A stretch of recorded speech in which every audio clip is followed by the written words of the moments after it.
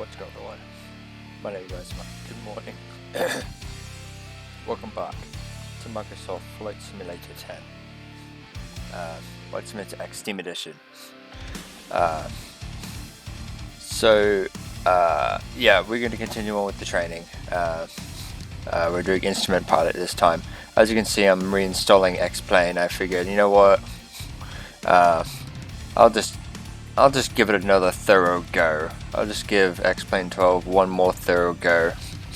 I know I don't enjoy the fact that the ATC is shit, and the artificial intelligence is pretty crappy and shit like that, and you know, there's no way to really get a live traffic plus live ATC plugin combination without violating the terms of service of liveatc.net. So it's kind of like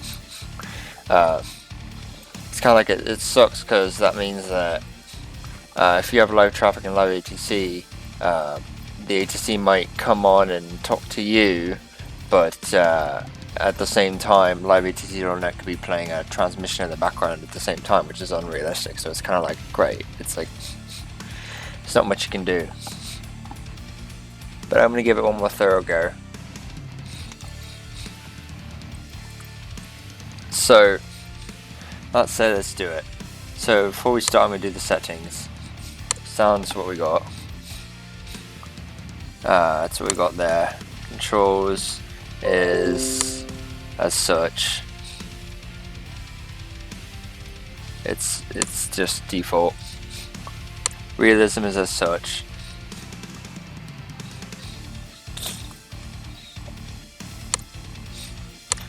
General. Customize. So graphics.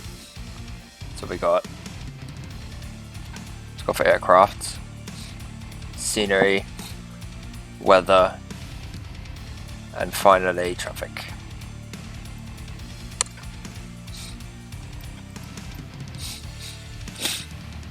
Alright, Learning Center. Lessons.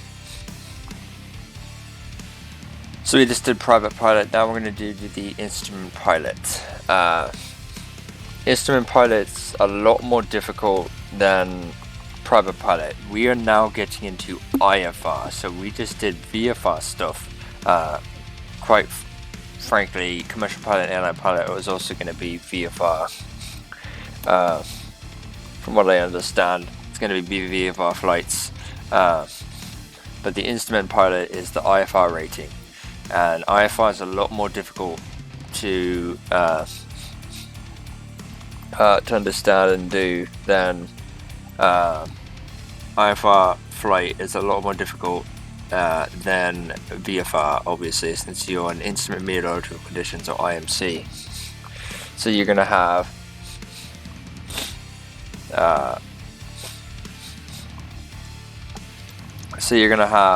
a lot of clouds and stuff. You're gonna have a lot of clouds and stuff, and overcast weather and shit like that. So that's instrument pilot. I'm going to go through it and help you guys out.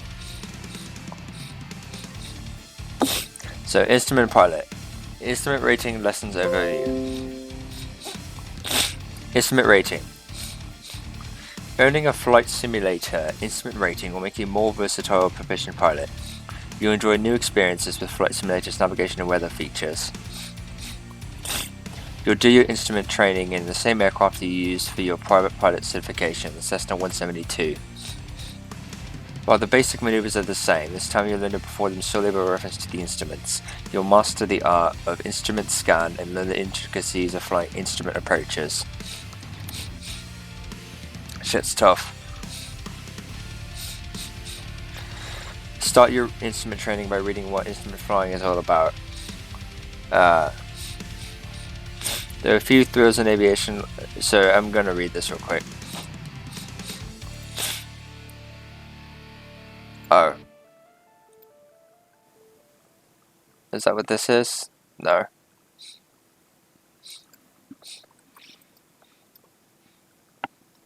I'm just going to read this real quick. There are few thrills in aviation like taking off into clouds, flying for flowers, and then breaking up with the runway at another airport in sight directly ahead. By the time you finish your instrument training, you'll be capable of getting from here to there in almost any weather. Here are the steps. So I'm going to read this. Actually, you know what? No, I'm going to read this real quick and then I'll go to this. Sorry, I can't make up my mind. Instrument pilot, lesson 1, the VOR approach. Learn how to use the VOR to get you down to the runway at paint view. This non-position approach requires precise flying and timing to get to the runway through the clouds. Now, you cannot do a VOR approach with every single airport, not really. That's if they're talking about, I'm not sure what they mean by VOR approach. If they're talking about like the VOR next to the runway and shit like that,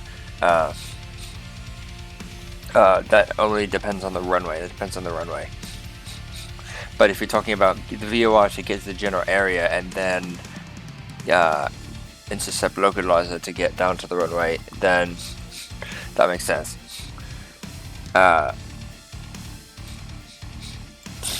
Learn how to use the VOR to get you down to the runway at paint field. This non-position approach requires precise flying and timing to get to the runway through the clouds.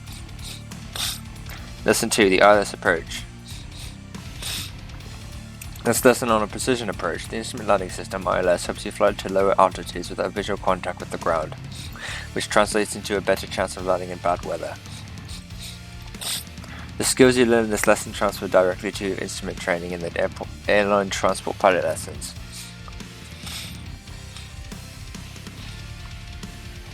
Lesson 3, holding patterns. Holding patterns are a bitch, but I'll show you how to do those.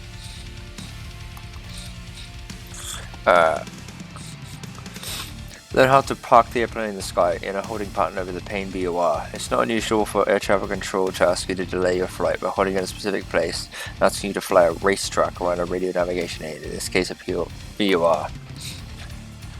Instrument rating solo flights.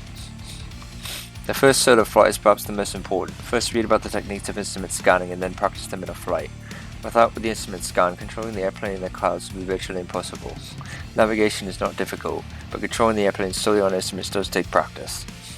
The remaining solo flights help you perfect your instrument flying skills. Instrument rating check ride. This is going to be a bitch. Here's where you'll show the examiner how you control the airplane in the clouds. It'll be a cloudy day for your flight in the Cessna 172. Once you pass, you will award the Flight Simulator Instrument Rating Certificate.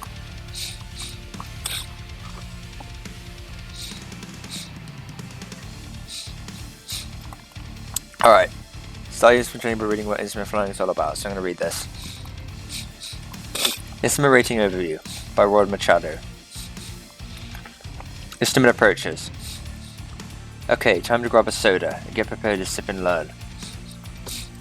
That's right, get comfortable, because this lesson consists mainly of a friendly little discussion about the principles of instrument flying.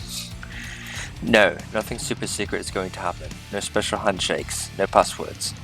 Specifically, we'll talk about what an instrument approach is and why, when, where, and how it's done. When you're finished, you should be familiar enough to handle a basic instrument approach, the kind that pros fly in the jumbo jet airliners.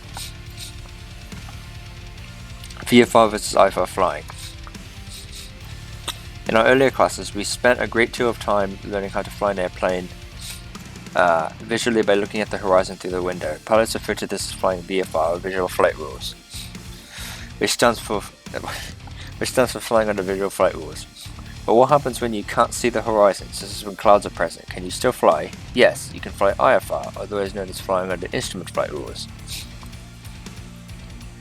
IFR flight allows you to fly in the clouds using airplane's instruments to maintain control of the airplane using navigation equipment such as VOR to take you to another airport. This can all be done in the clouds without having to see outside, at least until you're ready to land the airplane.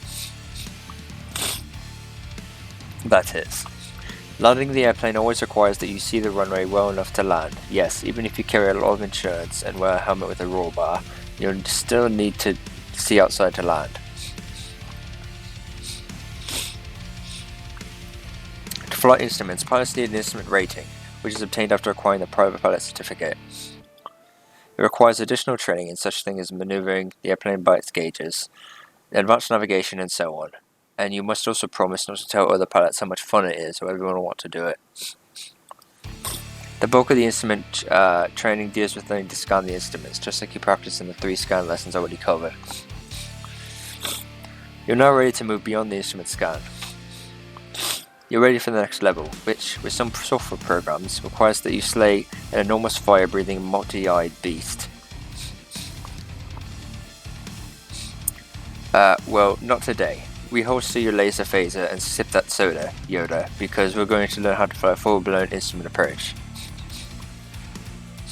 Instrument flying, the big picture.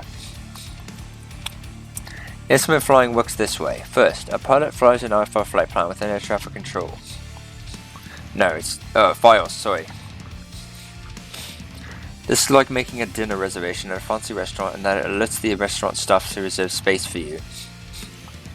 Same with ATC. After the plan is filed and you're ready to go, you typically call the air traffic control tower at your departure point and tell them you have a flight plan on file.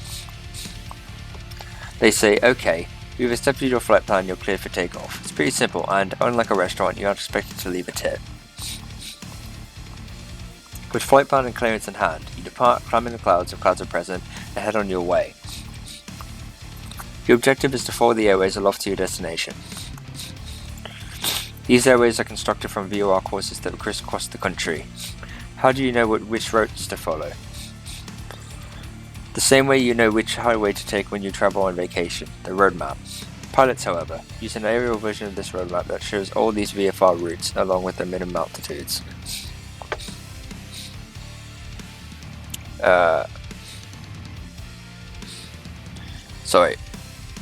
These altitudes keep you from getting so low that you knock birds out of trees and people off buildings. All the while, ATC has big fancy radars keeping track of you and anyone else who happens to be flying IFR in the vicinity. If airplanes get too close, the radar controller separates the airplanes with verbal commands. No, not commands like, hey, look out, or dive, dive, dive, or, oh, the humanity. The controller simply vectors airplanes, or gives headings to fly, away from each other until the collision danger has passed. As pilots approach the destination, they reach into their flight bag and bring out a special piece of paper that seems thin enough to be a Kleenex, but don't blow your nose with it or the passengers will think Zamfir, master of the pan flute, is plying the airplane.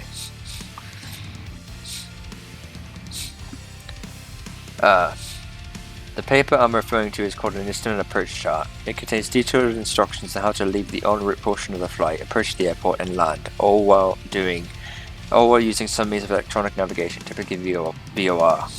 Most big airports have one or more of these instrument approaches and charts. Figure 1 shows a typical VOR instrument approach chart. So when he says en route portion of the flight, approach the airport, and land, there are different phases of flight. So you got departure, you got departure, and then you have basically en route, and then you have approach, and then you have landing.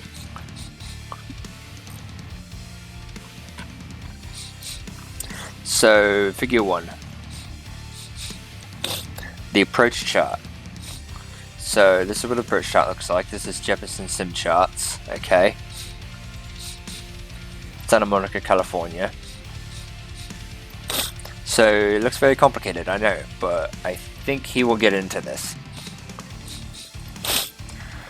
The instrument approach charts have several things in common. First, at the top, they show the frequencies used to talk to local air traffic controllers, section alpha. So this is the frequencies. Below this is a plan view, which shows the electronic navigational aids that are used to fly to the airport, section B. Okay.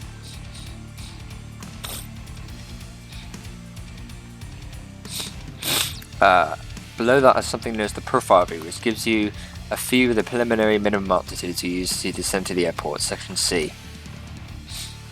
Where's C? Yeah. Finally, at the bottom is the minima section, section D. This shows you the minimum altitude to which you can descend as you fly toward the airport.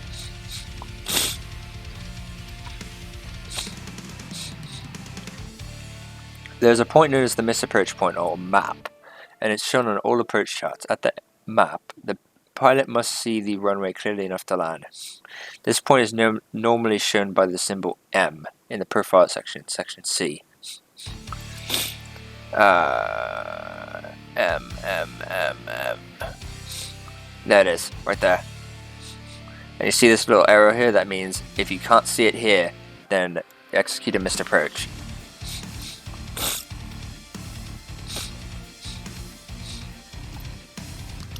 This point is normally shown by the M in the profile section, section C. If you can't see the runway clearly enough from the map, you must make a missed approach. This means you must likely go to another airport that has better weather. Now that I marinated your noodle with these ideas, I'm sure you're curious about how to fly an instrument approach. Let's find out. Well, there are several common types of instrument approaches. Let's examine the most common one first. It's called the VOR approach. So he doesn't even go into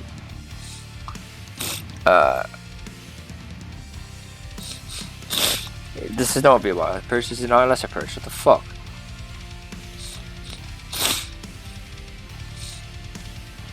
Well, anyways, ILS approach. The ILS consists of two electronic beams. One provides horizontal guidance, the other vertical guidance.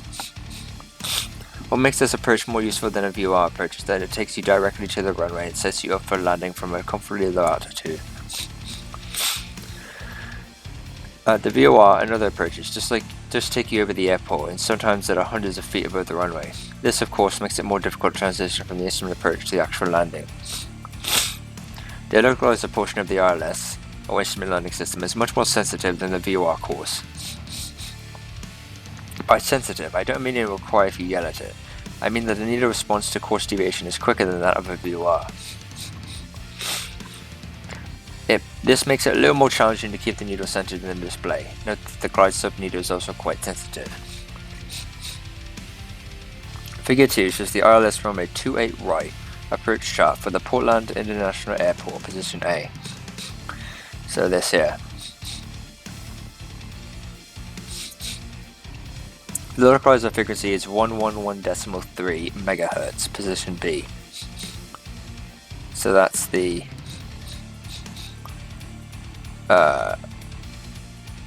tuning this frequency in your number 1 navigation receiver, or nav2, it doesn't matter. Nav1, top receiver in the stack of 2, sets the VOR display to track one and only one specific course that is precisely there at the runway. This is called the localizer course, and in the case of Portland, is aligned to the direction of 2790 degrees, position C. Now, one thing you need to keep in mind, well, we'll get into it, but when you do ILS, when you have your navigation receiver tuned into ILS, you use your VOR indicator in the Cessna. Unless you have a nation side indicator, you use your VOR indicator in the Cessna. Use your VOR indicator to receive the localizer and glide slope. But the thing with that is, you do that to receive your localizer and glide slope. That's what you do. But the thing is no matter where you turn the OBS knob on the VOR indicator, it's not going to change. So it's not going to change. So because it's ILS, it's not VOR. Alright, figure 2. Once the localizer frequency is tuned in, you can set the OBS to the inbound course for heading reference, although the OBS is non-functional since the VOR receiver is now tuned specifically for the localizer course only. That's what I just said. Tuning in the localizer automatically activates a specific glide slope frequency, which is not shown in the approach chart.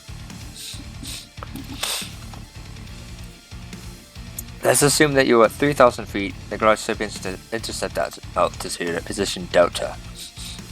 So here, 3,000 feet. You're flying ahead of 2790 degrees, and the glide slope needle located within the VOR display is above the center position. So it's kind of hard to visualize this, but I'll get into it in a sec.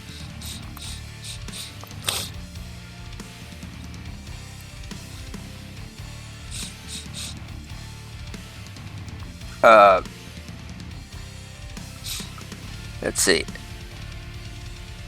VOR displays above the center position. This means you are below the glide slope. As you maintain 3,000 feet, the glide slope needle will eventually center, meaning you've intercepted it. Now you can begin your constant rate descent as we previously discussed. Instead of making the step-like descents as you did with the VOR approach. Yeah, we're not. What the fuck, dude? Hold on. Yeah, what the fuck?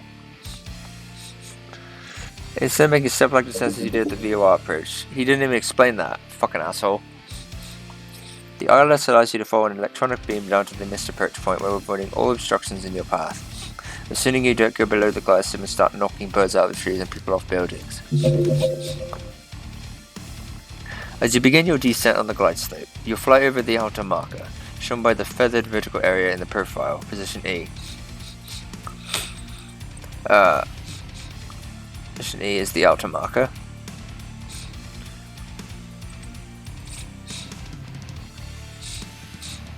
Where is it? This activates a blue marker beacon light in the cockpit and an alarm that sounds just like the beeper and goes off when fries are done at your local burger joint. The outer marker notifies you that you're at a specific point along your descent, 5.2 miles from the runway, and shown in the profile view at position F.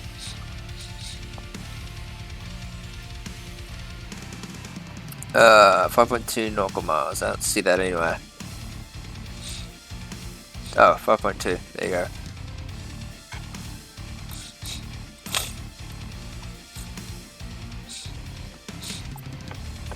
How low can you go on the ILS? All the way down to decision height, or DH, which is 280 feet, as shown in position G in the minimum section. So this is decision height, 280 feet.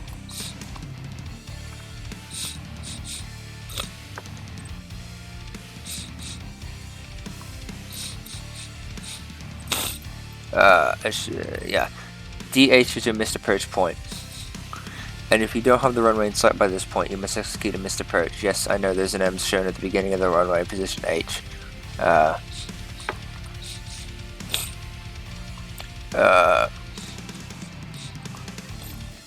see, where is it? Sometimes pilots elect to fly this approach without choosing the glide slope. They do so because they don't have a glide slope receiver or the glide slope isn't working at the airport. Someone may have yelled at it, heard its feelings, and now it won't work.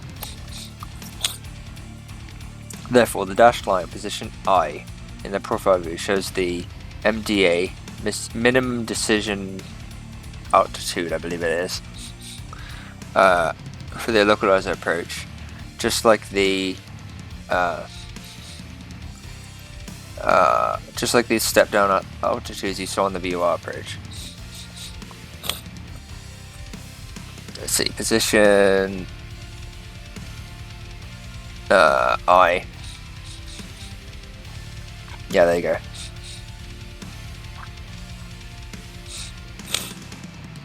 If I were cleared for localizer approach, I'd cross the outer marker at 1,900 feet, position J. Yeah, I'd cross. Descent is 560 feet, position K. So where's that? Instead of 560 feet for localizer.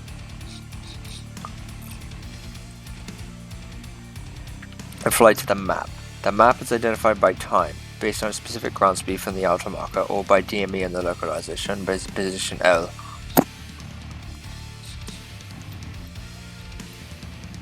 Yeah. Most everything else about this approach chart should now be familiar to you. For example, suppose you have a battleground VOR, position M, and agency clears you for the approach. Position M.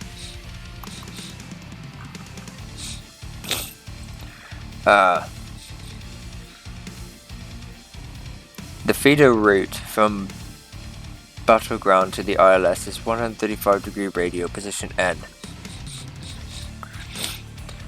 Yeah, so you 135-degree radial from the VOR.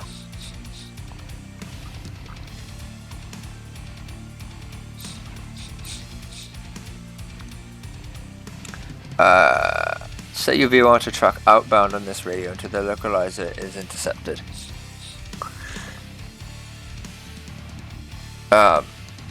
So what you would do is what that means is you would turn your VOR to 135 degrees outbound, so you would have your to from indicator showing from, and it would be the 135 135 degree. It would show 135 degrees, and you turn to 135 degrees, and you'll go outbound.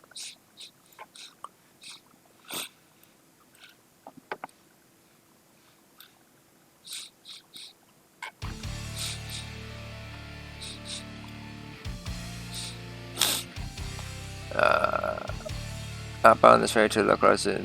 Yeah. Set your VOR to track outbound this radio until the localizer is intercepted. How will you know that you've intercepted the localizer? You can set one navigation radio, the bottom one, to navigate from battleground VOR, and the other navigation radio, the top one, to receive the localizer. As you track from battleground VOR, you'll know you're over the localizer when the localizer and the needle senses. The outer marker beacon display will also activate in the cockpit as an additional clue, since the 135 degree course takes you to the Laker intersection, located on the localizer. So it's located on the localizer.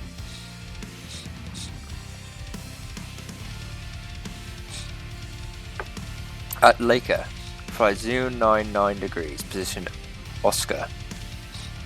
099 degrees, which is that way. So it's, yeah.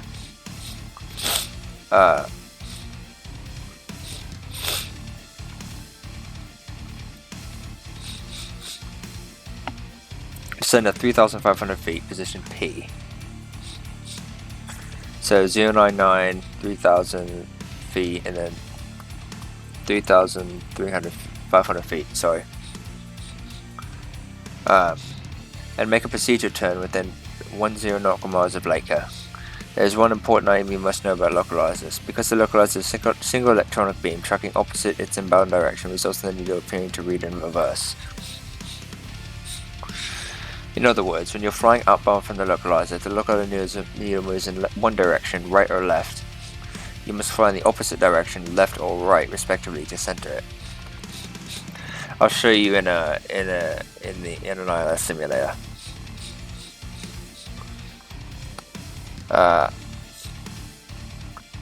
This is known as reverse sensing.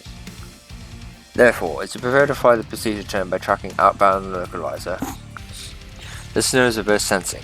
Therefore, as you prepare to fly the procedure turn by tracking outbound on the localizer, you have to fly opposite the direction the needle swings to keep it censored.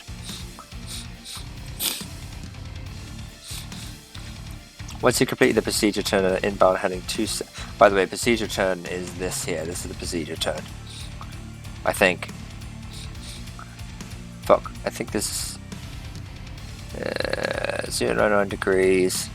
Yeah, that's what it is. So you go 135, you go down, down, down, down, like this. You track outbound.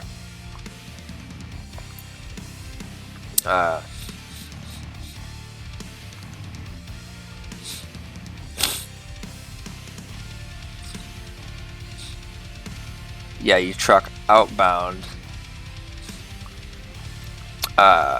You track outbound on the 099, and then you go. So you go this way, this way, this way. Track outbound, and then you go this way, and then you turn this way, and then you intercept it inwards. So I'll go into it in a second, but once you complete the procedure turn and are headed inbound. And an inbound headed 279 degrees, the needle will indicate normally. You may descend to 3,000 feet, the glide slip intercept altitude. Once established inbound on the localizer and after making the procedure turn, track the localizer and fly the glide slip down to the decision altitude. We'll talk about more how to fly an ILS shortly. That's a lot for an overview, but at least you've been exposed to the fundamentals of flying instrument approaches. Perhaps you feel like you've been exposed to a concussion too. Granted, it does take a little practice to get good at this. However, flying instrument approaches is a lot of fun. It's even addictive, so don't be surprised someday to find yourself undergoing instrument flying withdrawals and your computer breaks down. So basically what we do is we track outbound on the 135 degree radio, so there are two from indicator will show from on the VOR indicator. We track that outbound, 135 degrees, right? We keep going, going, going, going, going. We intercept the localizer, but we do it we intercept the localizer. Once we intercept it, we center it and go this way. And basically, once we go 099 degrees this way, outbound, and I believe, I don't think it really says. Does it say 10 nautical miles somewhere? 10 nautical miles, 10 nautical miles.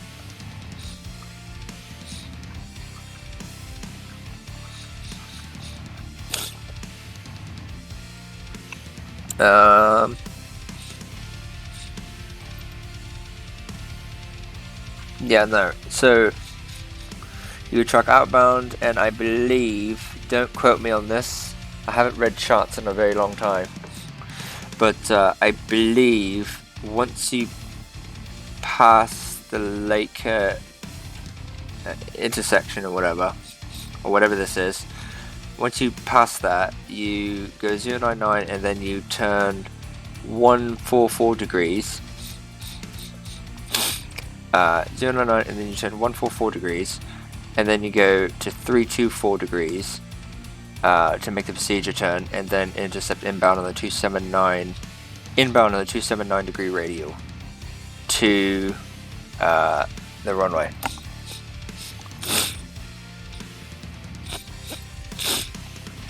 So and it's also important to know the altitude.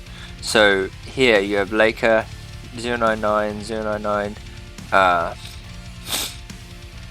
What you want to do is be at 3,500 feet. 3,500 feet as it shows somewhere. Yeah, 3,500 feet here. 3,500 feet, 3,500 feet, 3,500 feet. And then when you go in here and go 279 degrees, then you descend to 3,000 feet. And one reason that you need to be at 3,500 feet, you need to be at 3,500 feet here,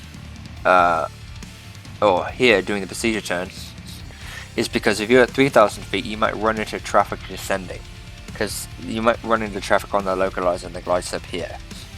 So you need to be at 3,500 feet here, and then descend to 3,000 feet once you're on this localizer and glide slope, and then you can descend and land. So yeah, that's that.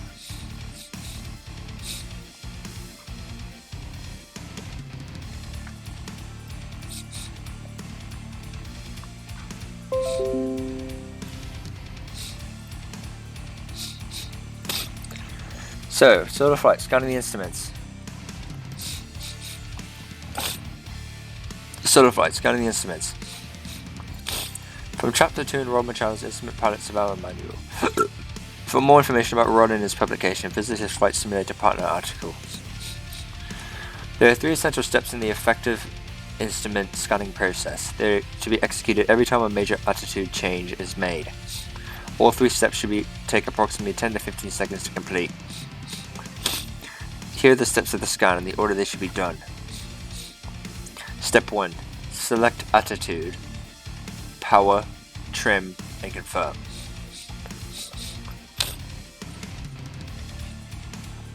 Select attitude, power, trim, and confirm. So once you select the altitude, you check your power, you check your trim. Remember, attitude, power, trim, pitch, power, trim, in that order, right? From back in section 1 or lesson 1 or whatever it was,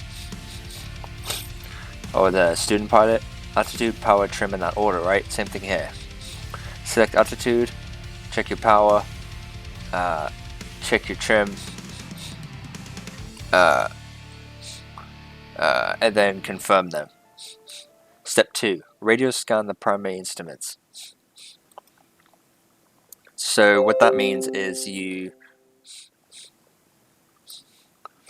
What that means is you scan the primary instruments, basically. Step 3, trim using the VSI, vertical speed indicator, and monitor the big 6. So the big 6 is the 6-pack that I told you about back in the student pilot section. It's the altitude, airspeed, altitude, airspeed, altitude, altimeter, turn coordinator, heading indicator, and vertical speed indicator. That's the big 6. Your primary flight instruments, in other words. Essentially, the airplane is put in the desired attitude. Power is adjusted, and initial twist of trim is applied to hold the airplane in this attitude.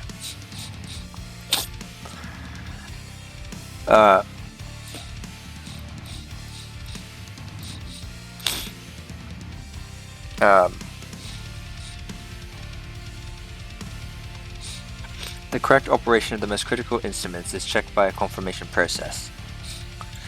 The primary instruments are then scanned in an organized fashion, and then small corrections are made to fine-tune the airplane to the proper attitude.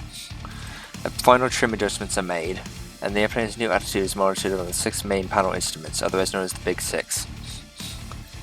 This is the big picture of how the instruments are scanned in this 3-step process. Specific details and reasons for each of the 3 steps follow. After reading about each step, click to find this lesson now link to practice your scanning technique in the cockpit. Step 1 of the scan. Oh my god, Rod. You fucking asshole, you're having me read all this shit. Alright, solo flight scan the instruments by Rod Machado. Step 1 of the 3-step instrument scan. Attitude, power, and trim. Let me get a drink.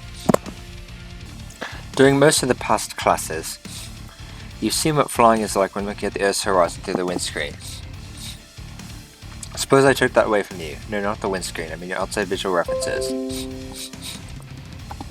That's what would happen if you flew into a cloud.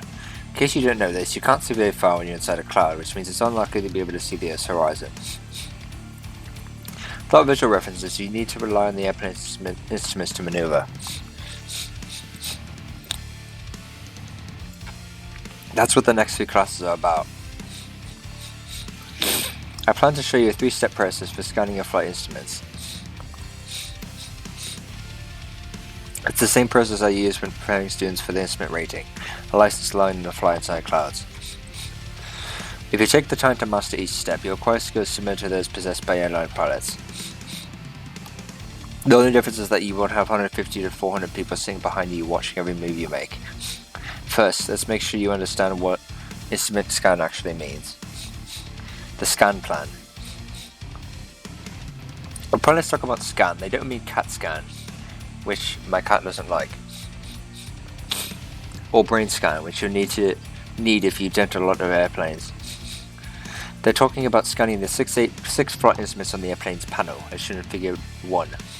There's a figure 1 here. Scanning is not just moving your head quickly enough to cause your eyes to rattle in the sockets like the last breath mint in the last box. It's a strategic process of knowing what instruments to look at, when to look at it, and what to do after you look at it. That's why I've broken the scan process down into 3 easy steps. All 3 steps are shown below, but I want you to master each step one at a time before combining them into a smooth, continuous process. So this is the 6-pack. This is the 6-pack or the Big 6, okay? Here are the steps in the order they should be performed. Step 1. Select attitude, power, and trim. Step 2. Radio scan the primary instruments. Step 3. Trim using the VSI and monitor scan the Big 6 instruments. These 3 steps are executed. These are the 3 steps. These 3 steps are executed in a sequence every time you make a major attitude change. For instance, if you're straight in level flight and you want to enter a climb, that's a major attitude change. Transitioning from a straight climb to a climbing turn is also a major attitude change. Essentially, any combination of the basic flight maneuvers involves a major attitude change. All 3 steps in the sequence should take approximately 15 to 20 seconds to complete. In this class, you work on step 1, followed by step 2 and step 3 in the next 2 classes. Master each step, and you'll master flight by reference to instruments. The most important instrument, attitude indicator. Pretty sure. Step 1 of the instrument scan involves one of the most important instruments in the airplane, the attitude indicator. Yeah, I was right. Called AI from now on. So I'll say attitude indicator.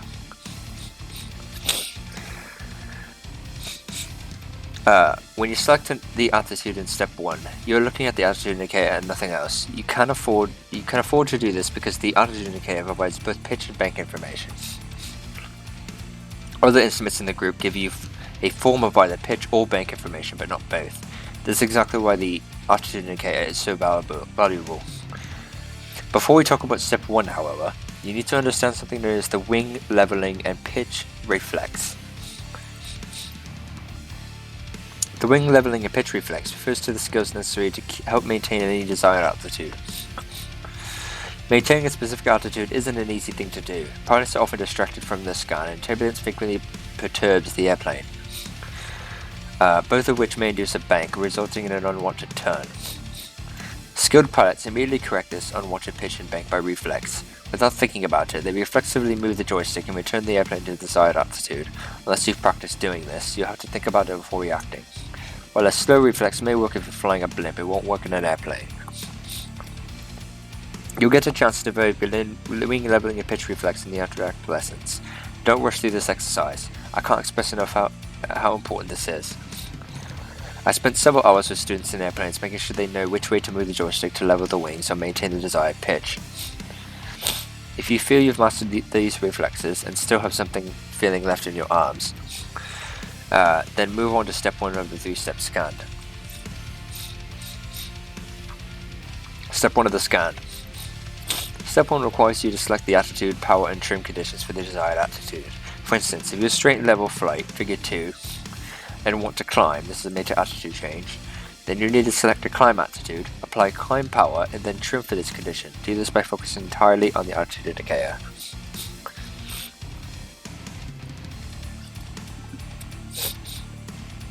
Figure 2. Attitude indicator. From your previous experience, select the attitude that gives you the flight conditions desired. You still remember these attitudes from the previous lessons, don't you? If not, now would be a good time to review them. Figure 3 shows the approximate pitch required to climb at 80 knots with full power, 13 degrees nose up.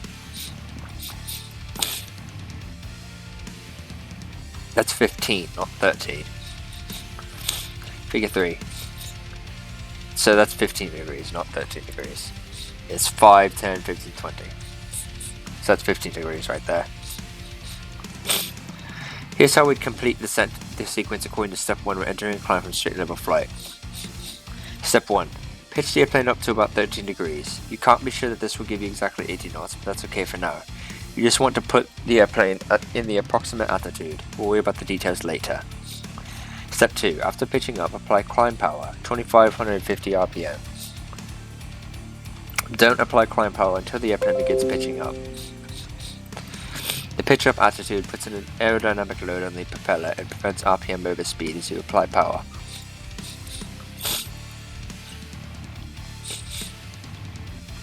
Step 3. Apply trim to maintain climb.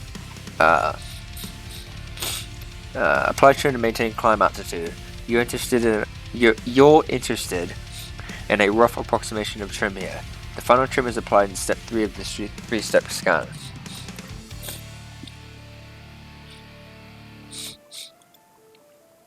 Excellent, muy bien. Now let's examine how we'd apply step 1. Now let's examine how we'd apply step 1 of the scan as we make a major altitude change and return to straight and level flight from a climb.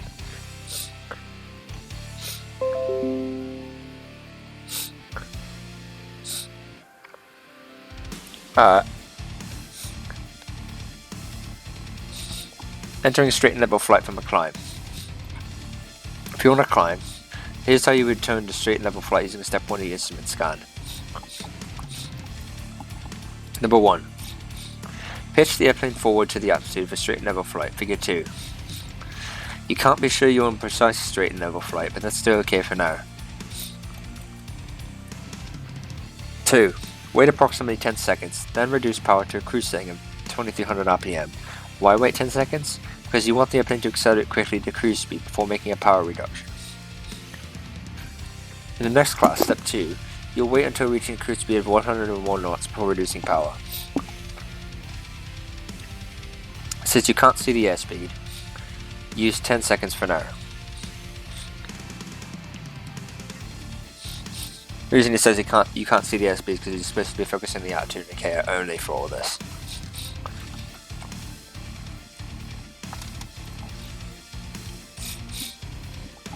Once the power is reduced, apply trim to maintain the altitude for straight and level flight.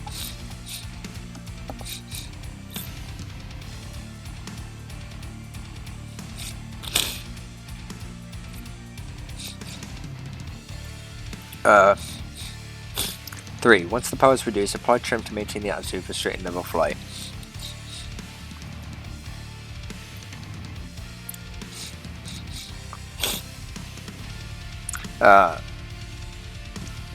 Now let's examine how we'd handle entering a descent from straight and level flight using step 1. The important thing to know here is that the proper altitude with descending. Descents are typically done at airspeeds higher than that used for climbing. So let's use a 1/2 degree pitch down altitude, as shown in figure 4.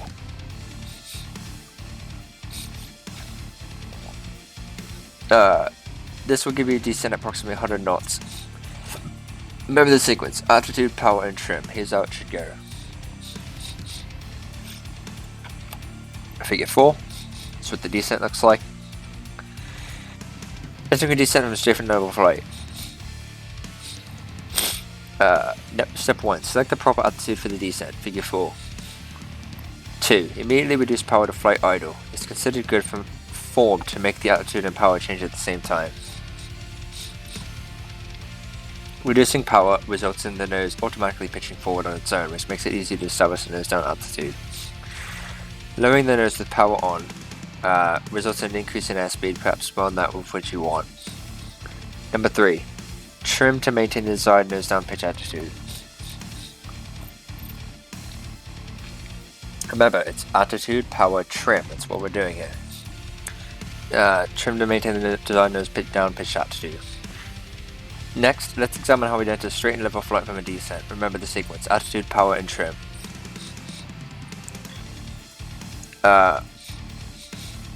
Entering straight and level flight from a descent.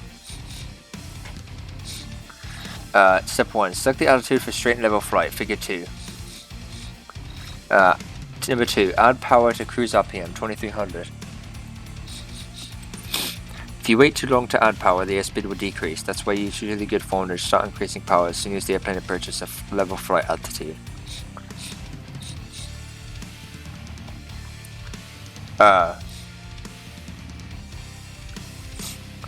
Trim to maintain the desired altitude. Step 3. This was an important ground school class. It's often the little things that give instrument pilots difficult times, such as knowing how and when to change power. Granted, this may not be exciting, but it's worthwhile to understand. It's very important, actually. Now let's examine how we'd enter a turn from straight and level flight, another major altitude change in step 1 of an instrument scan. Entering, climbing, and descending turns. In previous classes' lessons, you learned that turns were made at 20-30 degrees of bank. This is appropriate for instrument flying too. What you don't want to do is make turns in excess of 30 degrees of bank. Why? Turning too steeply increases a pilot's workload while flying in instrument conditions.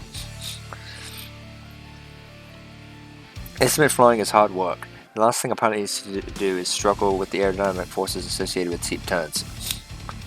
Let's agree to use 20 degrees of bank for all turns while flying instruments. Later you'll learn advanced turning concepts, standard rate turns. Since I know you're already skilled at turns, let's examine how we'd use step 1 of our instrument scan to complete the turn and climb entry during this major altitude change.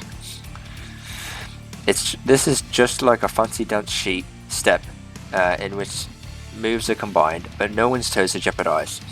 The secret is to enter a 20 degree bank turn while simultaneously pitching to climb altitude. Here's how it's done.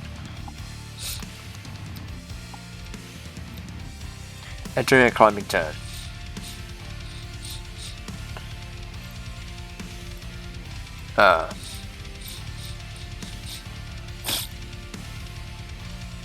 Entering a climbing turn. Number 1. Roll into a 20 degree bank turn to the right. And simultaneously pitch up to climb altitude, figure 5. Number 2, after pitching up, apply climb power, 2400 RPM. Step 3, trim to maintain climb altitude. No, you don't trim in a turn. You never ever trim in a turn. Don't. Scrap step 3. You never trim in a turn. You don't ever trim in a turn. There's no reason to trim in a turn. Literally no reason. Don't trim in a turn. I mean, you can. It won't hurt anything, but it's not ideal. So don't trim in a turn. Do not trim to maintain climb altitude. You're in a turn, so don't trim.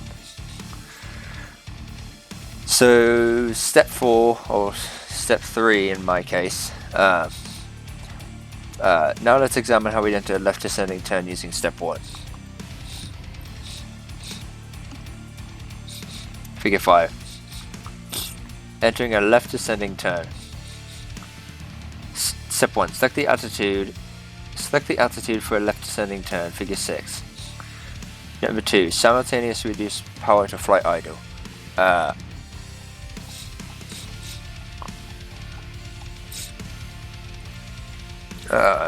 Number 3. Trim to maintain this altitude. So don't trim in a turn. Like I said, do not trim in a turn. Scrap step 3. It's only these. Select the altitude for the left descending turn. Figure 6. Simultaneously reduce power to flight idle. If you want to trim in a turn, go for it, but I'm not going to do it because it's more work in the long run. You have to retrim, and it's like you don't trim in a turn. Simple as that. Figure 6. Remember, you've been practicing learning step 1 of a 3-step instrument scan. Once the altitude, power, and trim conditions are established, you're ready to move on to step 2. Step 2 allows you to fine-tune the altitude and selection you made in step 1. Alright, so that's step 1. Step 2 is the scan. Step 2 of the 3-step instrument scan. Radio scanning the primary instruments. Step 1, Step 2, Step 3. Doesn't this sound like a Fred Astaire introductory dance lesson? Well, instrument scan is best taught and understood by easily managed steps. In this sense, your dance partner is the instrument panel, and your eyes dance from the instrument to the instrument in an organized way. You learn Step 1 of the 3-step scan. Now on to Step 2. Step 1 allowed you to place the airplane at any altitude solely by reference to the altitude indicator. Yeah.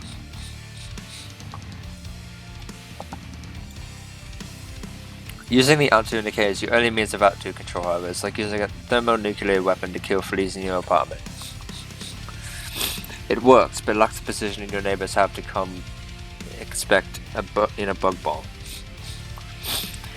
As an instrument flyer, you need precise control of headings, altitudes, and airspeeds. Once you've selected a new altitude in Step 1, you'll proceed to Step 2, where you radio scan the primary instruments and fine-tune the altitude selection in Step 1. The purpose of Step 2 is to look at one or more flight instruments and then make any necessary changes in pitch, bank, or power to obtain the flight altitude desired. This in turn allows you to obtain the precise heading, airspeed, and altitude desired. The term radio scan signifies that your scan starts at the altitude indicator, goes to a primary instrument on the panel, and then returns to the altitude indicator. The scan pattern is out and then back along the same path. Think of the path your eyes make as they start in the center of a bicycle's wheel and follow a spoke radiating outward and then inward. As shown in Figure 1. Figure 1. Anything that's primary is important, and primary instruments give you the most important information for price control of pitch, bank, and power. Each altitude you select uses 3 primary instruments, one for pitch, one for bank, and one for power. But how do you know which instruments these are? After all, you have several to choose from. To answer that question, let's go for a hamburger.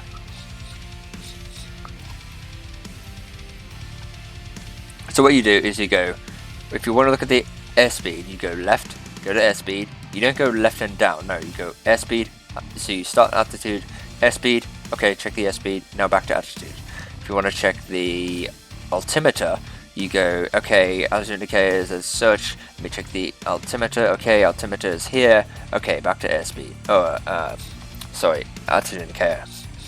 Let's see, you want to check the turn coordinator.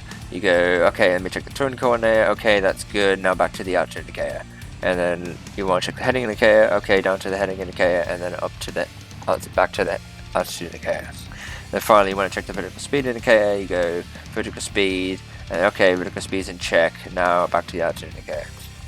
You don't go like, you don't do altitude indicator, airspeed, and then I want to check the turn coordinator, so I'm gonna check the turn coordinator, and then now I want to check the altimeter, so now I'm gonna do the altimeter. No, you go altitude indicator, airspeed. Okay, in check. Altitude indicator. Okay, heading indicator. Okay, that's in check. Back to heading altitude indicator. Altimeter. Okay, check. Back to it. Turn coordinator. Check. Back to it. VSI. Check. Back to it. Now, if I want to check the turn coordinator first and then the altitude, or then the airspeed, I do this. Okay, turn coordinator. Check. Check. Altitude indicator. Quickly. Airspeed. Check. And then back to altitude indicator. You always go back to the altitude indicator, otherwise it's radial.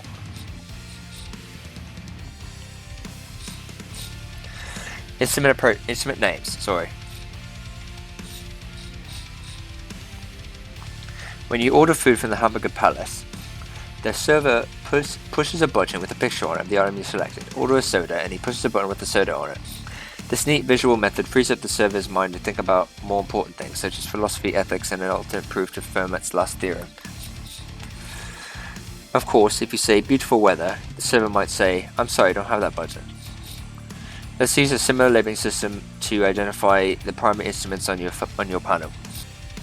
I'd like you to place the label shown in figure 2 directly onto your computer screen under each instrument shown.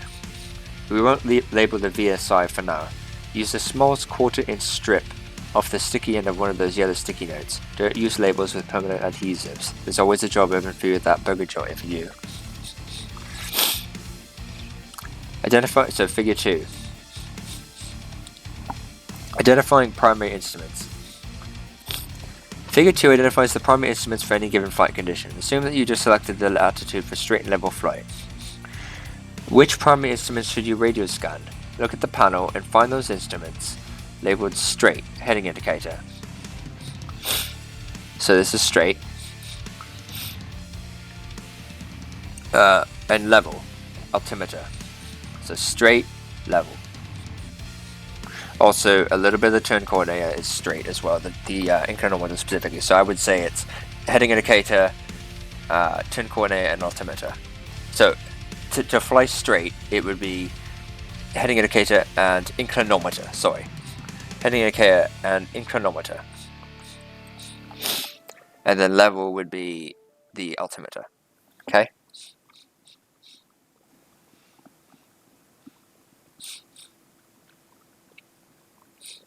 The heading indicator helps you fly straight, the altimeter helps you fly level, and the tachometer shows the power setting selected. In other words, you can fine-tune the altitude for a straight and level flight by scanning only these 3 instruments. Easy, huh? So basically what that means is, to be able to see if you're flying straight and level, what I would do, so he says to use just the heading indicator, altimeter, and the tachometer, so the RPM indicator, to see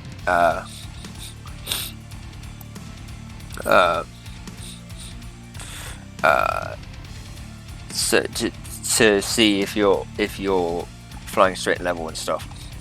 Tachometer just shows the power setting. It doesn't really help you fly straight and level. What helps you fly straight and level is the in his mind, heading indicator and altimeter. But in my mind, it's what flies straight is the heading indicator and inclinometer on the turn coordinator, and then level is altimeter. So I would scrap the tachometer. Personally, I would scrap the tachometer and say, to make sure you're flying straight and level, check your heading indicator, check your turn coordinator, check your inclinometer, the ball in the turn coordinator, and then check your altimeter. And then if all those 3 are in check and not moving, you are straight and level. Suppose you place the entire airplane in altitude for a straight climb or descent.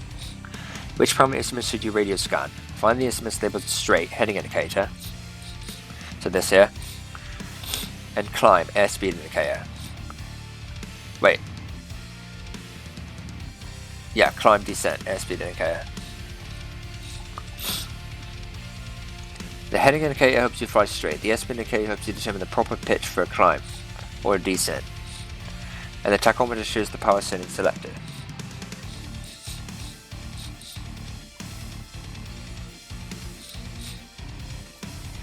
That's confusing.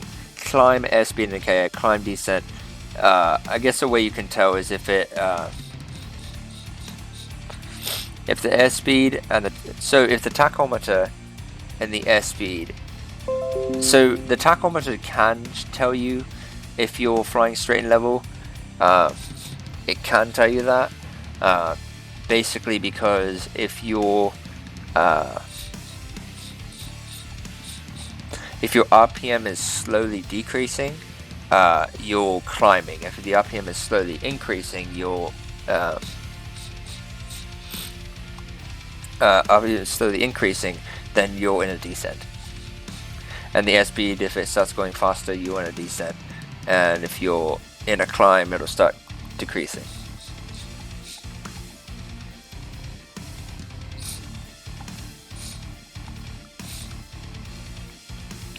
The heading indicator helps you fly straight. The airspeed indicator helps determine the proper pitch for a climb or a descent, and the tachometer shows the power setting selected. Finally, let's suppose you place the airplane in the altitude for a level turn. Which primary instruments should you radio scan? Find the instruments labeled level. Damn it. So this here, which is the altimeter, and turn coordinator here.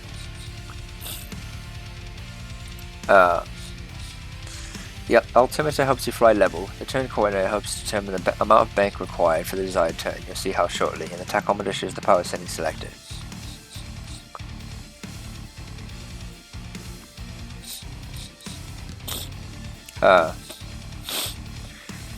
Now you know how to determine which instruments to scan for any condition of flight. Next, you want to radio scan the primary instruments and observe their indication or detect needle movement. Then, return to the altitude indicator and make an altitude adjustment if necessary to stabilize the primary instrument.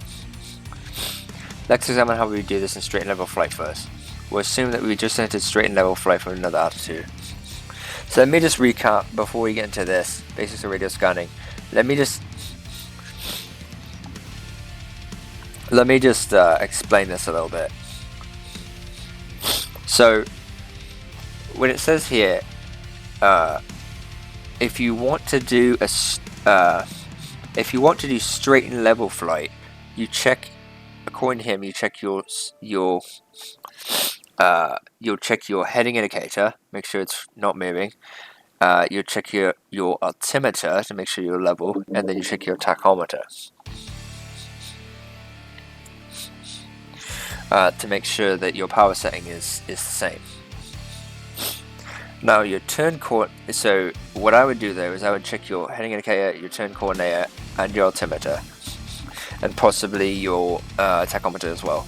And then what he says, if you want a straight climb or descent, you need to check your keyword straight climb or descent. You check your heading indicator and your climb, your airspeed indicator. If it's decreasing, then you're climbing. You check your heading indicator and your airspeed and your altitude indicator, really. Finally, let's suppose you place the airplane in the altitude. Sorry, I already read this. God damn it.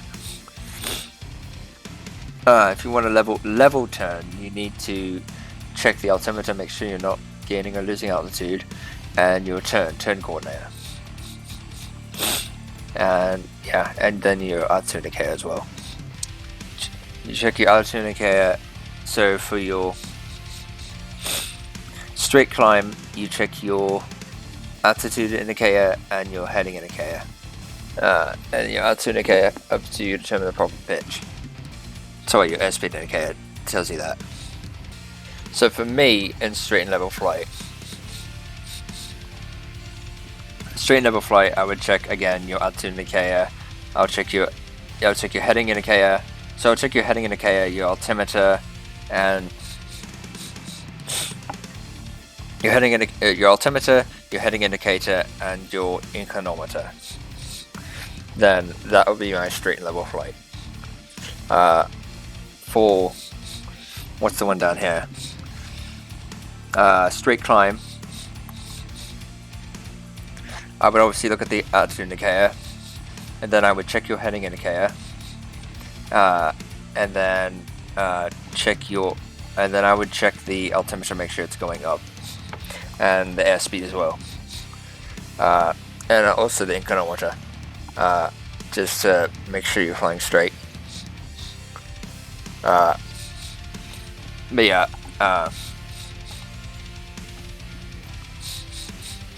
that's straight and level. That way the airspeed indicator will tell you.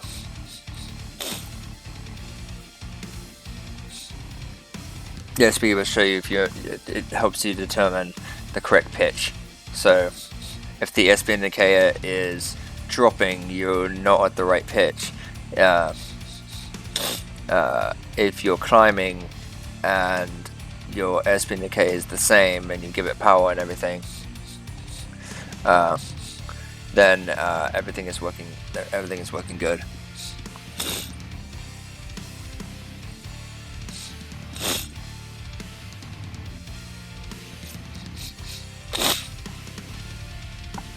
And then again, for a level 10, what I would do is check your heading indicator, make sure it's moving, check your turn coordinator and your inclinometer, and then check your altimeter.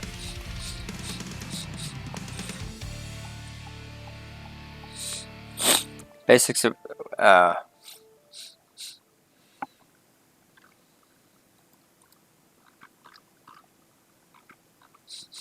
he goes into it more deeply. That's good.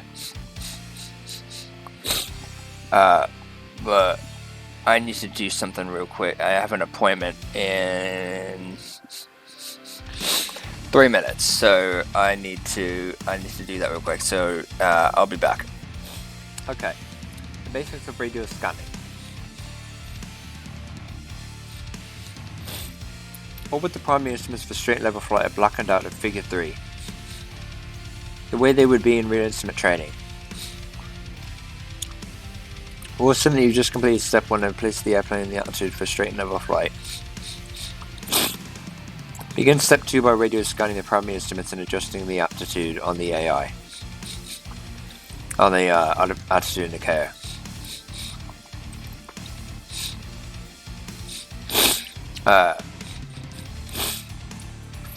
If necessary, for precise straight level flight. Before we continue with this discussion, let's talk a little bit more about radio scanning. Straight, start. So start, and then it's straight, and then level. The altitude indicator has the word start under it, which is above it, technically, above it. So this is where all radio scanning begins. Like the hub of that bicycle wheel, your scan will start here and radiate outward to a primary instrument. You'll spend about 1 to 2 seconds on the primary instrument while checking for any deviations in needle movement. Then you'll return to the altitude indicator and make corrections if necessary to stabilize the primary instrument.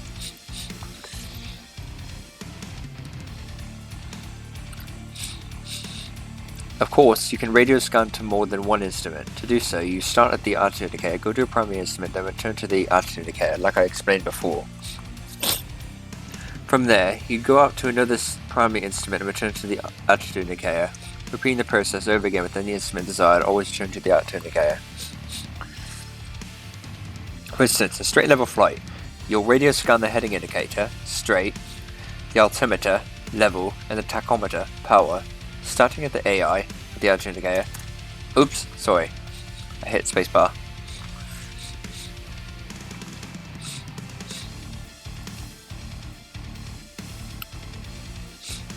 In straight level flight, you radio scan the heading indicator, straight, altimeter, level, and tachometer, power, Starting at the altitude indicator, move down to the heading indicator. Look for any deviation from the desired heading. Return to the altitude indicator and make a small change in bank if necessary that stops the heading change and returns the airplane to appropriate heading. From there, move to the altimeter and look for any deviation from the desired altitude. Return to the altitude indicator, making a small pitch change if necessary that stops the needle and returns it to the appropriate position. Tachometer is radio scanned last. Look at the tachometer and make a final adjustment in the setting if necessary. Then immediately return to the altitude indicator. Usually, there is no need to radio scan the tachometer more than once during a major altitude change. Now, start over with the heading indicator. Start over with the heading indicator, repeating the radio scan until both instruments, heading indicator and altimeter, indicate straight level flight. Here's how the sequence should look.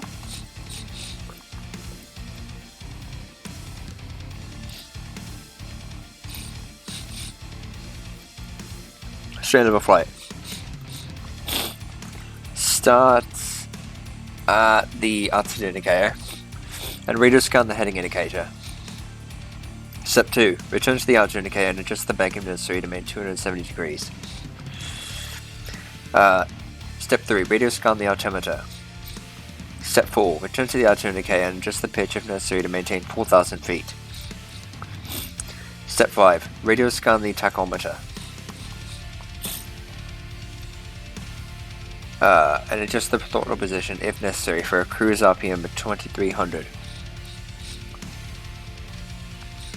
There's usually no need to radio scan the tachometer again. Step 6. Radio scanning the heading indicator and altimeter, making small altitude corrections until the airplane is stabilized in a straight level flight. The secret to radio scanning is to quickly scan each of the primary instruments at least once before spending additional time with radio scanning any one instrument. In particular, this allows you to determine how close the airplane is to the desired altitude and gives you an idea about how much work will be involved in stabilizing the airplane. Let's examine how we radio scan the primary instruments in a straight climb. A straight climb. Once again, all but the primary instruments for a straight climb are blackened out, figure 4. Let's assume you've just entered a climb straight ahead and are starting step 2 of the 3-step scan.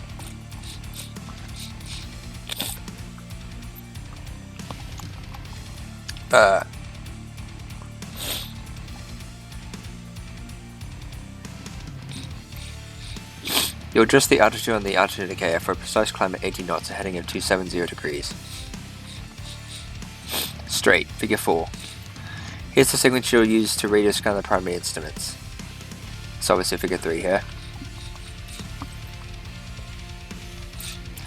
Step 1. Start the altitude indicator and radio scan the heading indicator.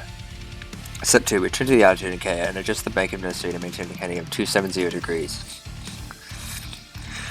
Step 3. Radio scan the airspeed indicator. Step 4. Return to the altitude indicator and adjust the pitch if necessary to maintain 80 knots. Step 5. Radio scan the tachometer, if necessary, and adjust RPM to a climb value of 2400. There's no need to radio scan the tachometer again.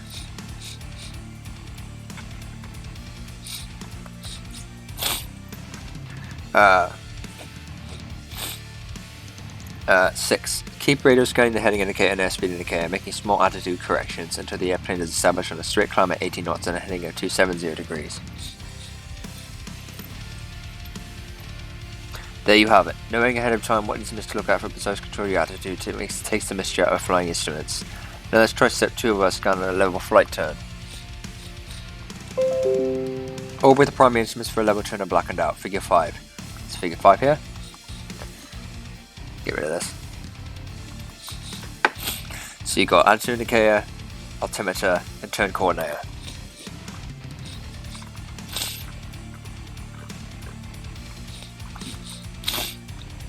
Let's assume you just entered a level turn to the left at 4,000 feet and at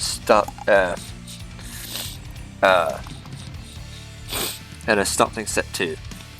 So begin radio scanning the primary instruments and adjust the altitude on the altitude indicator for a precise altitude of 4,000 feet in a standard rate turn. Huh? What's a standard rate turn? So this is a standard rate turn here. This is coordinated standard rate turn. This is standard rate turn, or like 15 degrees or whatever.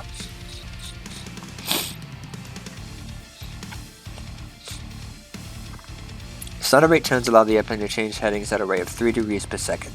In the previous class lessons, I suggest you make turns at 20 degrees a bank. That's perfectly fine, but for greater precision, I want you to make them at a standard rate. You do this by adjusting the bank until the wing of the turn coordinates airplane is in the second white index mark, it's shown in figure 5. That, or that. Now the airplane will change settings at precisely 3 degrees per second. A standard rate turn gives you a sense of how long it takes to complete a turn. After all, at 3 degrees per second takes 2 minutes to make a 360 degree turn. And 1 minute to make a 180 degree turn. Here's the sequence you use to radio scan the primary instruments.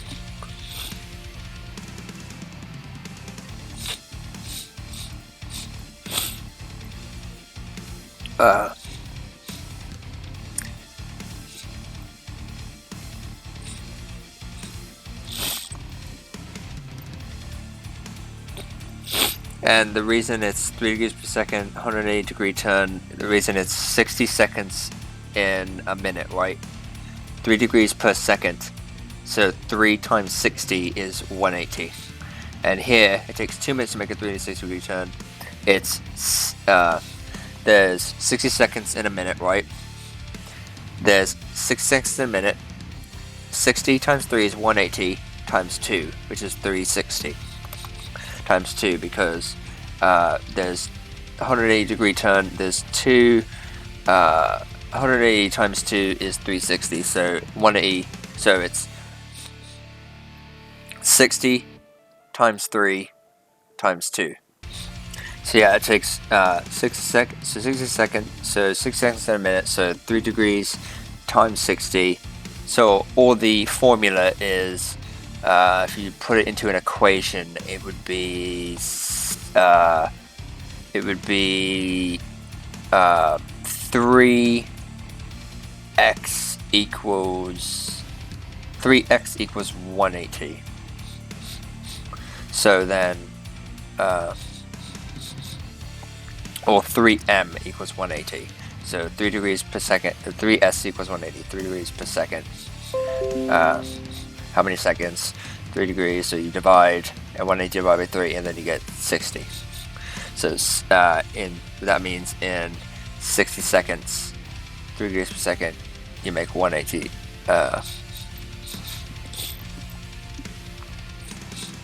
6 seconds you make 180 degree turns. If you do the same equation, 3s equals 360, it would be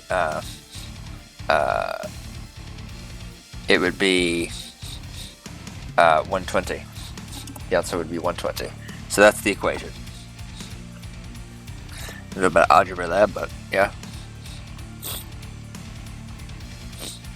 Here's the sequence used to radio scan the primary instruments. Step 1. Start the altitude indicator and radio scan the altimeter. Step 2.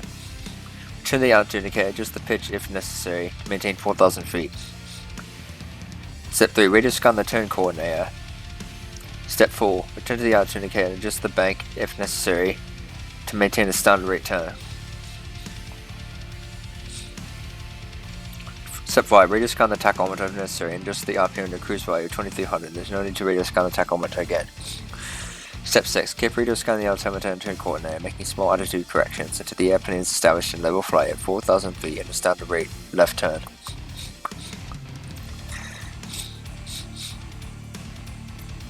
If you've gotten this far, you seem to be qualified to say who's the greatest pilot and why am I?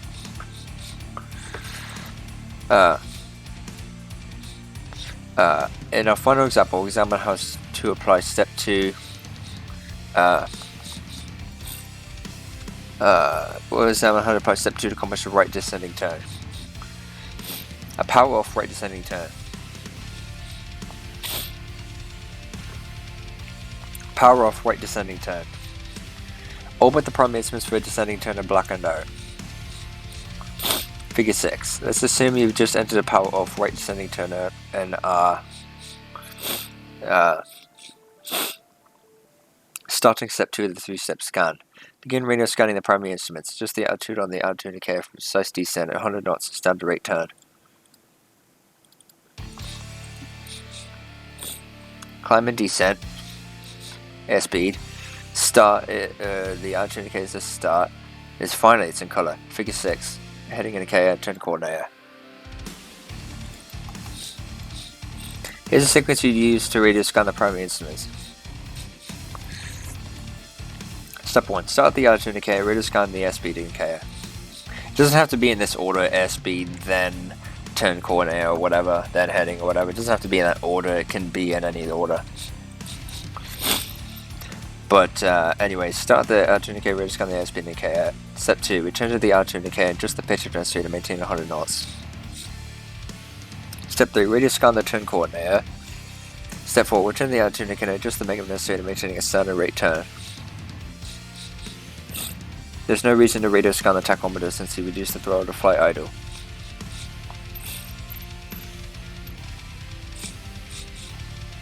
Since you're descending.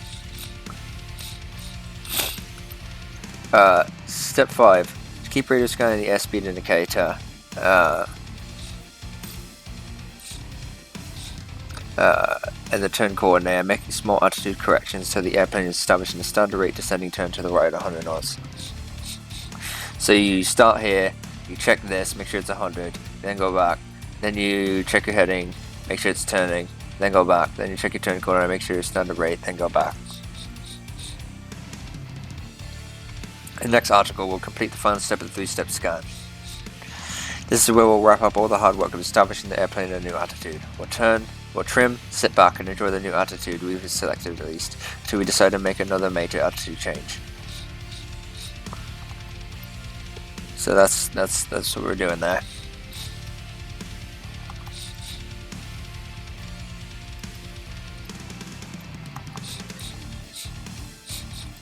Step 3 of the scan, final step.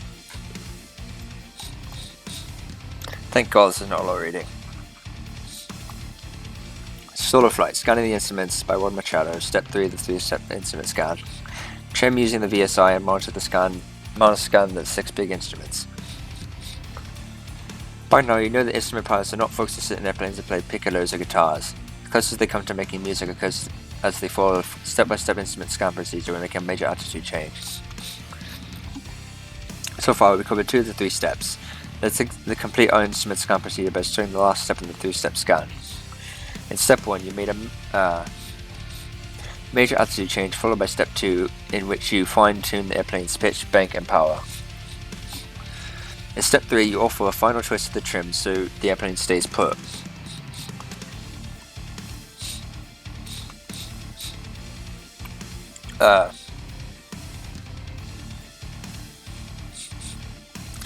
And then you'll relax a bit and monitor scan the 6 main flight instruments on your panel, also known as the big 6 instruments. Monitor scanning is a more relaxed way of observing the flight instruments compared to the radio scan of step 2. Let's take a closer look at step 3 of the scan. Step 3 of the scan. Your main objective in step 3 is to make a final trim adjustment by referencing the vertical speed indicator, VSI.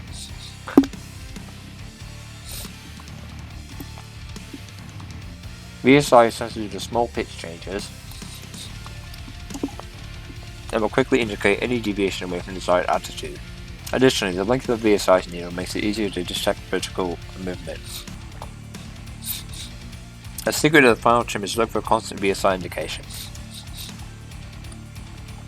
While leveling off, trim so that the VSI needle indicates a 0 rate of climb. Don't whip the trim wheel or button around like you're spinning a merry-go-round and trying to make your little brother sick. Give the trim wheel a slight twist, and then ease up on any control pressures you might be applying. Watch the VSI's needle. If it moves up or down, apply nose down and nose up trim respectively to stop the needle's movement.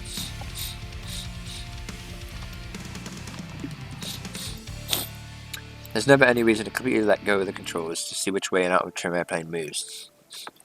This causes pilots more heartaches than it's worth. But letting go of the controls instead of easing off a little on the control pressures, an untrimmed airplane can rapidly deviate from their flight planned altitude, depending on how out of trim it was. Now, you must return the airplane to its previous flight condition before you retrim.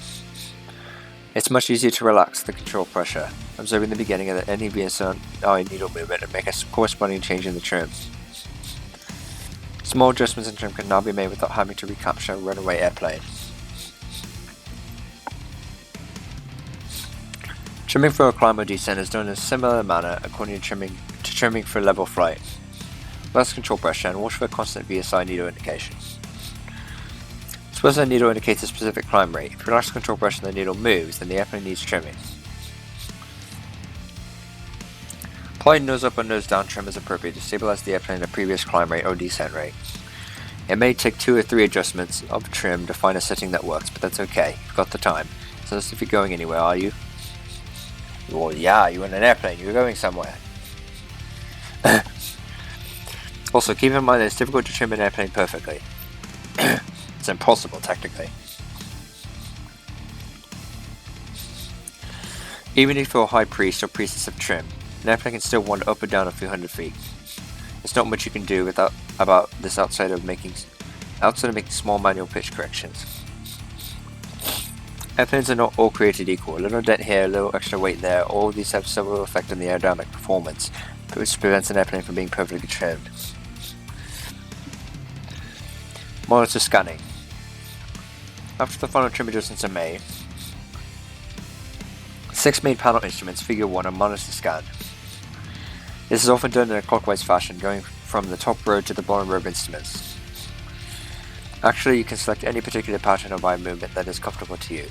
The objective is to monitor deviations from the established attitude. If you notice a deviation, make a small adjustment on the attitude indicator to maintain the desired flight conditions. Figure 1. Monitor scanning is a condition in which you'll spend most of your time on the instrument. Step 3, therefore, is performed continuously until a new flight attitude is desired, thus requiring a major change in attitude. All 3 steps of the scan procedure are repeated again when making this major attitude change. The first 2 steps of step 3 scan usually take 15 to 15 seconds to complete. 5 to 15 seconds to complete, sorry.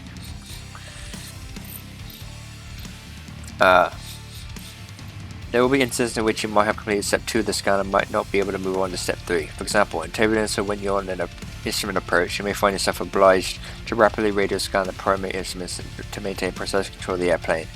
Remember, radio scanning is a lot of work, physically, intellectually and emotionally. It's possible to radio scan all the instruments on the panel, but it's usually unnecessary and it can become tiresome. Radio scan only those primary instruments necessary to control the airplane. A tip from the professionals. Over the years, some professionals have reported a rather unusual method of detecting instrument deviation once an airplane's attitude has been established and aircraft trimmed. These pilots focus their vision in the center of the panel, just underneath the attitude indicator. Relying upon only the peripheral vision, they watch for any instrument movement, in much the same way a speed reader is taught to take up 3 to 4 words at a glance. Instrument pilots can absorb information from clusters of instruments at a single glance. Developing peripheral vision takes practice, but it does seem to represent the higher art of instrument flying. Until then, when step 3 of the scan is completed, keep your eyes moving around the panel or looking for altitude deviations. I should say instrument deviations. Subtle secrets. The VSI, once mastered, provides additional useful information for pilots to control the aircraft. Most pilots also find the VSI useful, helping one maintain level of flight within the 10 to 20 foot range. Sometimes, it's easier to use the VSI to identify trends away from the level of flight, because of the large swing arc and greater sensitivity of its needle. Taking time to learn to fly the VSI with precision pays off handsomely. There are many boring things to do in life, but instrument flying isn't one of them. The art of flying instruments is a challenging test of your mettle. Instrument flying offers you the opportunity to master the airplane and yourself. Perhaps this is why most instrument pilots are so happy. They realize the scope of their accomplishment. I should warn you, however, that looking really happy at the airport is often inconvenient. Someone might become suspicious and require you to take a drug test. Be cautious. Right, so that's all step 3. So now we're going to fly. I will say that this instrument stuff we're doing here, this instrument pilot, this is the last time we are going to be flying the Cessna. Commercial pilot is a Beech Baron, I think, and the airline transport pilot is the 737-800, I believe. Alright, so fly the Cessna now.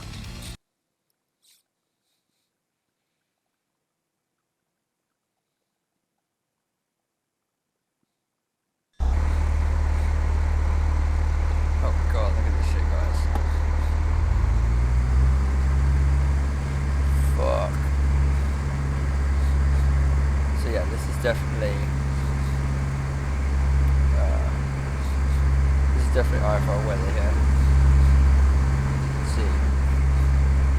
So the idea is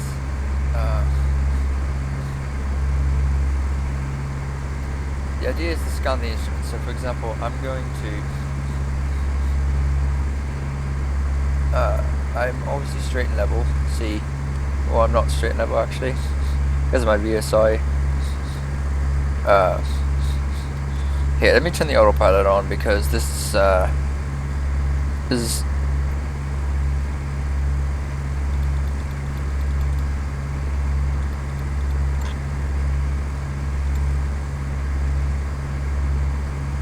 let me turn that on, and then I'll do the heading.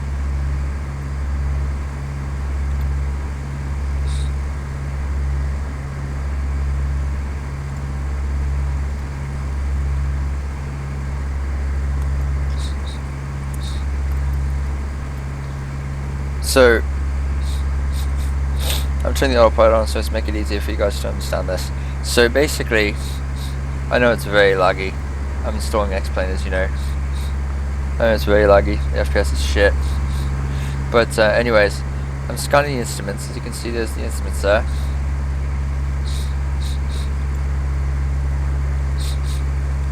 Instruments there. I'm about 100 knots.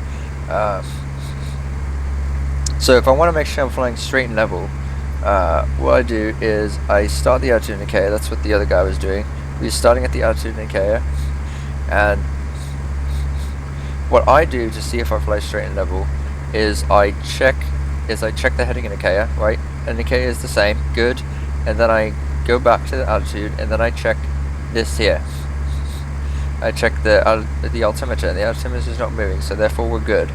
And then I give it some power. As you can see, the reason I'm giving it power is because the airspeed was dropping. You see the airspeed dropping? Now it's ascending. The airspeed is now going up. It's because the tachometer is here. The airspeed is now going up, which means we're in a little bit of it. We are not in a climb. We are in a base. See, I'm checking to make sure we're not on a climb. The reason we're not on the climb is because, as I see, I'm checking the altitude indicator. That's, although it's up, the altimeter shows is steady, which means we're not gaining or losing altitude. And also the VSI is showing 0, which means we are definitely not gaining or losing altitude.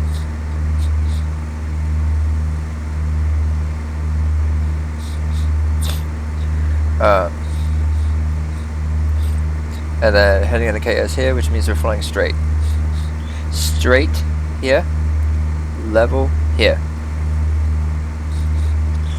And then you can see the tachometer or the inclinometer is fine, so that's good. 4 FPS, oh my god.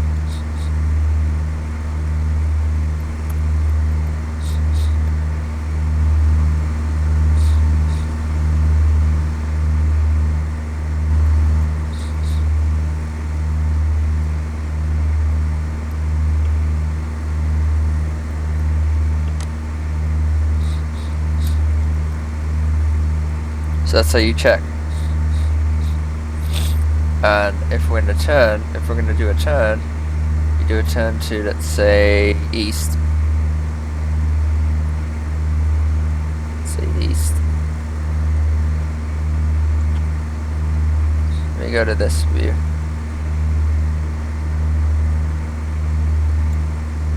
Oops.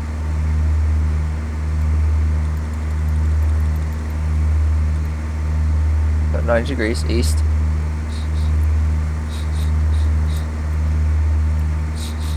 So we're a little bit more than a standard rate here. We're doing it like almost 30 degrees of bank. As you can see, we can check with standard rate here. Well, it wasn't standard rate, but you can see we're in a turn because the altitude indicator was banked. This was banked.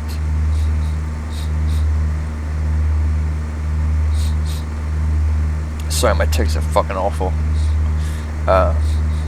This was banked, and then the altimeter is the same. So it's really hard to do a level turn when you're banking that much.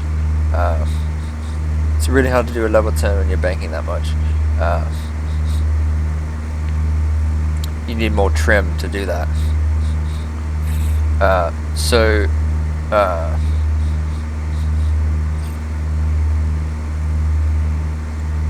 yeah, that's what he did. So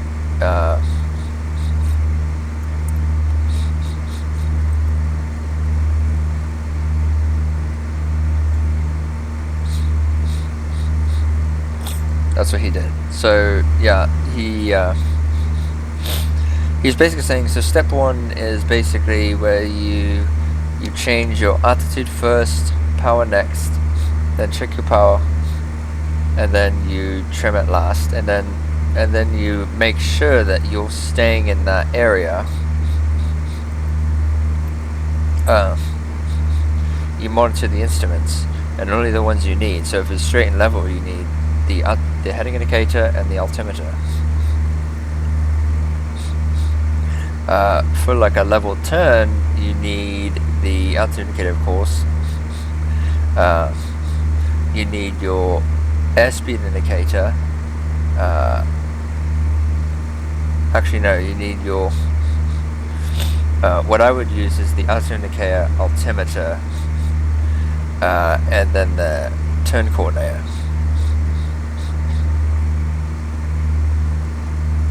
It's really hard to. There's really no. There's. At least this is what I think. There's really no. The idea is not to only use these instruments that you require to do it. It's not only using the instruments. The idea is. So, for example, straight level flight. Sure, you can check your, like, Rod Machado says, straight and level. Check you have your attitude, check your heading, and check your altimeter. That's all you check. Then you're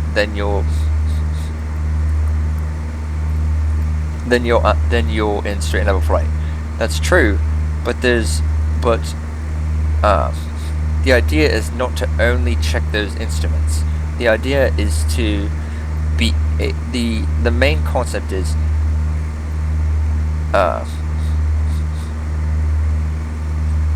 the main concept is checking the instrument, only the amount of instruments you need in order to give you the information you need. So, for example, straight and level flight, you can tell your level based on the altimeter. You can tell you're straight based on the heading indicator. So to fly straight and level, check your heading indicator, check your altimeter, and check your altitude. Then you're straight and level. To make sure you're in a standard rate turn, check your turn coordinator. You check your turn coordinator, check your attitude indicator, check your turn coordinator, and your altimeter, if you want standard rate level turn. And if you want a descending turn, you do descending standard rate turn coordinator, attitude indicator, and VSI. That's what I would use, the VSI. You can also use the altimeter. These are interchangeable. You can do altimeter or VSI. I do this. I do a triangle. I do if I'm doing a turn and I'm climbing or descending, I'm doing turn coordinator or altitude indicator first, then turn coordinator, then altitude indicator. So I'm doing 1, 2, 3, 2. Oh, sorry. 1, 2, 3. Sorry, fuck. 1, 2, 3, 4, 5. So I go turn coordinator. So I check the altitude indicator. That's 1. Then I check turn coordinator. That's 2. Then I go back to attitude. Check that again. That's 3. Then I go to VSI. That's 4. Then I go back to attitude. That's 5. And that's a way I can tell that I'm in a descending. That's in a descending or ascending turn. And you can also, you don't have to use attitude, turn coordinator, and altimeter only to check if you want a descending turn or something like that. You don't only have to use these 3. You can check your attitude indicator, then this, then this, then this, then this, and then check your airspeed. check your heading, check your VSI. I kind of just look, whatever information I need, I go to the instrument. The idea is to go to the instrument that gives you the information you require to answer your question. So if my question is, am I level? Well, what would tell you that you're level? Well, your altitude. If your altimeter shows is not moving, that means you're level. And you can also, if you want, check your vertical speed indicator. If your vertical speed is 0, then you're level. Now if you want to know, am I turning? Check your heading indicator. I check my heading indicator. I check your altitude indicator, make sure we're in a bank, and I also check the turn coordinator. So that's what I do. So that's the basics of scanning the instruments. That's basically what you do. It's not about only using these instruments, only these 3 for example, a straight and level flight, only using these 3 instruments. No, you can use these 3 instruments. The idea is that these 3 instruments are all that you need in order to make sure you're straight and level. These are the only 3 instruments you need in order to do that. But there's nothing wrong about doing this, then the heading indicator, then turn coordinator, then altimeter, then back, and then VSI, and then back. There's nothing wrong with that. All Rod is saying is he's telling you the minimum requirements in order to answer the questions, whether you're straight level or in a turn or level or whatever, standard rate or whatever. The minimum instruments for straight and level is altitude indicator, heading indicator, altimeter. So with just these 3 instruments, you can tell if you're straight and level. That's the idea.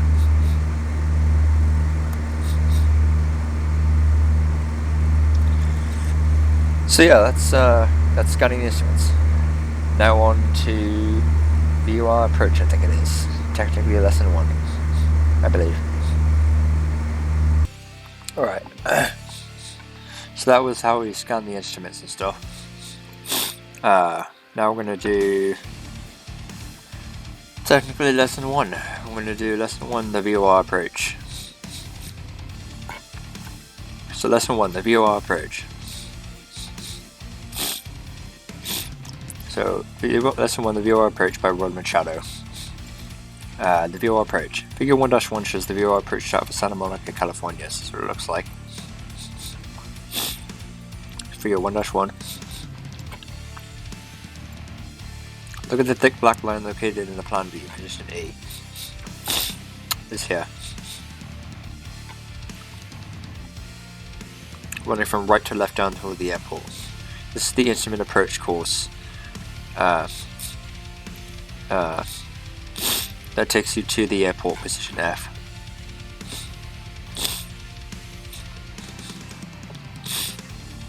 Located on the airport is the VOR station, position G, that provides the navigation signal for the approach. Here's how you'd fly this approach. So there's a VOR there. Let's assume the airplane is located at DART's intersection, position H. So DART's. This intersection shows the beginning of the VOR approach course. All instrument approach courses are identified by thick black lines in the plan view section. Notice that VOR approach course consists of the 212-degree VOR course to the Santa Monica VOR. 212 degree right here.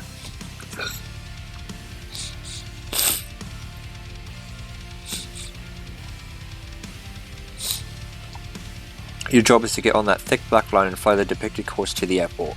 And while you're tracking this course, you're also descending to the lowest altitude as shown in the approach chart's profile section in position C.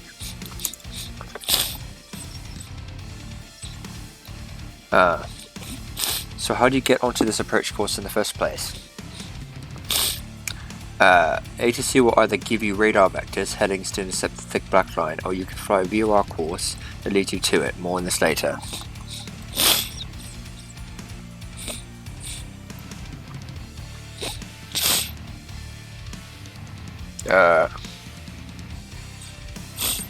Flying the Santa Monica VOR.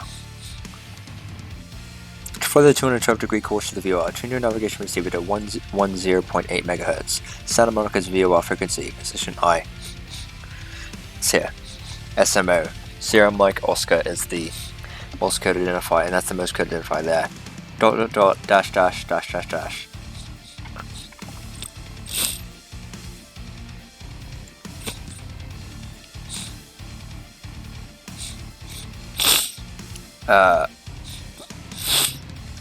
Position I, and then set your OBS to 212 degrees.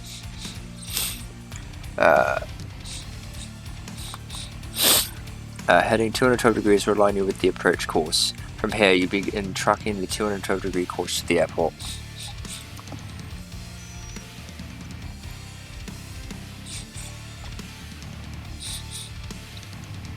A profile section shows that once you pass Dart's intersection, you can descend to an altitude of 2,600 feet, position Juliet. So this here, you're at Dart's intersection, you're 4,300, then you can descend 212 to 2,600 feet.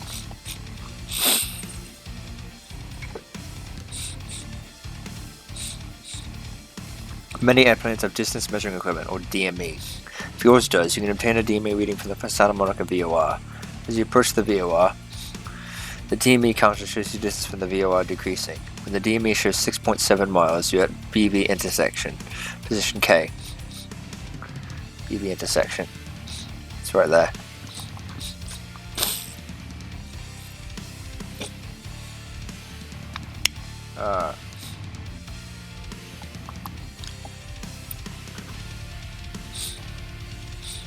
Yeah, DME 6.7.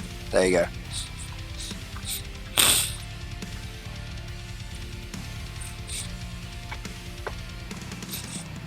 Now you can descend to 1,120 feet.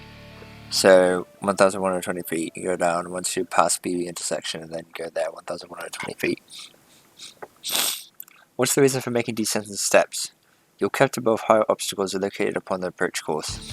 As you get closer to the airport, the obstacles usually aren't as tall. Apparently, other pilots have already knocked the bigger ones down. Therefore, you're progressively lowered on the approach course to approach the runway. Finally, when the DME reads 2.4 miles, you're at Colby intersection, position L. See? When you're at 2.4 miles. Since no lower altitudes are shown in the profile view, you need to go down to the minimum section. The section of the approach chart that identifies the lowest altitude at which you're allowed to descend on this instrument approach, shown in position D. This here.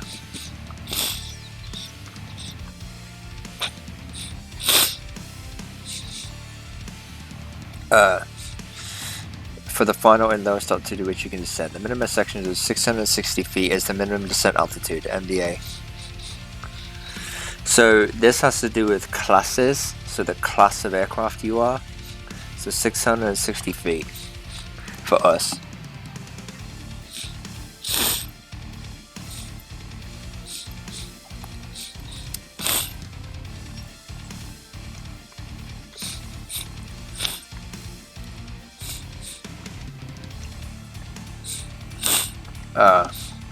To go any lower, you must have the airport in sight. You must have at least 1 mile visibility shown in the minimum section next to 660 feet to go any lower.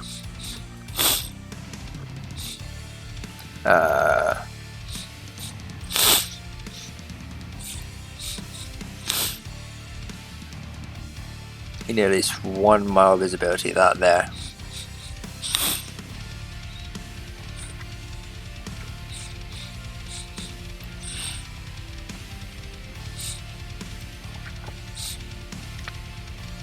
If you don't have the airport in sight by the time you fly over the VOR, you're required to execute a missed approach. Therefore, if the VOR flag flips from to from, and you don't have the airport in sight, you must fly the missed approach procedure, position M. This procedure takes you to a safe altitude from which you can plan your next approach. Position M. Oh, M. That there. A variation of the VOR approach. There are several variations to the VOR instrument approach procedure, and once you master these, you have no problem interpreting any approach chart. For instance, figure 1-2 is the VOR approach chart to Long Beach, California.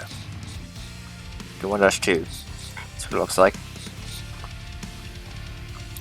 You'll notice that there's a slight difference in the chart format between figure 1-1 and 2.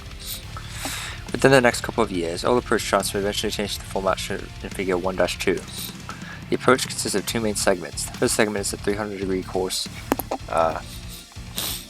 300-degree course to the SLI VOR. Turn the VOR to 115.7 MHz and set the OBS to 300 degrees. 115.7. And 300 degrees.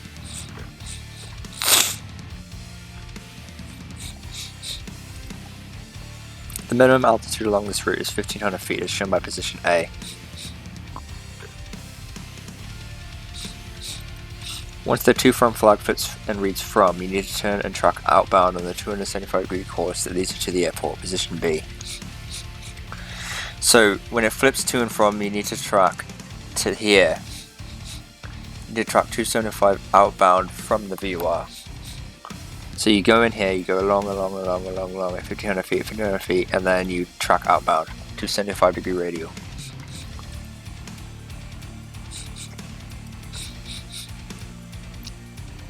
That leads you to the airport, position B. So the airport is here.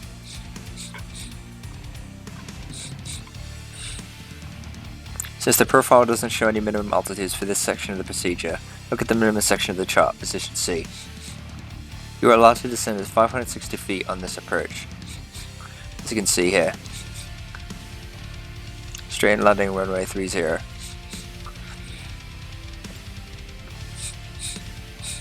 So 560 feet.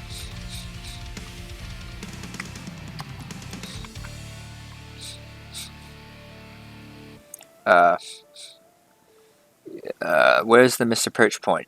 It's based either on time, start your watch at the VOR and count down the time for a given ground speed, or DME reading from the VOR. Both of the missed approach points as shown by position D. Ground speed knots.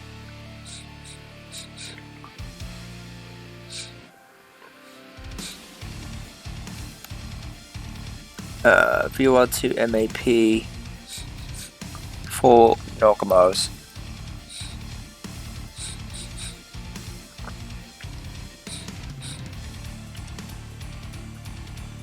It's so hard to read. This is time here. So this is if you have DME, so it's 4 nautical miles. So this is time. This is speed up here. And this is time.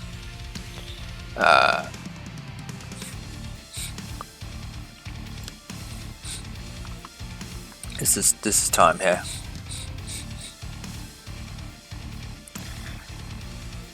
This is time. This is distance here.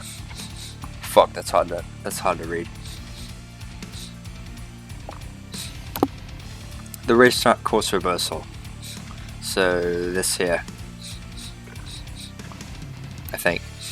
One last note on this approach chart. Notice the racetrack pattern shown in profile view, position E. Oh no, this here.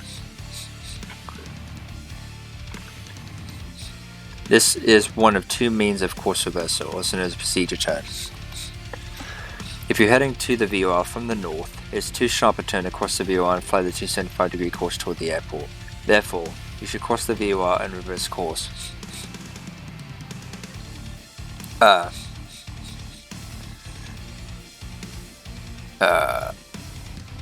Cross the VOR and reverse course.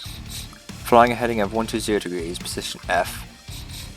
So if you're coming from the north, which is this way, you can't just, it's too sharp a turn to do this.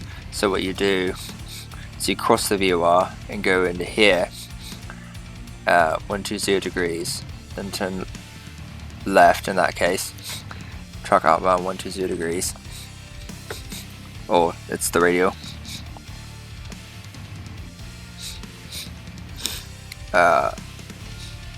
Therefore, you should cross the VOR and reverse course, flying ahead of 120 degrees. Position F allows you to go opposite the inbound course. From here, you'll turn to intercept the 300 degree course to the VOR and fly the 275 degree course toward the airport once you cross the station.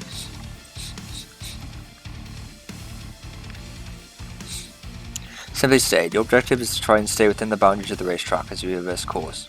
Outside these boundaries, you're not given protection for terrain. Of course, in a simulator, it's no big deal. You may conquer a few simulated mountain goats on the head, but so what? Since we're practicing to develop real flying skills, however, let's pretend this is real. What's the minimum altitude to fly the racetrack course reversal? This is shown in the profile view as 1500 feet, position G.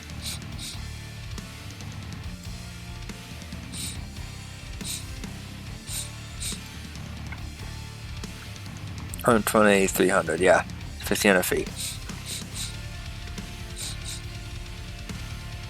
Therefore, if I'm heading down to the SLI VOR from the north, I'll turn and fly heading at 120 degrees after crossing the station. This should keep me close to the racetrack boundaries. After 1 minute, the time shown next to the racetrack in the profile view, position G. So, 1 minute. So,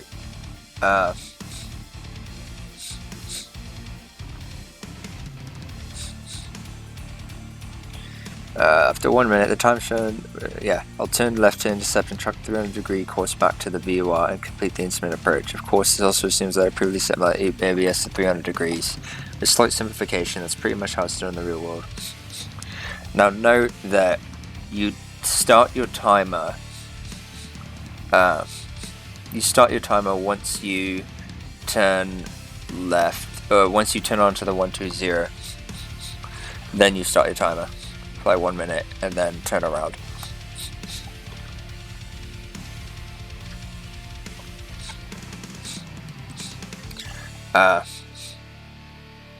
As an additional note, there are routes leading to the VOR called feeder routes because they feed you into the instrument approach procedure that don't require course reversal. Position H shows one feeder route starting at the MIDS intersection and listing the letters NOPT, which stands for no procedure turn.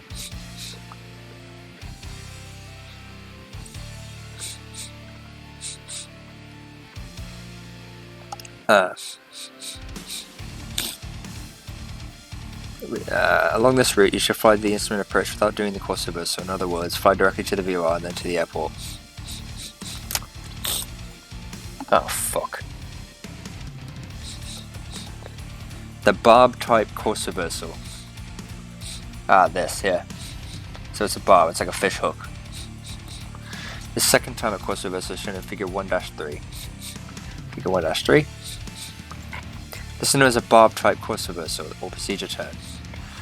Let's assume you're approaching from Itmore intersection, position Alpha. Itmore's here. This route leading to the RDD VOR consists of flying the 224 degree course. So, 224 degree course with the RDD VOR tune 108.4. Tune the VOR to 108.4 MHz. And then set the OBS to 224. The minimum altitude along this route is 3,700 feet, position Bravo. See, that's set there. Once you cross the VOR, turn and track outbound on the 175 degree course as shown by position Charlie. Outbound, keep in mind outbound on the 175 degree course is shown by position Charlie. You must not set your OBS to 175. But you need to set it 175 outbound, so you need to make sure your to from indicator is showing from, not to, okay? So you need to make sure it's showing from.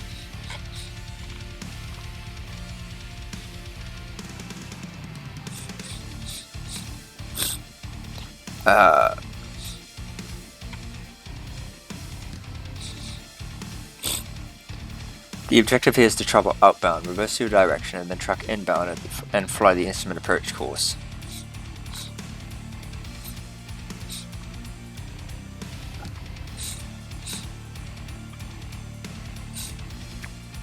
A profile view shows 2,000 feet as the minimum altitude for the procedure turn.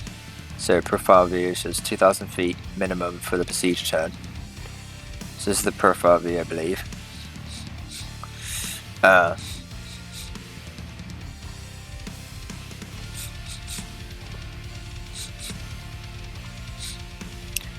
which should be completed within 10 nautical miles of the VOR, position D.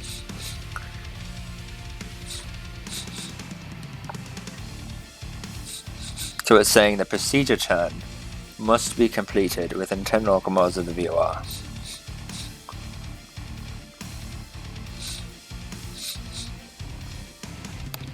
As you're descending, you'll travel outbound, and while still within 10 miles, you can turn to a heading of 220 degrees, position E.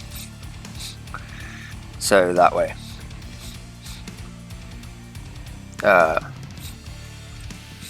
Fly descending for a minute or less, and then turn left to a heading of 040 degrees, position F, and intercept the approach course inbound.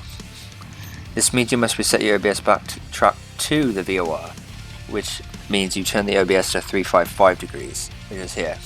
So they make it easy for you. They don't have you, calculate the reverse course or anything like that. They just do it for you. They do the math for you. So the opposite of 175 is 355.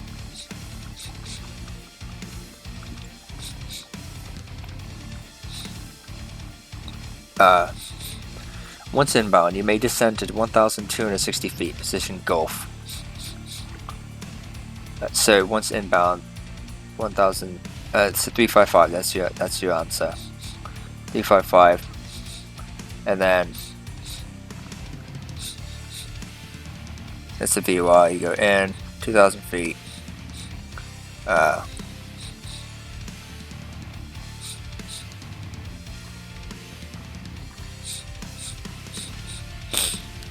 And then, yeah.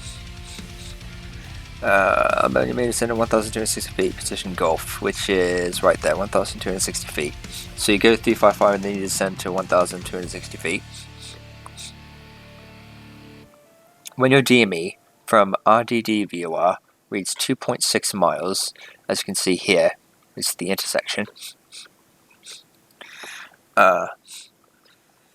You can descend to 860 feet, which is the altitude shown in the minimum section, position Juliet. So you descend to, let's see, 800, where is it?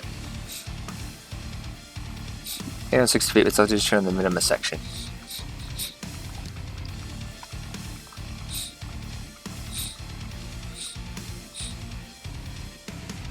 Yeah, where's the 860? I'll see. Oh, here, minimus, sorry. Position H, I was looking at the wrong one. No, it's not. Yeah, no, that's wrong. It's not position J, it's position H.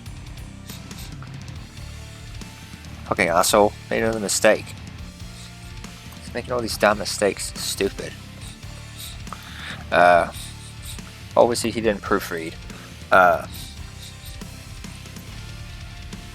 Okay, so position the minimum section, position position H, so 860 feet here.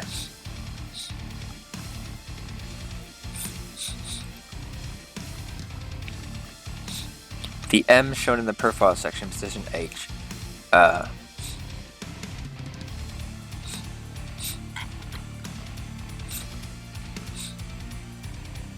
Yeah, there is no altitude here. You have to look here. Yeah, see, with DME 2.6, 860 feet, there you go.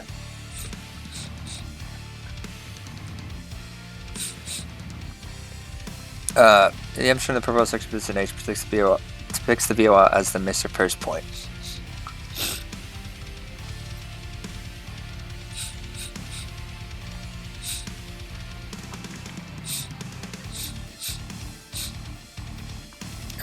Missed approach, climbing right, ending up, yeah.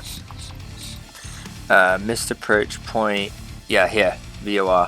So it's not in position, oh god, he's using all these, letters and stuff, like position J, position H, and it's wrong where he's setting it, so it's so fucking confusing. God, I hate Rod Machado. Oh, it's quite fucking annoying.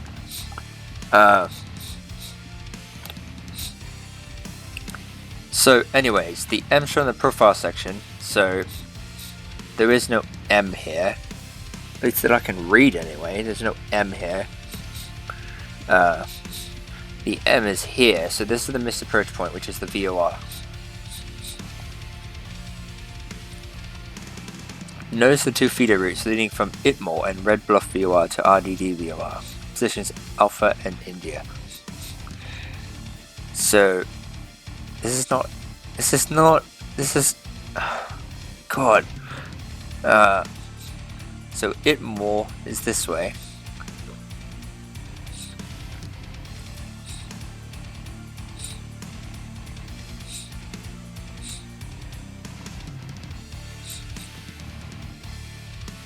Where the fuck are the feeder routes, dude?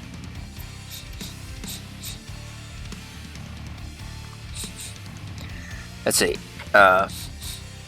Those two feeder routes from Itmore, Red Bluff VOR to RDD VOR, positions A and I. I don't see any feeder routes. Actually, these are slightly smaller. And Red Bluff VOR is here. So this is this way.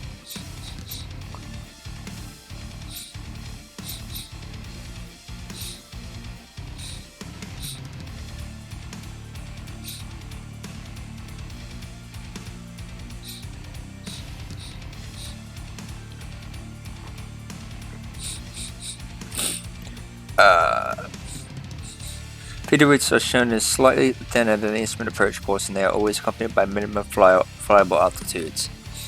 Neither of these routes list the letters no PT. Therefore, as you push the RDD VOR along any of these routes, you must fly the procedure turn as means of reversing course before flying the instrument approach procedures. So,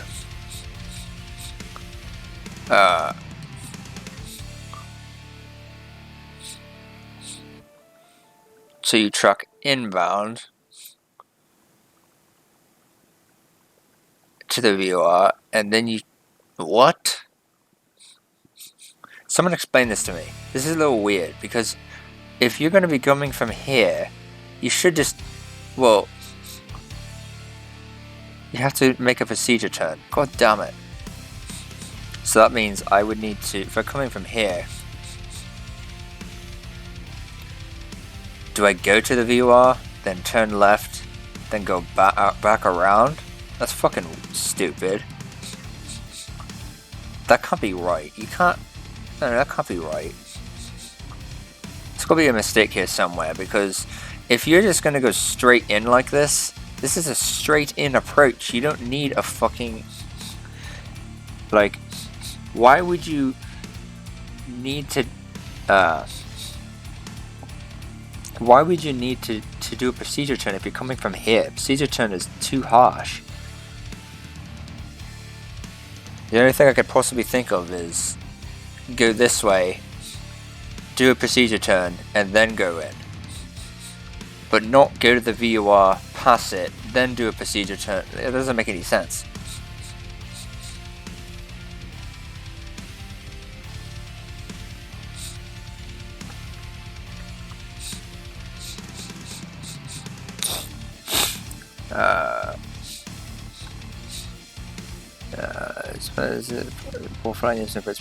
From the Red Bluff VOR, position I, truck to the RDD VOR on the 360 degree course set ABS 336, and then make a left turn after crossing the VOR, and truck outbound on the 175 degree course from the VOR.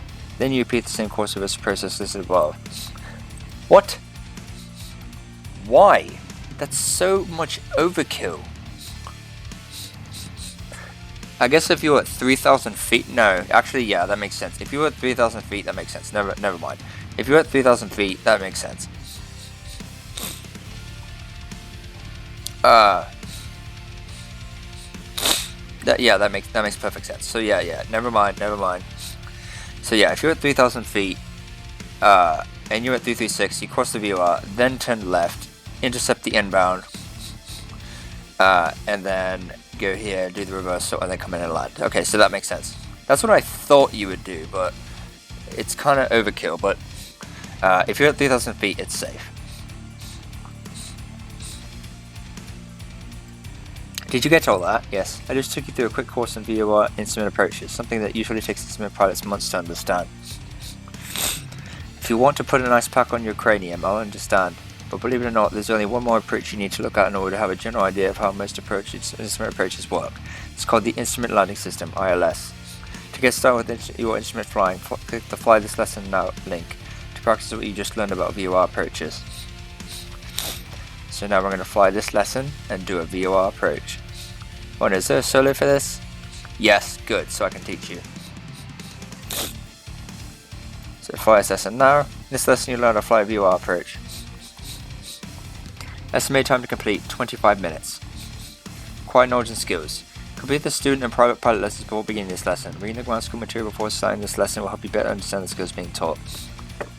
You should also complete the reading and practice in the instrument scan solo lesson.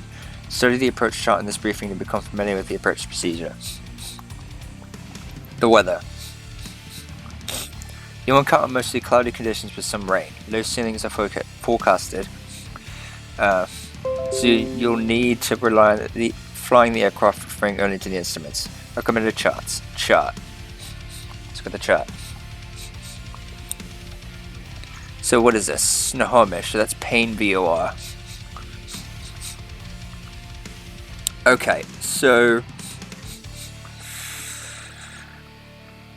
so what this means is I don't know what direction we're going to be coming from. That's the problem. But if we're coming from here,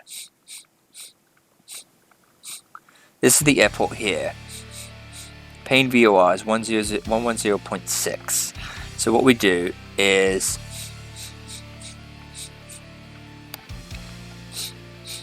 what I think we're doing, if we understand this correctly. By the way, this dashed line here, this dashed line is the missed approach procedure. Okay, so if you ever see a dashed line like that, it's usually the missed approach procedure. So yeah, if we're coming from here, let's say we're coming from here. It'd be easier if we come from here. If we come from here, what we're going to do is we're going to go here, track 340. We're going to cross the VOR, track 340 outbound from the VOR, so practically north. And then we're going to keep going. And then we're going to track, let's see, after we, within 10 nautical, so the VOR is the missed approach point. So we're going to go 340, and once we pass the VOR, we're going to descend to 2,000 feet MSO, okay? And within 10 nautical miles, we're going to be within 10 nautical miles. This whole procedure turns within 10 nautical miles. We're going to keep going. Turn left to 295 when, I guess when we see fit. I don't know, it doesn't say exactly when to turn. It doesn't exactly say when to turn, but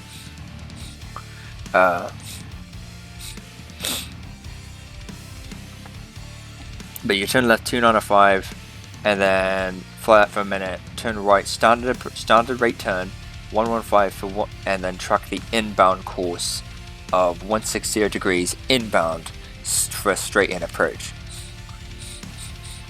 And this little guy right here is what's known as a holding pattern. So if you want to hold over the VOR, you use this holding pattern here. And this shows us a little tower. It's 865 feet on the water. So we're going to go, so once we, within 10 nautical miles, 2,000 feet, once we're at 160 degrees established inbound, we're going to descend more to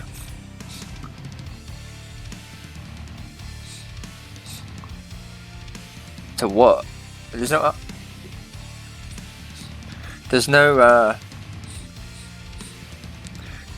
no altitude here. What the fuck?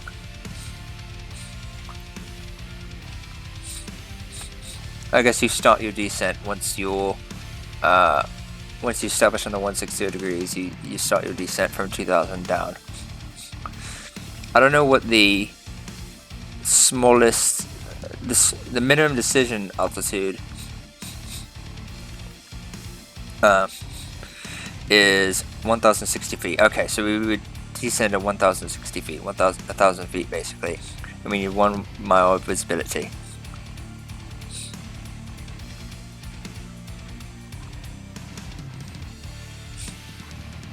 Alright, so that's the approach. So if we're coming from, I would assume we're coming from here. I don't think it's gonna make us do this, because that would be really hard. What we're gonna be doing is probably doing this, and then going to land. That's my guess, okay? That's my guess. Let's find out. About the flight. You'll start in the air and fly the VOR approach into Snohomish County Airport, Painfield. You intercept the VOR course, track the course, fly a course reversal maneuver, procedure turn, fly the approach while descending to minimum descent altitude, and land on runway 16 right. Your instructor will help you set the navigation radios and instruments. Be careful not to chase the VOR needle when crossing the VOR.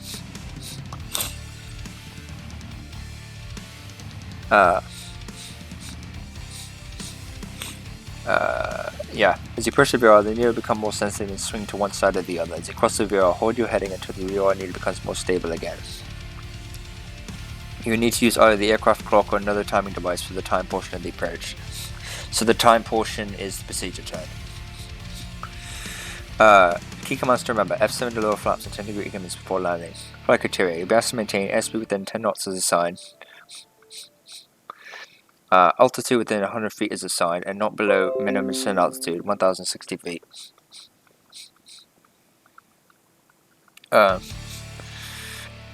During the approach into the runways in sight. Headings within 10 degrees is assigned. So, I'm going to hand fly this mission. Just so it can be done, I'm going to hand fly this mission. I've actually never hand flown a instrument approach before. Actually, no, I'm not going to hand fly it. Never mind. I'm going to use the autopilot. I know it's technically cheating, but I'm going to use the autopilot just so that I can.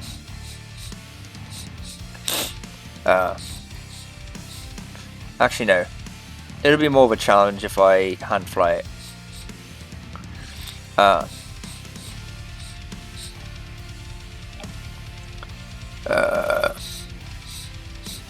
It'll be more of a challenge if I hand fly it. So I'm going to hand fly this for you guys, and when we do the solo, I'll use the autopilot so it can be done both ways.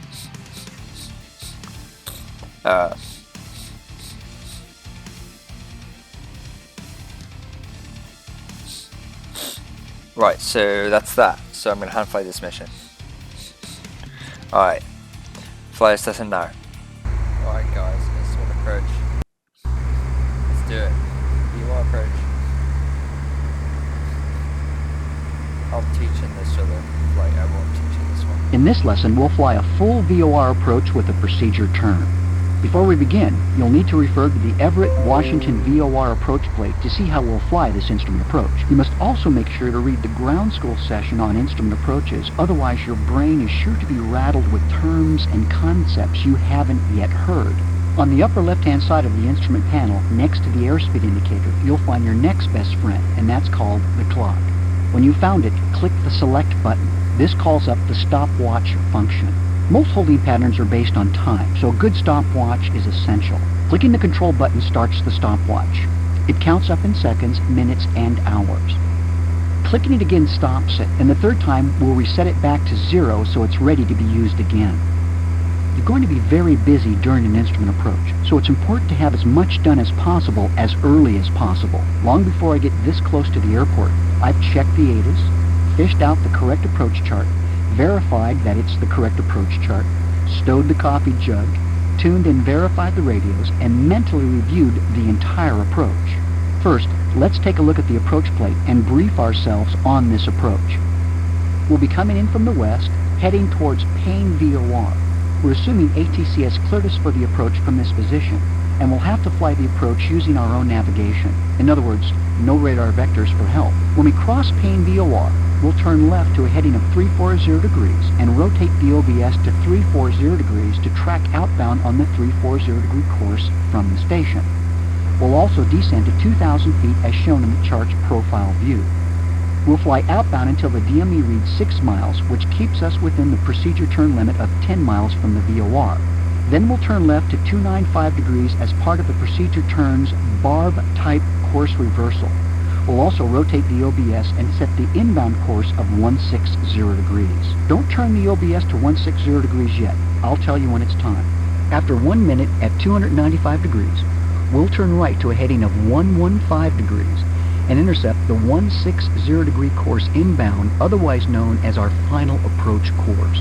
Once established inbound on the 160 degree course to the station, we'll descend to a circling minimum descent altitude of 1,060 feet and wait for the VOR to from indicator to indicate from. This is the missed approach point. If we haven't seen the runway by then, we'll execute the missed approach. We'll want to get to our minimum descent altitude as soon as we can, safely, and we can't do that until we're established on the inbound course. So let's get established as soon as possible. Okay, let's see how this is done in the air. We're just west of the Payne VOR. We're inbound to the station on the 090 degree course, also known as the 270 degree radial, and we're at 3,000 feet. ATC has just cleared us for the VOR Bravo approach, and we're to maintain 3,000 feet until crossing Payne VOR.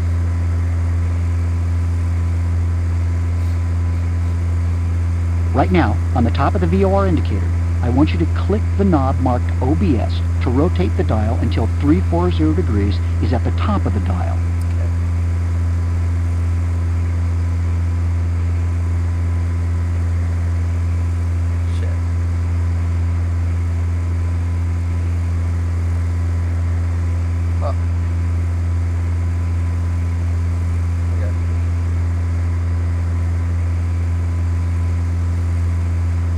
Oh shit, I'm flying.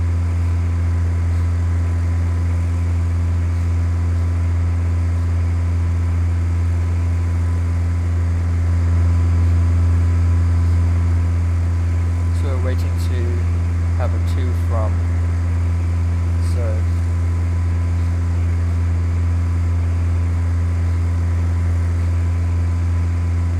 we're waiting to intercept. We're turning it to 340 degrees prematurely. We're doing it prematurely so that way we can automatically do the 340 degree course. The VOR needle shows that we've crossed the station. Turn left now to a heading of 340 degrees and fly to the point where we'll begin the barb portion of the procedure turn.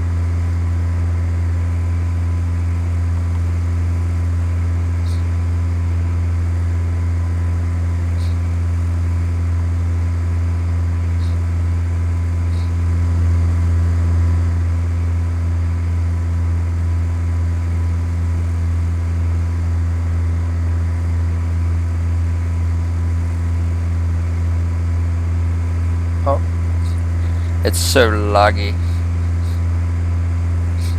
It's hard to see the instruments properly.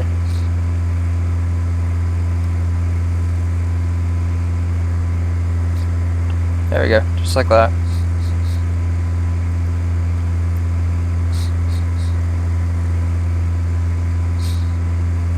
Turn slightly to intercept and track the 340 degree course outbound and mark the time.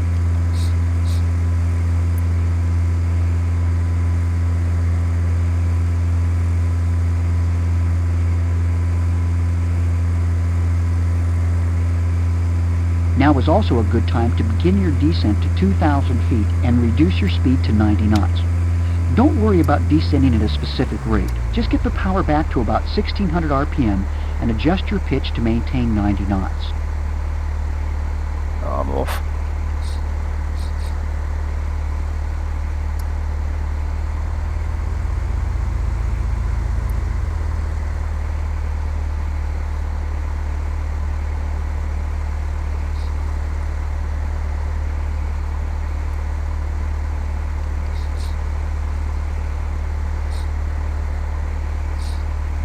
Sitting really fast. Try to descend so fast. Turn left. 240.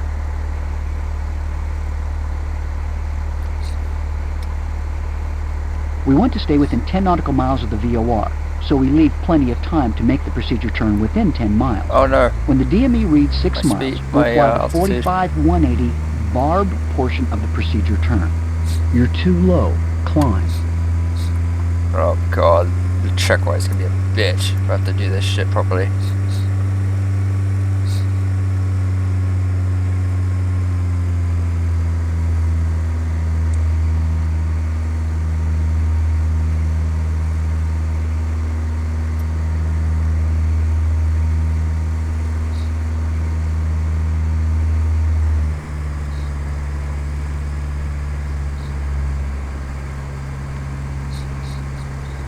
You're too low. Climb.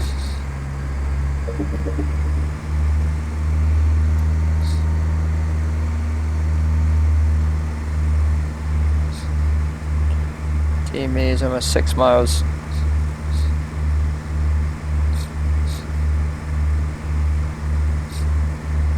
You're too low. Climb. Fucking There, goddamn it. the DME reads 6 miles, so let's begin the barred portion of this procedure turn by turning left to a heading of 295 degrees and fly outbound for 1 minute. When you roll outbound on a heading of 295 degrees, mark the time. I'm not gonna bother with the time, because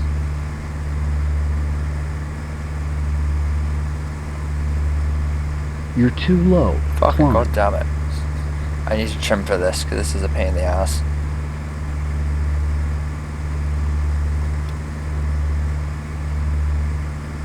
You're too low. Climb. I just trim for this, because it's a fucking pain in the ass.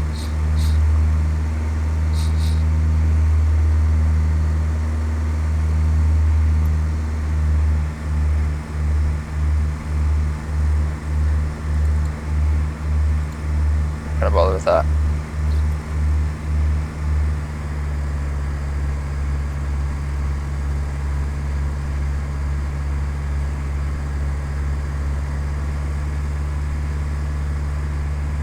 So we're flying solely with the instruments.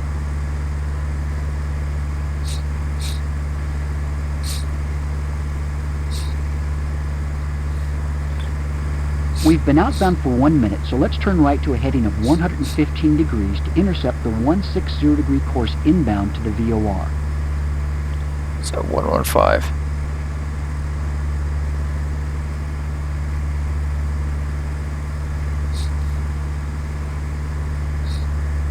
So we're doing the reciprocal of that, which is 115. So this is how you do it, guys. The standard rate turn.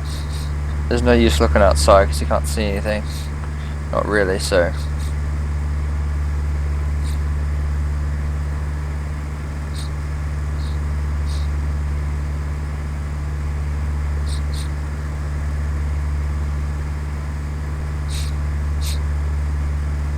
The FPS wasn't so bad, this would be much easier. Alright, roll out. Set your nav1 OBS to 160 degrees.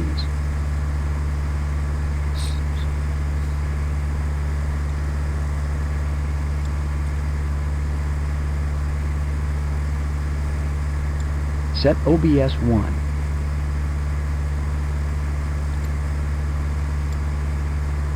There you go.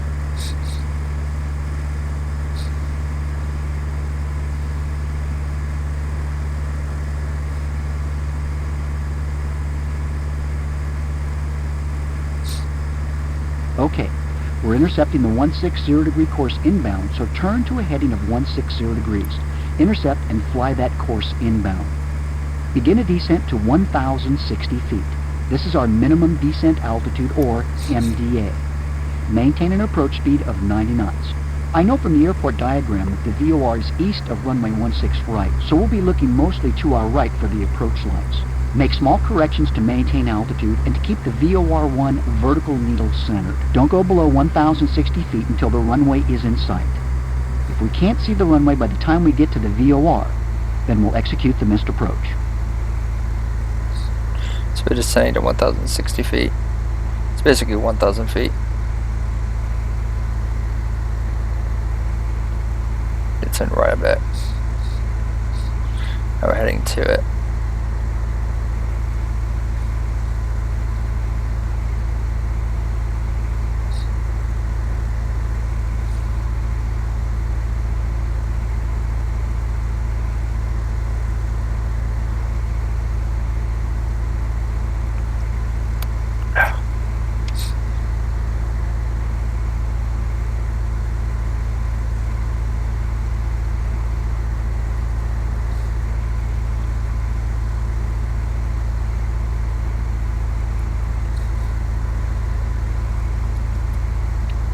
I need to look at the chart one more time. I need to look at the chart one more time once we finish.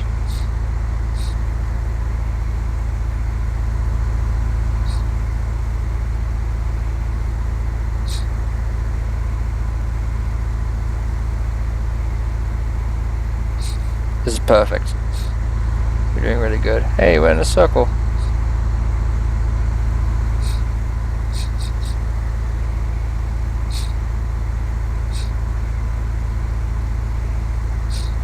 I can see land. Just a little bit. You're Oh, too no. low. Climb. I cocked that up. See, I wasn't paying attention.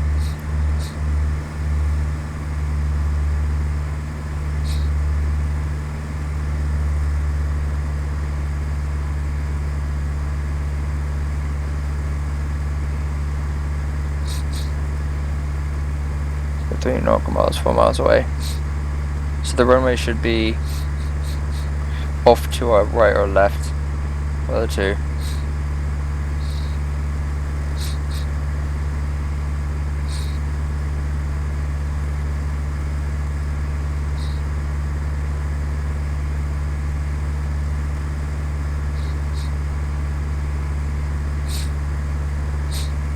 There's the airport. I think I see the runway at about 1 o'clock. Yep. Yep, that's it.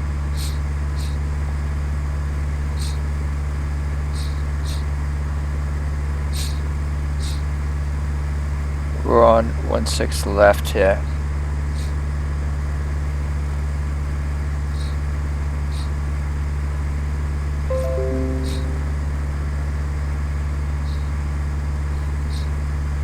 Yes, I have the runway at 2 o'clock. Yep.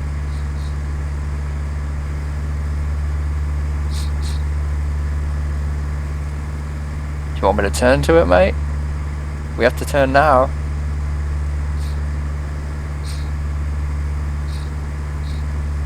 The before landing checklist is complete. Clear to land on We're cleared to 16 land right. on runway 16 right, Captain. Oh my Be sure god. to stay on the Poppies glide slope.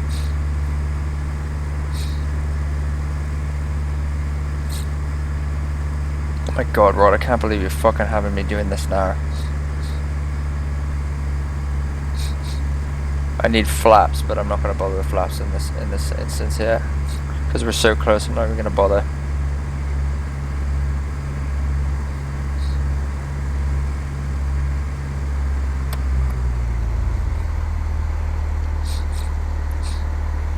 There's the runway.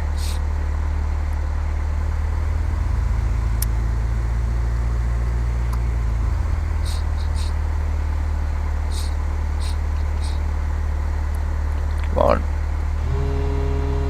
Good.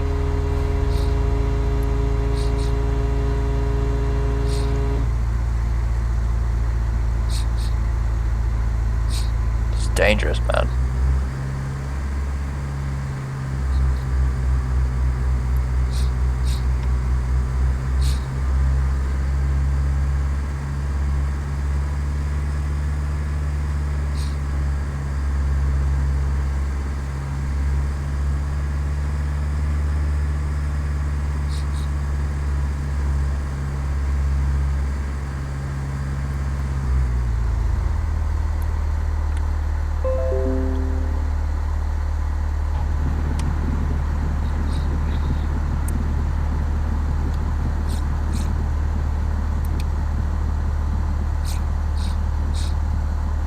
Did it.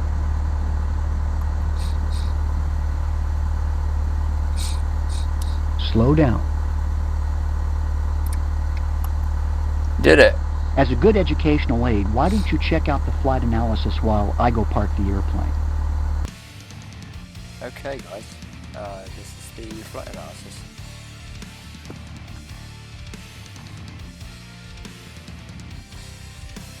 This is the flight analysis. Oh wow, I did shit. I did absolute shit.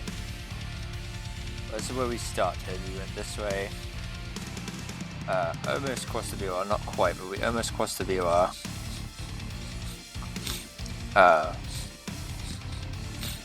And then turned, almost crossed the VOR, and then turned left, and then I kind of swiggled and shit. I did a horrible job, but we did left, intercepted the outbound 360 degree radio, I believe, or 340, one of the two. I think it's 340, I don't remember. 340 degree radio outbound. Then we turned left, flew that for a minute, turned right, standard rate turn, and then intercepted the inbound VOR, so the inbound 160 degree radio to the VOR, and then we went to the VOR and then sidestepped. It's called a sidestep. We sidestepped to 16 right and landed. This is the altitude we did here. So that's what that looks like.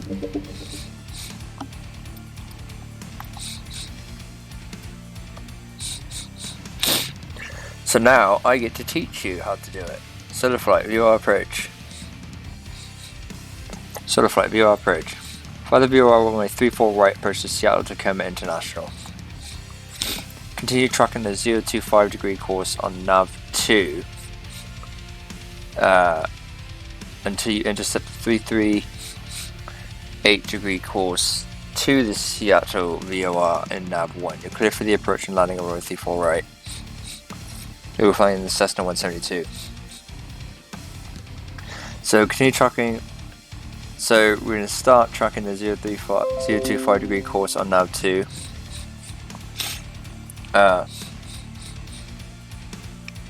And then we will intercept the 338 degree course to Seattle VOR nav 1. So VOR 1 is going to be set to 338 degrees.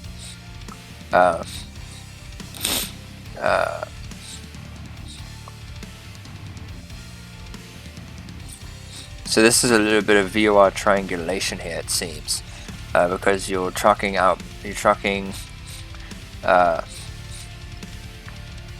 the 025 degree course, and then you intercept the 338 degree course. So push chart.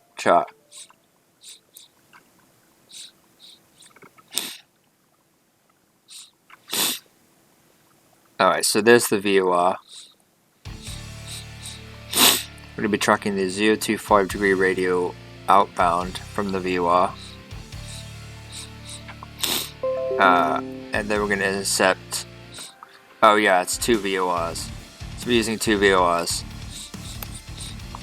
So this is the McCord VOR, TCM, and this is the Seattle VOR here. So there's 2 VORs. So what we're going to do is we're going to continue tracking the 025 this way, and then once we intercept this,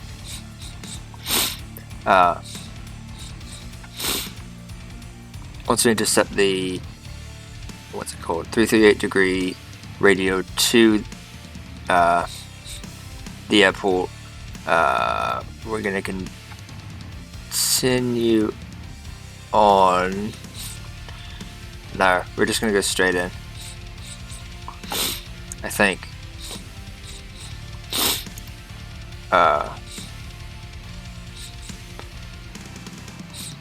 Yeah, see missed approach. Climb the 200 outbound by the TAC VOR 339. 339 to to parks or park park intersection.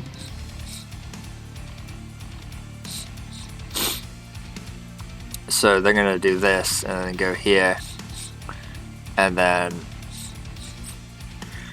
they're gonna truck outbound radio 339. So we're gonna turn here, radio 339, pass this, and then turn left to go 339, and then go around.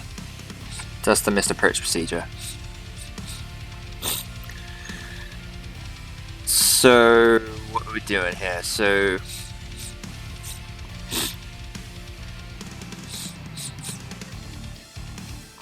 right, so there are no altitudes here, so the altitude's got to be here. So 025, we're at fax. So once we intercept Milt, so this is Milt, so this is 025 direct to Milt. So when we do this, DME 11, we go down to 3,000 feet.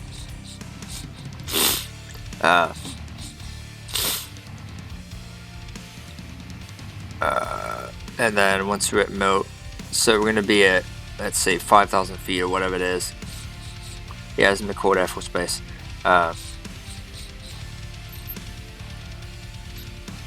We're going to be going 025 and then intercepting this, then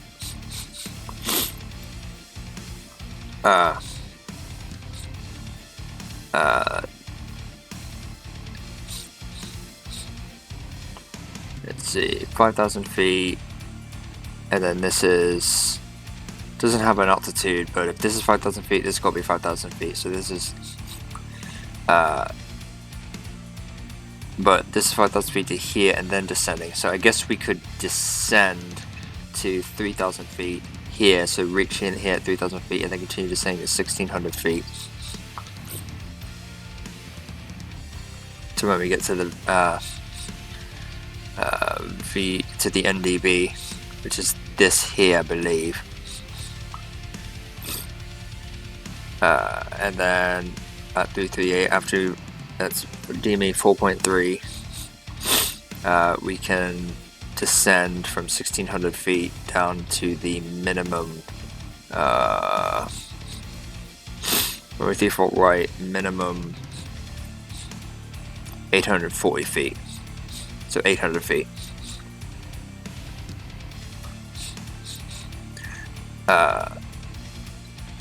Yeah. So let me take an image of this because I don't remember. I can't remember this shit. I won't be able to remember this shit by memory. So let me take an image of this.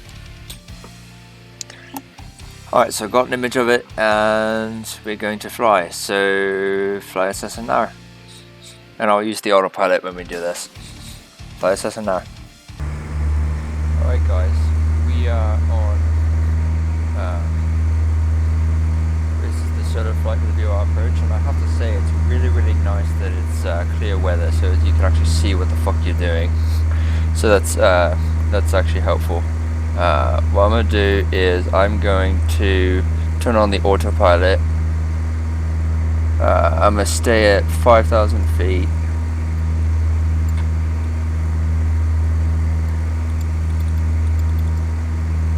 And then altitude, autopilot. Oops, nope.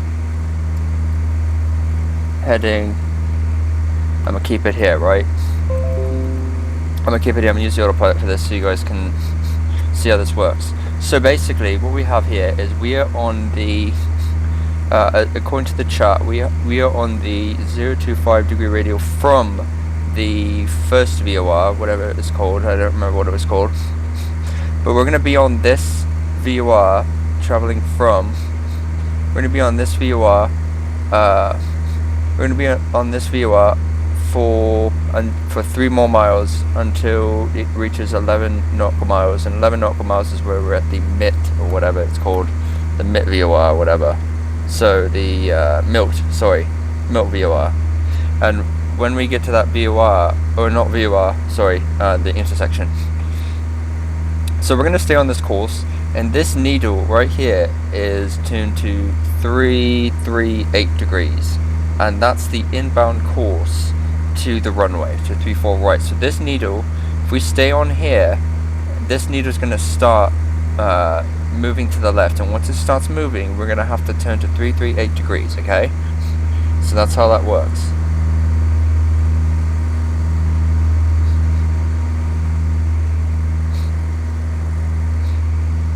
So that's how that works. So we're going to do that. So we're just going to fly along here until this starts turning, right? And I'm going to use the autopilot to make it, to show you you can do it with the autopilot. And technically, you can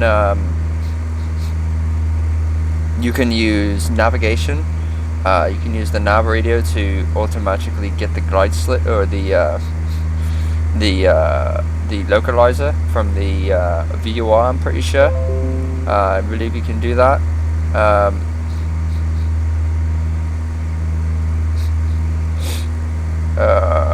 I don't know how it tells which navigation radio you use, but I think it's your primary one. But we're just going to continue on at 5,000 feet, and once we reach Milt, we're going to descend to 3,000 feet, okay?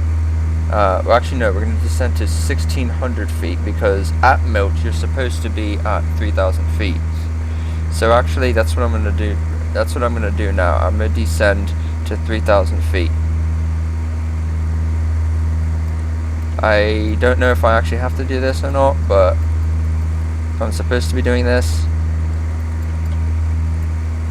if I'm supposed to descend now or not, but that's what I'm going to be doing. So I'm descending to 3,000 feet and just waiting for this needle to start moving, and as you can see it's starting to move just a little bit. See, it's moving just a little bit, the VR1 needle. So what that means is we're going to slowly start, we're going to go a little bit further, but we're going to slowly start turning to 338 degrees, which is over here. So I'm actually going to go to regular cockpit mode for this. I know I don't do this usually, but I'm going to do this. Just so you can see easily the needle is starting to go down, right? Actually, we're going to go down to 1,600 feet. 1,600 feet. We're going to keep going. You can see this needle here. We're going to keep going. And now we're going to start turning to 338 just a little bit. I'm going to go to north right now. 338.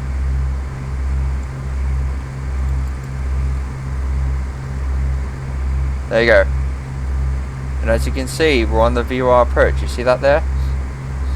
And we're descending to 1,600 feet. You got that? Does that make sense? Descending to 1,600 feet.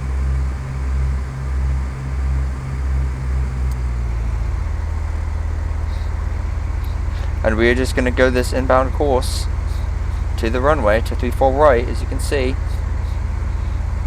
We're following this inbound course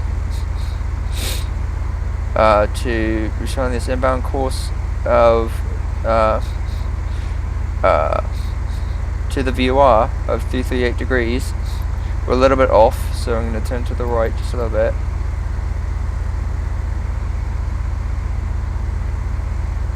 To the right just a little bit.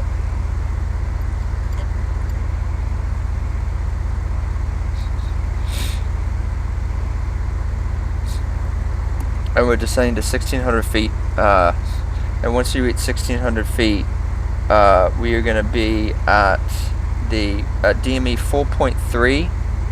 We're going to be at the NDB, okay? Seattle NDB. And then once you reach that Seattle NDB at 4.3 DME here, so you look at the DME here to see where you are. At 4.3, we're going to descend to the minimum descension altitude of 840 feet. But to make it easy, we'll round that up to 900.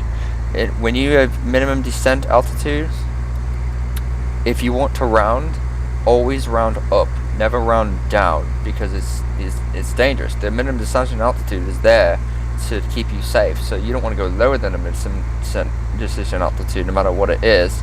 So you would round up, unless it's something like 805 feet. Then you can round down to 5 feet less, and that's fine.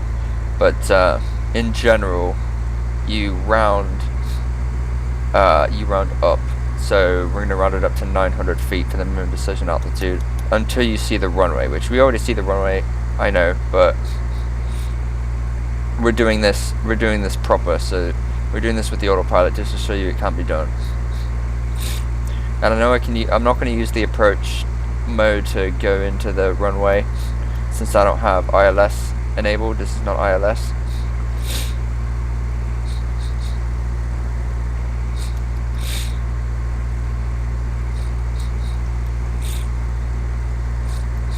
I believe you use nav in order to do the VOR. I don't think you use approach.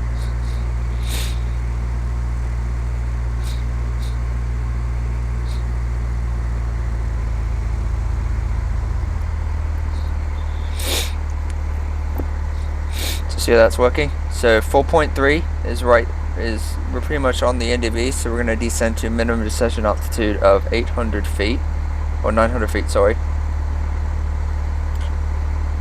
900 feet.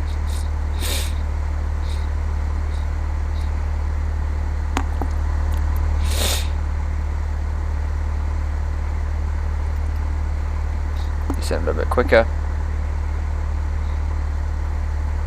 And we stay here until we see the runway, which we do. So we are going to turn the autopilot off and take control and land. So that's the VOR approach. Now notice the VOR sometimes does not take you in line with the runway. That depends where the VOR is. Okay? So the VOR approaches don't always take you to line up with the runway. Not always. Some of them are to the side. So you need to sidestep a lot sometimes. So now we're going to put some flaps. But that's how the VOR approach works. That's how the VOR approach works, guys. 4 flaps.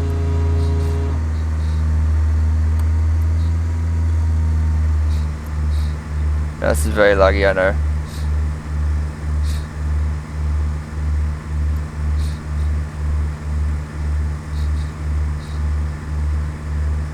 And we're pretty good on the poppy, so we just continue on. And we reach the minimum decision altitude, and we keep going until we pass the VOR. And if we still can't see the runway when we pass the VOR, then we, which is still 1 nautical mile. If you still can't see the runway, then we execute a missed approach.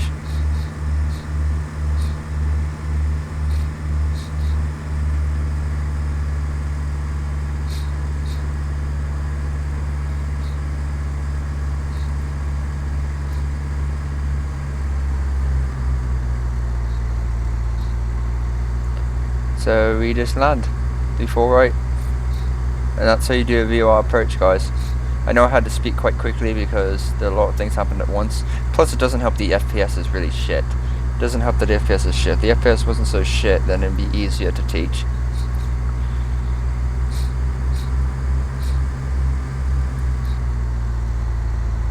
There you go, perfect.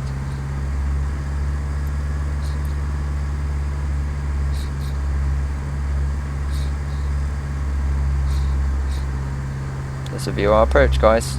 That's how you do it. A little low.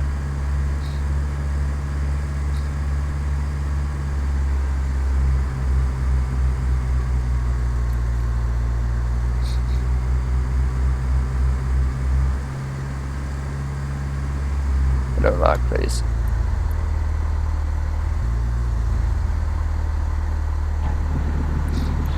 And so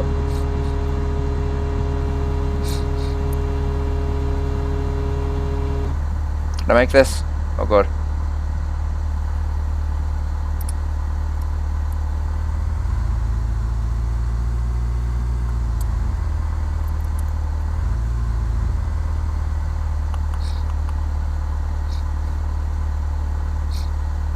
You got some cars there. I've never seen that before.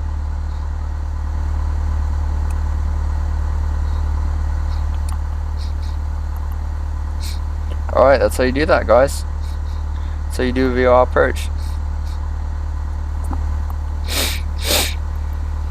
So you do a VR approach, guys. That's how you do that.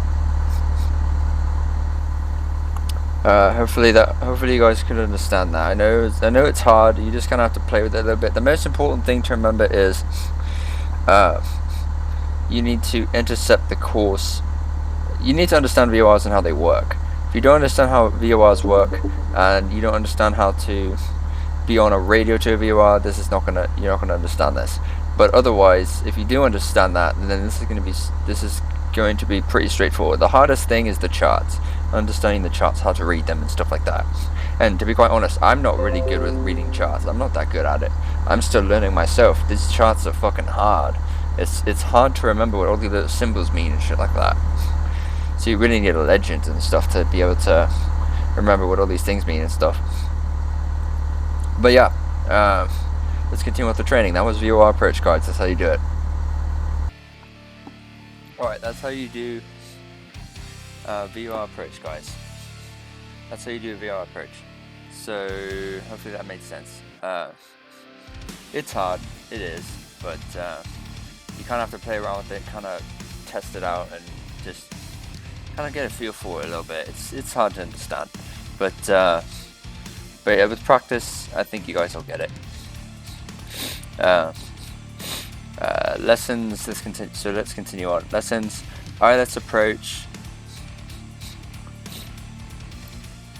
So lesson 2, the ILS approach. We just did VOR. Let's do the ILS approach now. ILS approach. So this is ILS.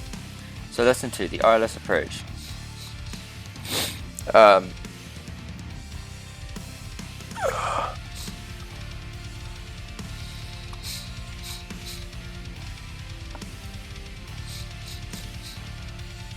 The ILS approach by Rod Machado. Are you ready to rock and roll? If you thought landings were fun, wait till you get hooked on Flying Instrument Landing System ILS approach. I talked about it a little in the overview, but we'll go into more details here since one of aviation's most challenging and satisfying aerial activities. An ILS approach consists of a descent to a runway using both vertical and horizontal electric guidance. It's accomplished by following two needles, figure 2-1, located on the ILS display on your instrument panel. So this is the VOR indicator. The VOR indicator shows, this is figure 2-1. VOR indicator shows the localizer, which is the top one, which we use for VOR. And it also includes this new one, the horizontal one, just known as the glide slope. So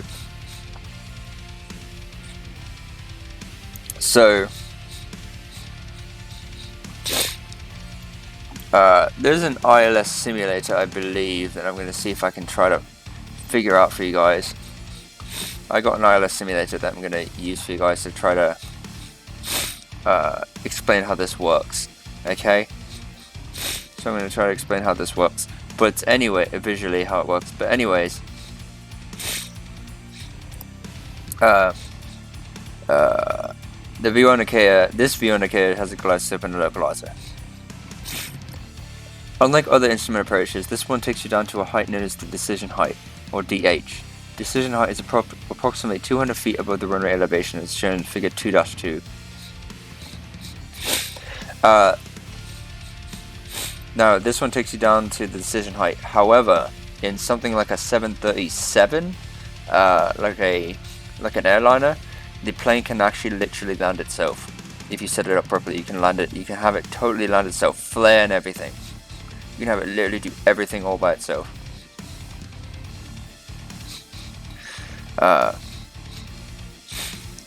So this is 200 feet.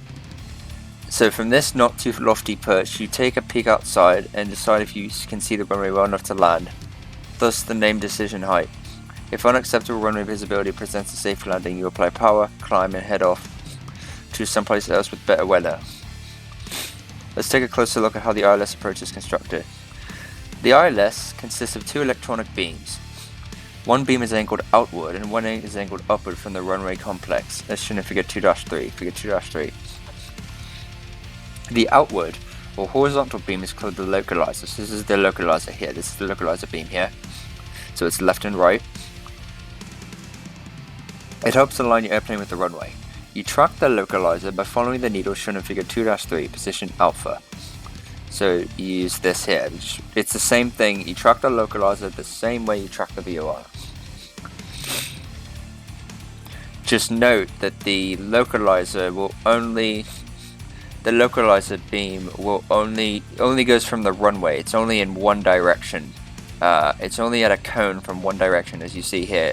You're not going to have the localizer go this way or this way in perpendicular to the runway. No, it's always in the direction of the runway, landing runway. If it's turned on anyway. So it doesn't have like a whole bunch of radials like the VOR. It's just the direction of the runway. If the needle is to the right, you go to the right. If it's to the left, you go to the left. A needle that remains centered means your airplane is tracking the runway at center line.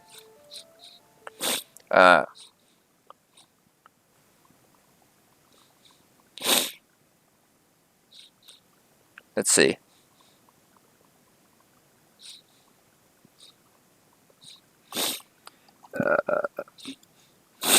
Under no wind conditions, you need only fly the runway heading to keep the localizer needle centered. If there is wind, you need to make small corrections to compensate for wind drift. Sounds easy, but it does take practice to perfect this skill.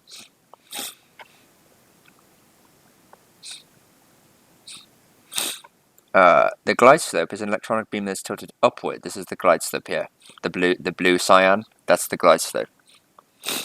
Glide slope is an electronic beam that's tilted upward at approximately a 3-degree angle, figure 2-3. By centering the glide slope needle, shown in figure 2-3 position B, so centering it there, the red one, you're flying an obstruction-free path down towards this runway. How do you keep the glide slope needle centered? Fly towards it just like a localizer needle. If the needle swings upward, then fly upward. If it swings downward, then fly downward. Okay, so this fly upward,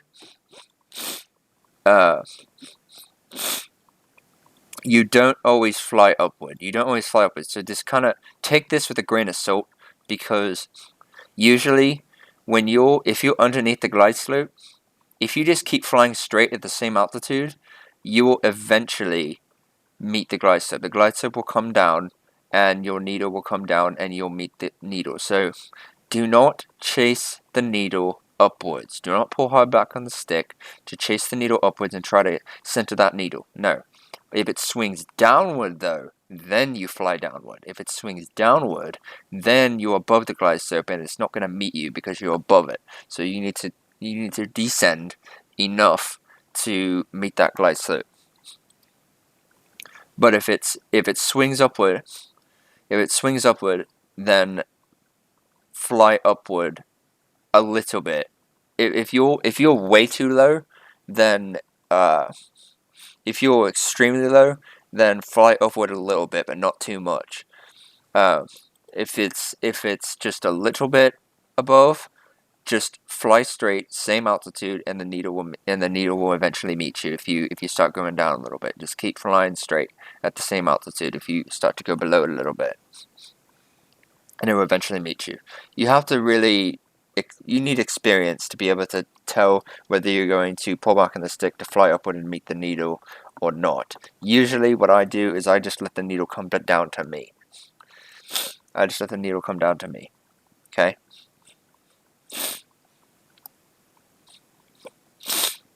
So I just wait and keep the same altitude if the needle's above me, and then eventually the glide slope needle will come down and meet me. I'll show you with the visualization if it has that. If it has that ability, I'll show you that.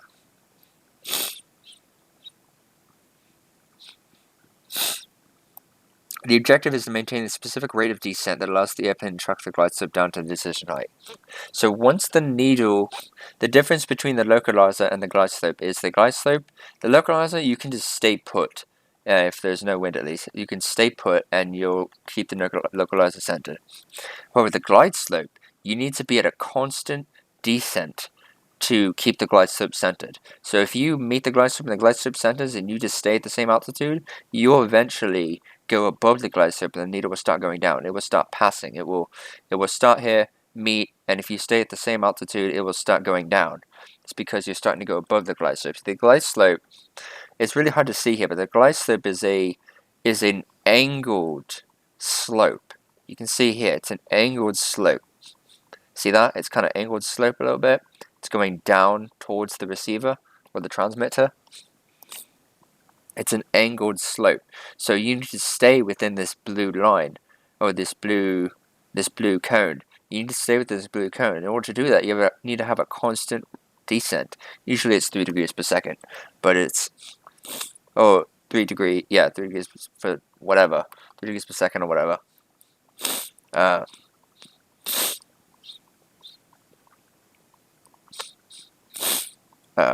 But you need to be at a consistent descent rate in order to keep the glide slope centered. I think he gets into it here. The constant rate descent. By the way, this is the middle marker. This is a decision height as well. For a typical ILS approach flown at 90 knots, the 500 feet per minute descent rate is required to remain on glide slope. Okay, so it's 500 foot per minute. Okay. Of course, if you fly the approach at a faster speed, you must increase your descent rate. Glide slope angle and wind are two factors that affect the precise descent rate required to enter the glide slope center. Let's suppose you want to fly a descent at a constant rate of 500 feet per minute at 90 knots. This is a typical profile that you use to fly an ILS approach in the Cessna. I'm adding that in the Cessna. How should you go about doing this? First, you'll do this by reducing power from its present setting to 1600 RPM and let the nose naturally pitch down slightly. Then, you adjust the pitch necessary to maintain a descent rate of 500 feet per minute and adjust the power to maintain 90 knots of airspeed. Yes, this is the reverse of the control functions we used in previous lessons. Using the controls in this manner allows you to maintain precise control of the descent rate required for an ILS approach.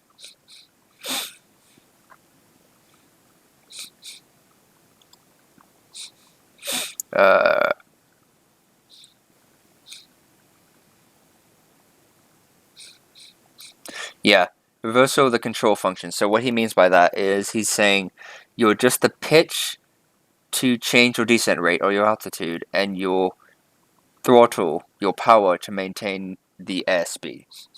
So that is reverse of the pitch. Use pitch to control your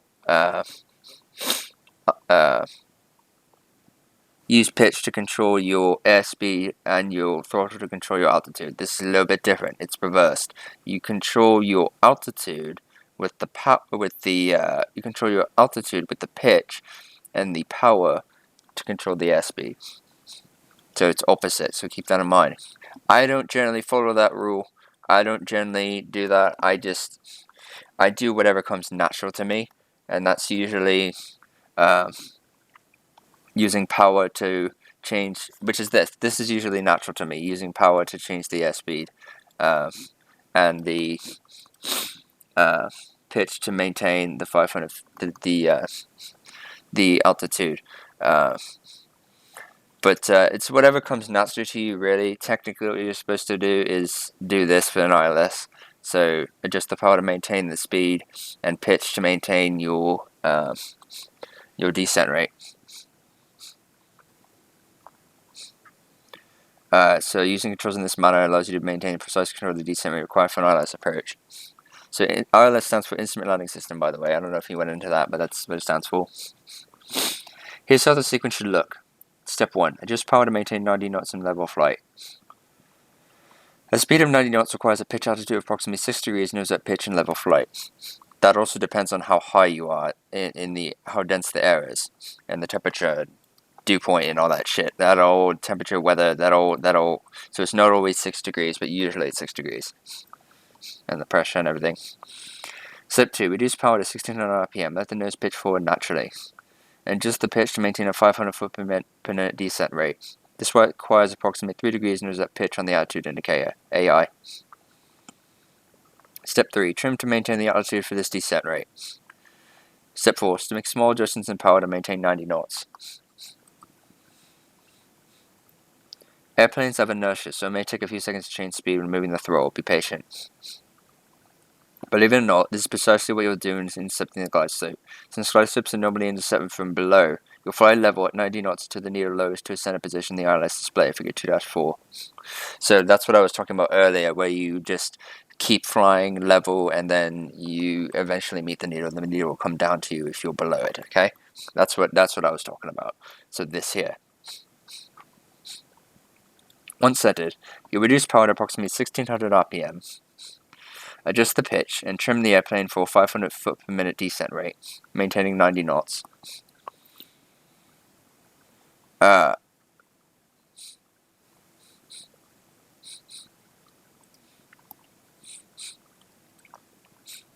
Assume you're in perfect harmony with the universe, and the airplane will remain on glide slope all the way to decision height, but you know how easy it is to get a kink in your chakra, so you can't count on your karma being perfect. Therefore, you need to make slight variations in descent rate to keep the glide slope needle centered. Let's examine this. Let's assume you're above the glide slope and must increase your descent rate to capture it. If you want to change the descent rate from 500 to 700 feet per minute, you need to place the airplane at 3 degree nose down pitch altitude, shown in figure 2-5. Figure 2-5, 3 degrees nose down pitch altitude. So it's 700 feet per minute. You need to reduce power to keep the airspeed at 90 knots. The secret to maintaining a specific rate is not to chase the VSI needle. So don't chase this. If it goes above or below, don't chase it. Simply place the airplane at a precise altitude on the AI and then make small pressure changes on the joystick to adjust the rate of descent. Let's assume you've captured the glide slope and want to change the descent rate back to 500 feet per minute. Do so by increasing the pitch to 3 degrees nose up and increasing power to approximately 1600 RPM.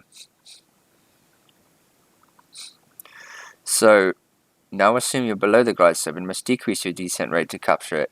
Change the descent rate from 500 to 300 feet per minute by placing the nose at level pitch altitude as shown in figure 2-6. So go level.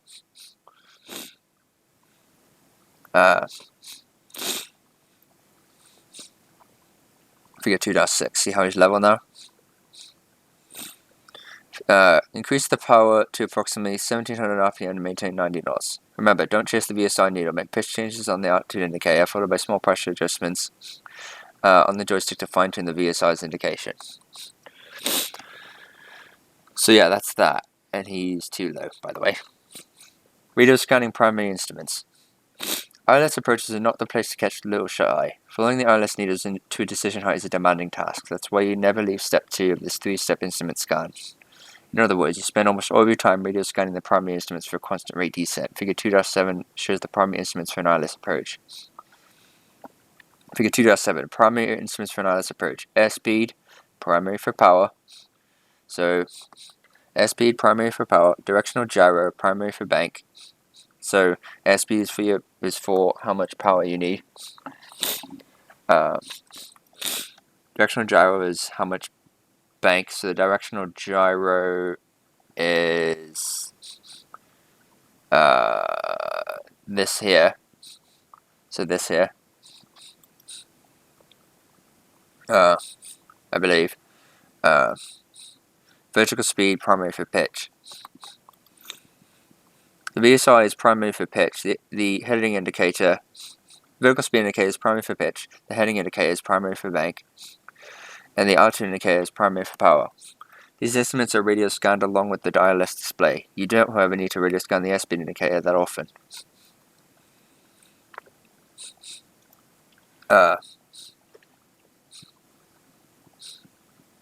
Airspeed indicator. Airspeed. Sorry, airspeed indicator is primary for power, not altitude indicator. Airspeed indicator is primary for power. Therefore, these three instruments are continuously radio scanned when flying in ILS, with the other instruments occasionally included. Things are far too busy to perform the monitor scan found in the final step of the three-step scan. Additionally, not all glide slopes are created equal. Some are angled differently than others, therefore they may require different descent rates based on the airplane with which they are flown. Figure 2-H shows the descent rates versus different ground speeds required to fly various glide slopes based on this approach. Figure 2-8.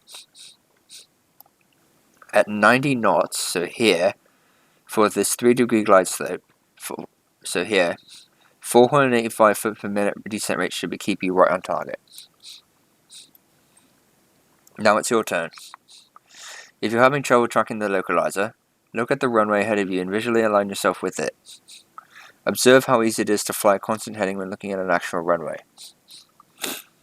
Why is it easier? Because you get pitch, bank, and alignment information in one over-the-nose picture.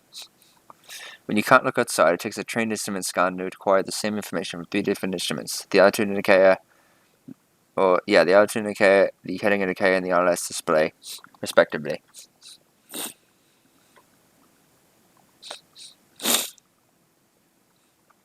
A few important secrets.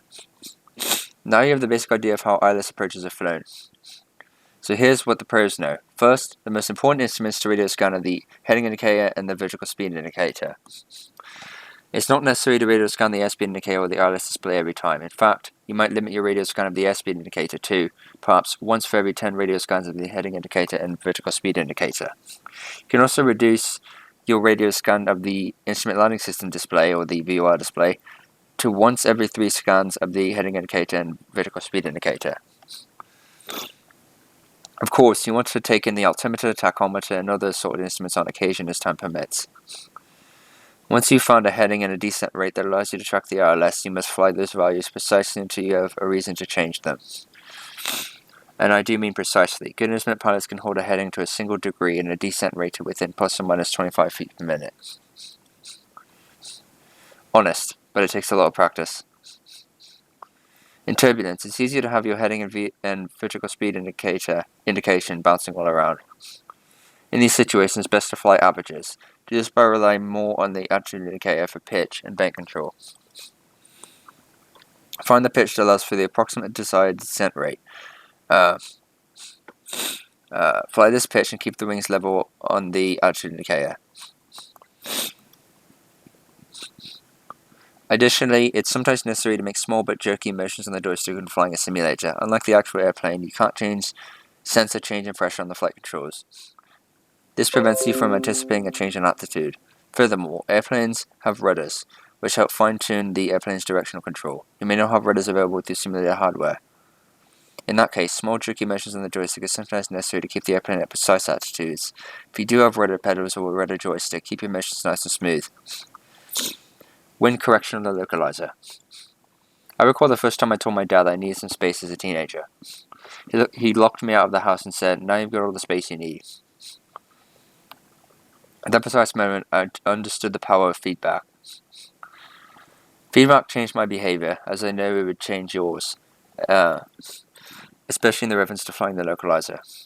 When you first began flying the ILS, head the airplane in the direction of the localizer. In the case of Oakland, the localizer direction is 294 degrees. Fly 294 degrees and watch the needle's movement.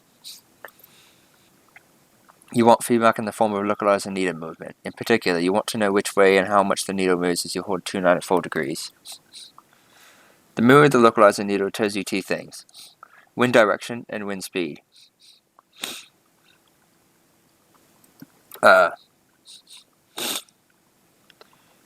Determined by how fast the needle moves. Once the needle moves from the center position, use a 1 dot horizontal deflection. We center it using a 5 to 10 degree intercept angle, which is IA. The smaller the intercept angle, so the intercept angle, God, he's making this so fucking confusing.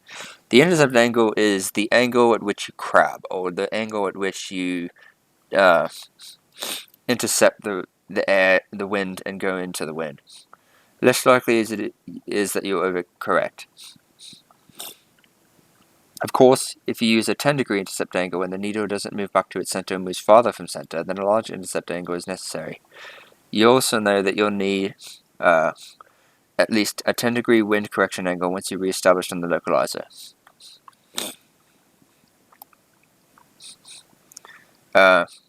Once the localizer needle is centered, apply a small correction for wind.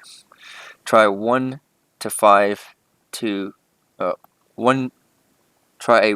5, or 10-degree wind correction angle, WCA. Wind correction angle, based on your best estimate of the winds.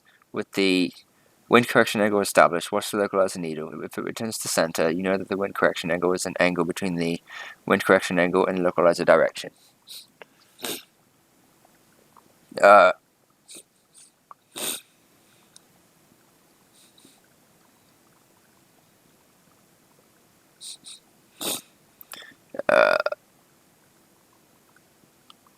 Yeah, so what he's saying is, it's really confusing what he's saying, but he's basically saying the wind correction angle is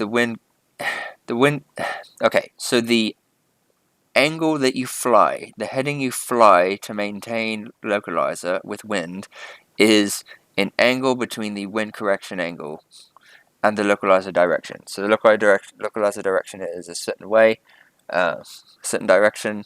It's an angle between the angle you do to correct the wind and the angle between that the angle that you use to correct the wind and the angle you use to and the localizer direction.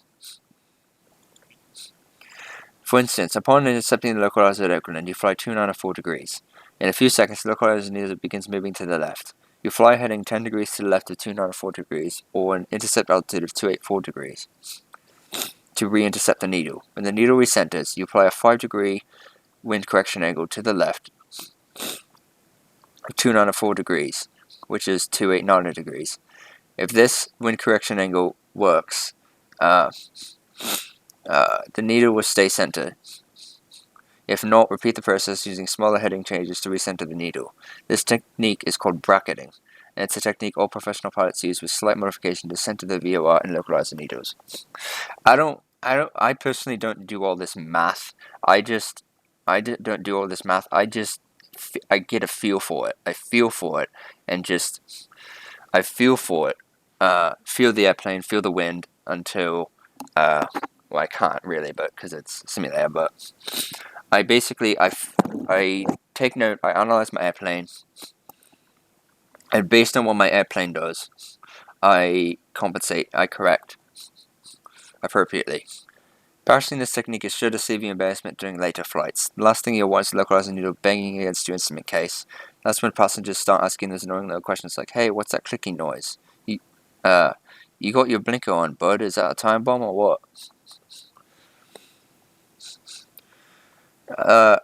Now, click the Fly This Lesson Now link to practice what you just learned about ILS approaches. You are fun, trust me.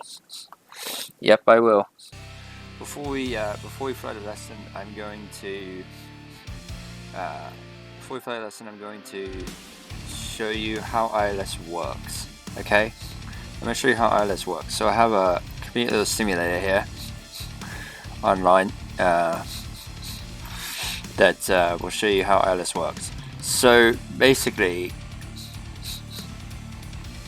this is the poppy here. This is the poppy lights, I'm pretty sure. I think that's what this is. I'm not entirely sure. But anyways, what you got here is your HSI, horizontal situation indicator. It's kind of like a VOR, but not really.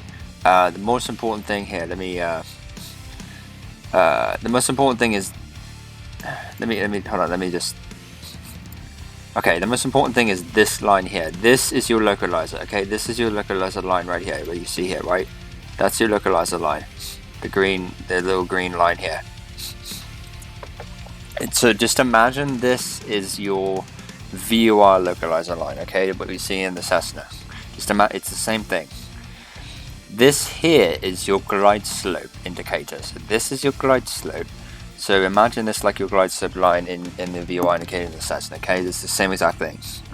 So the idea is, we start this.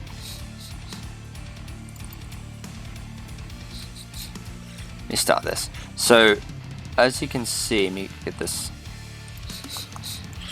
As you can see, we're at 2,000 feet, right?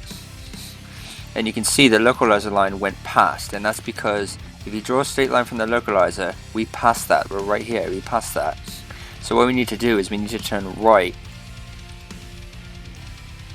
and north is the localizer, right? That's where the localizer is, north. So we need to turn, it's probably 30 degrees. And when we turn this way, the localizer line is going to start moving back. And now, as it's moving back, we go back to north to center it. And you can see this glide slope line is going down. This glide slope symbol is going down. We just passed the glide slope, see? We just passed the glide slope because we're at 2,000 feet. Now we're above the glide slope. Now we need to descend. Let's see, probably 1,000 feet, probably here. Descend at probably 700 RPM to get that glide slope back, okay? And you can see the localizer, we intercepted the localizer. Maybe we're going to turn a little bit right, just a little bit. And then turn back. Now we intercepted the localizer, right? This is ideal conditions. We intercepted the localizer now, and we are, as you can see here, we're getting the glide slope. So now I'm going to go back to 500 feet per minute. Oh, 500 feet per minute goes down, so 600 feet per minute.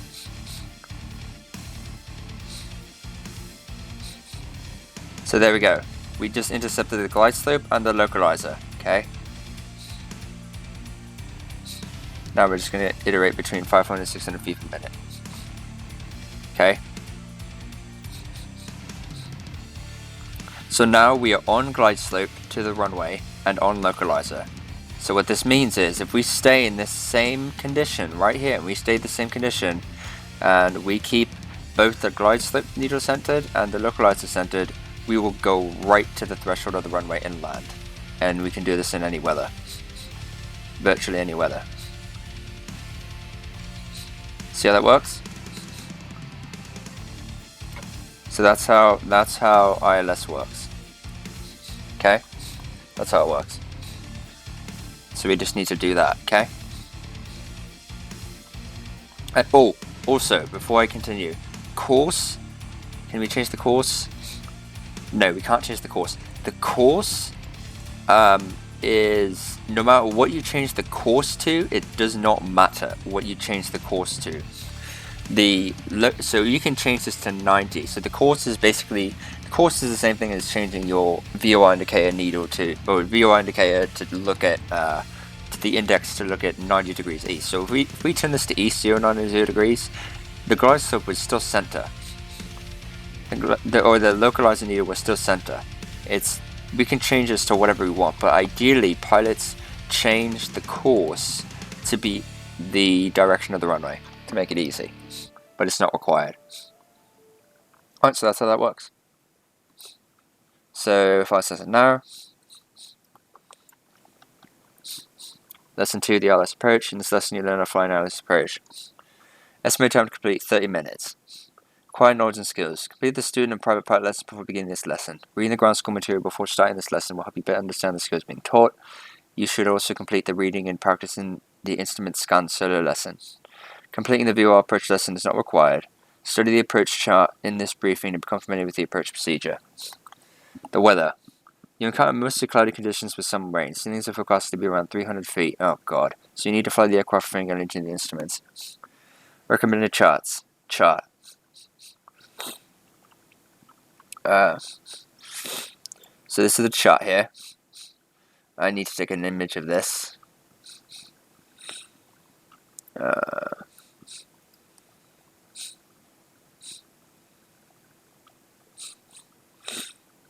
ILS, localizer, glide slope out, so no glide slope. ILS 269 is the decision height. Okay, so is there a minimum decision, minimum descent? Well, not really, but decision height is 269. So decision height is 269. So let me take an image of this. Actually, Yeah, let me take an image of this. Actually, I don't need an image of this. Sorry. I'm just gonna follow. I'm just gonna follow Rod. I'm just gonna follow Rod's stuff. I'm just gonna follow him because he's gonna tell me what to do. But basically, what we're gonna do. I don't know where we're coming from. Let's see here.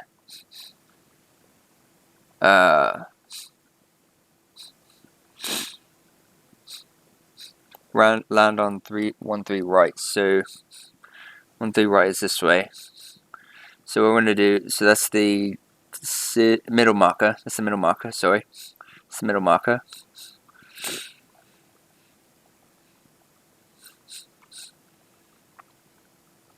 So what we're gonna do is probably fly here. So wait. Okay, this is confusing. So what I think we're gonna do is, let's see what we're gonna do about the flight. You're starting the air and fly the ILS approach into Bering Field. You intercept the ILS, track inbound and localizer, intercept and fly the glide step, and fly the approach or descending to decision height, and land on runway 13 right.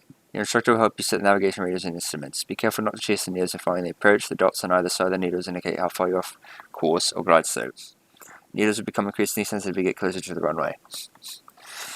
Key commands to remember: F7 lower flaps, 10 degree instruments before landing. Flight criteria: you best maintain airspeed within 10 knots is assigned. Altitude within 100 feet is assigned to establishing the glide slope.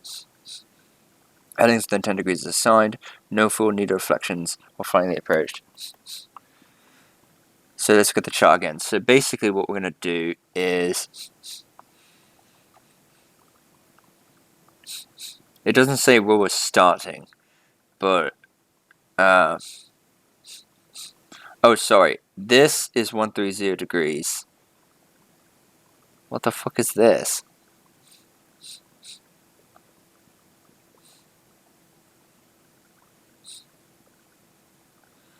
$130. Okay, so this is the missed approach. So we're going this way. Sorry, I thought 130 degrees was this way. No, it's this way.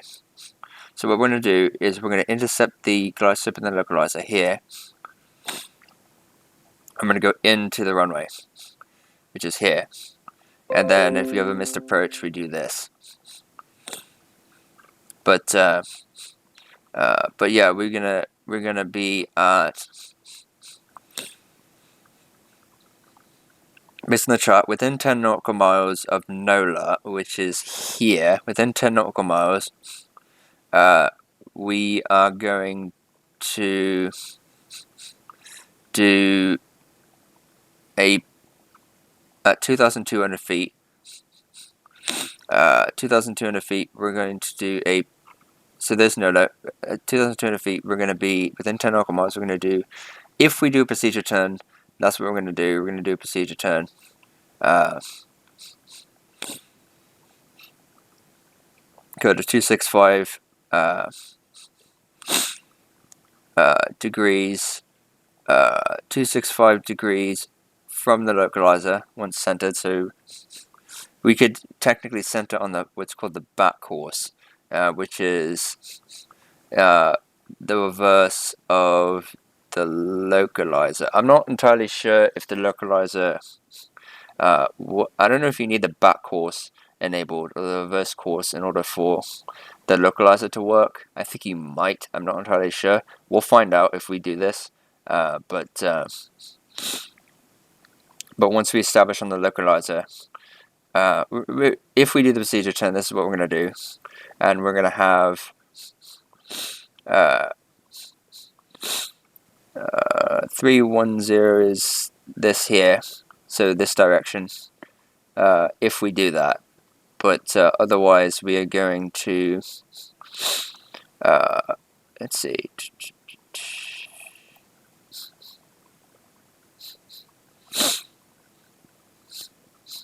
So it's a holding. So we go to a holding, and then after we hold, I guess we go this way and probably go direct to this VUR, go this way, go here, do the procedure turn, turn right, and then go back in and land. That's my guess, anyway. Someone who's more knowledgeable with charts, please let me know, but I think that's what we're doing. If we do a missed approach, but we're not going to do a missed approach. So I guess what we do is just, you know, what I explained. So we're just going to intercept the glide slope and then land. So that's what we're going to do. So without further ado, guys, let's do it. Right, before we start, I just want to say that I turned the ultra-gen off, so it's going to be hopefully less light.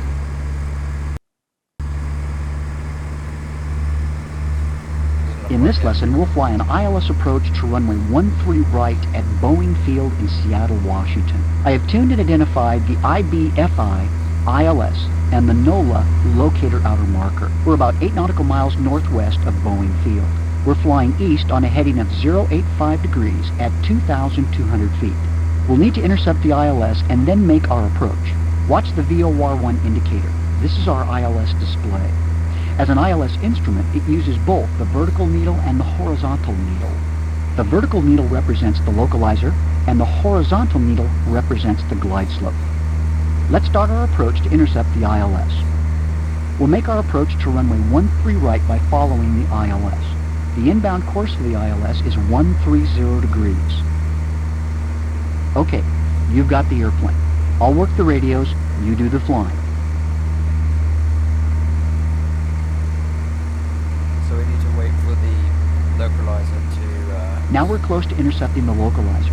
As the localizer needle starts to move, begin a right turn to intercept. Remember that the inbound course is 130 degrees. So we need to turn to 130 degrees once this needle starts to move.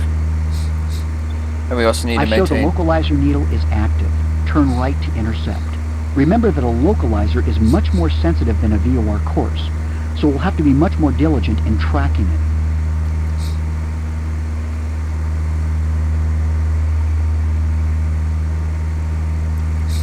So we're turning right. 130. There we go, perfect. Now we're tracking it. Slow down. Set flaps to 10 degrees and reduce power to slow to 90 knots. 10 degrees. That's good. Hold 2,200 feet until you see the horizontal glide slope needle center in the VOR1 indicator. When the horizontal glide slope needle centers, you're on the proper descent path.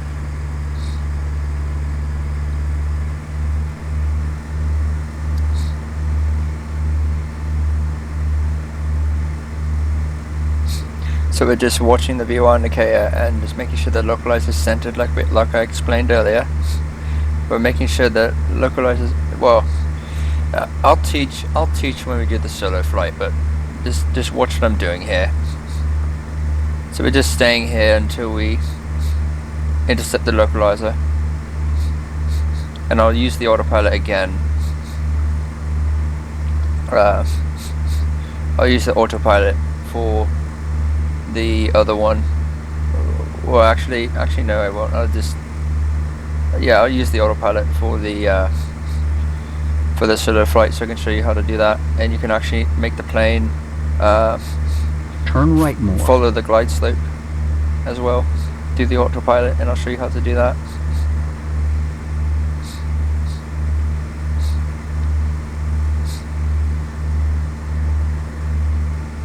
Too far left, so I need to turn right, and I'm also too low. Speed up. Turn left more. Shut up, Rod.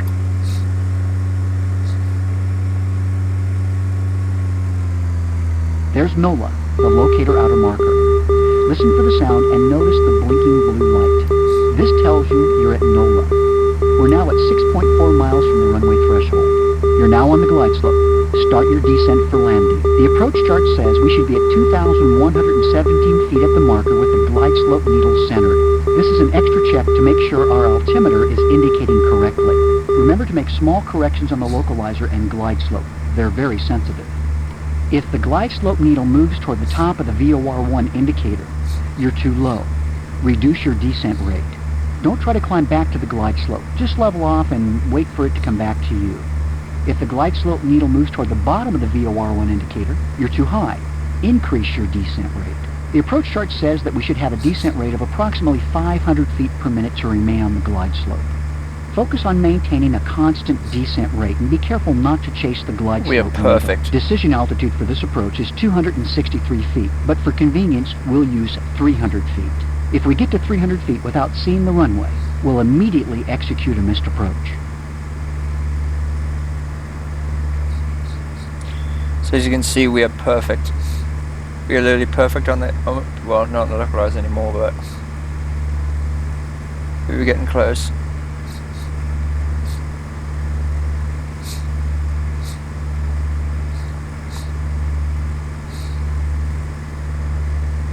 Gonna turn right just a little bit.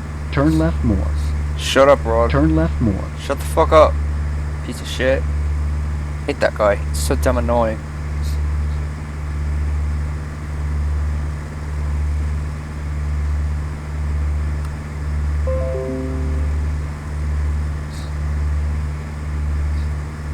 So now we're a little bit, need to go on the glide slope a little bit, need to go a little bit lower.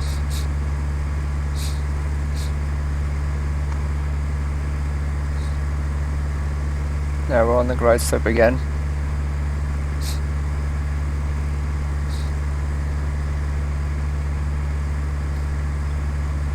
And we just continue this. I'm gonna turn right a little bit.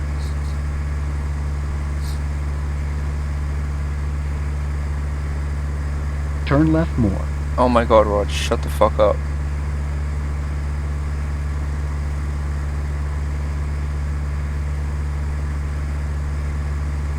There's the runway. We're on it.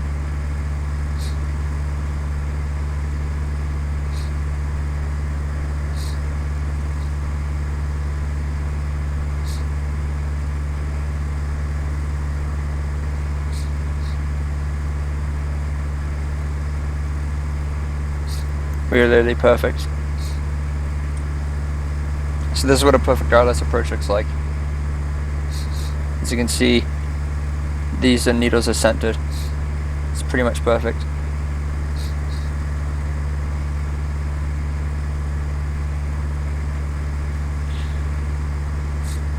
So you use pitch to control the altitude or the descent rate, and power to control your airspeed.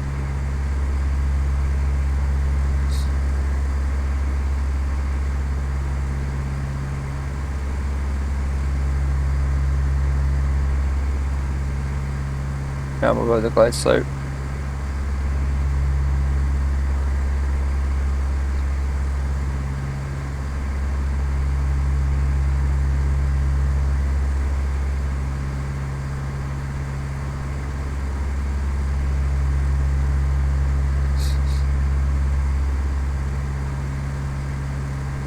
We did it.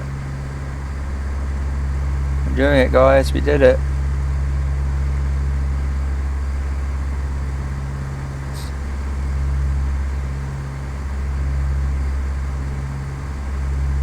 You're too low. Increase power. Mate, we're landing. We've landed. Speed up.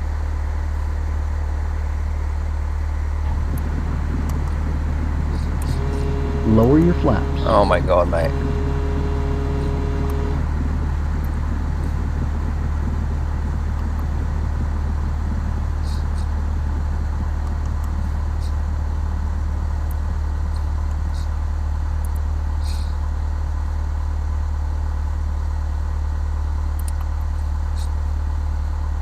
Speed up.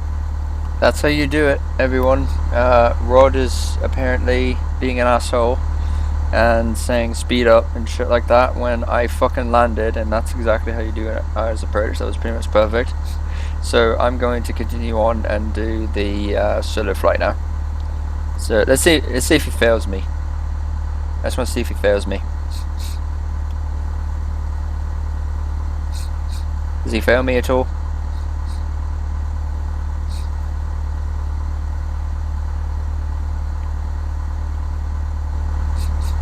We did it, but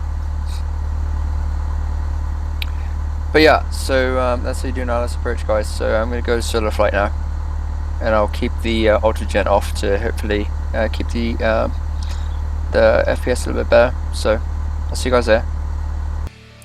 Alright guys, we just did the ILS approach for lesson 2. Now we're going to do the solo flight ILS approach.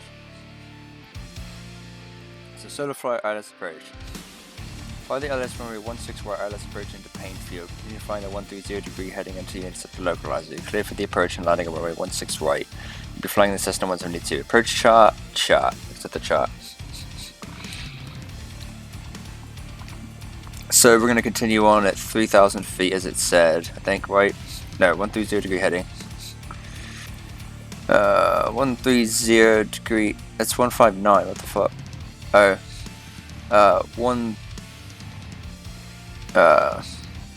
Yeah, 159, so we're coming in from this direction if we're 130, so we're coming in from this direction. We're going to come in here, here, here, and then until we intercept the localizer.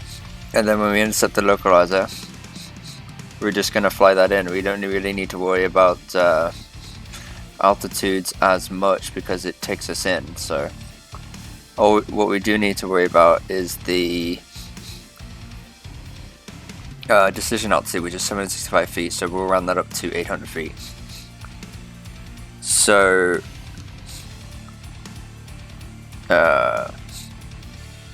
Australian landing runway 16 right, ILS 765 feet, so we're going to do 800 feet. 800 feet decision altitude. And the missed approach is missed approach, doesn't say where the missed approach is. I guess if you descend to 800, oh, so what this means, I believe, is, I think, it is, if you're descending and you descend past 765 feet and you can't see the runway then you execute a missed approach, which is this here, which I'm not going to go over because missed approaches are more difficult. If I end up not making it and failing it, then I'll just redo it. I'm not going to execute missed approaches. Not in this case. 159, 159, turn right 250, and then wait for 1 minute or so, and then right again. Yeah, I'm not gonna bother with that. I just wanted to look at it just to see it, but I'm not gonna bother with that. So it's 1.5. So the inbound course is 159 degrees. 159 degrees is the inbound course. So 159 is the inbound course, but we don't necessarily need to turn that into our VOR. I'll show you. We can turn the VOR to whatever we want. It'll intercept the localizer anyways, but our heading is going to be 159. So yeah, that's the approach chart. So with that said, let's fly Cessna now. And by the way, I'm just going to show you the settings real quick. I'll just show you what I changed. So scenery, I turned the auto contingency all the way down, but left everything else the same.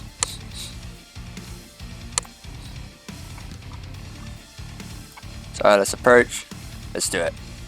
Okay, thank God it's not lagging. I'm not gonna do it that laggy because I turned the origin off. Remember. So what we're gonna do is we're gonna continue on until this needle starts to move. This needle starts to move. The localizer needle starts to move. As we're on the 130 degree course, I'm gonna turn the autopilot on.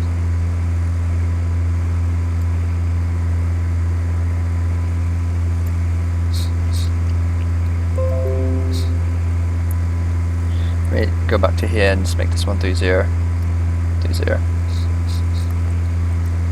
We're just going to continue on. We're going to look at our VOR indicator, make sure this needle moves, or this needle is going to start moving.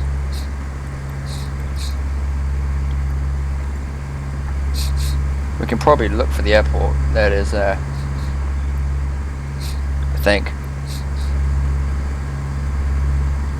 It's a lot less laggy. It's nice.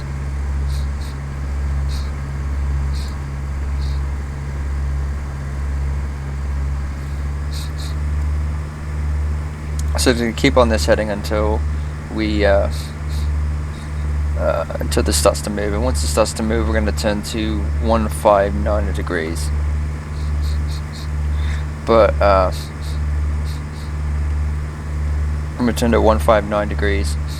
As you can see, I think, yeah, it's starting to move. And it's starting to move quick, so we need to turn to 159 degrees.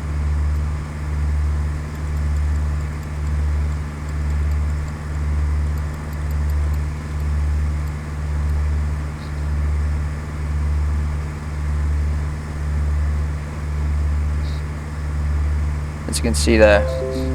But what we can do is we're going to continue on this heading. Oh, I didn't check the altitudes. That's my bad. I didn't check the altitudes. But once we start receiving this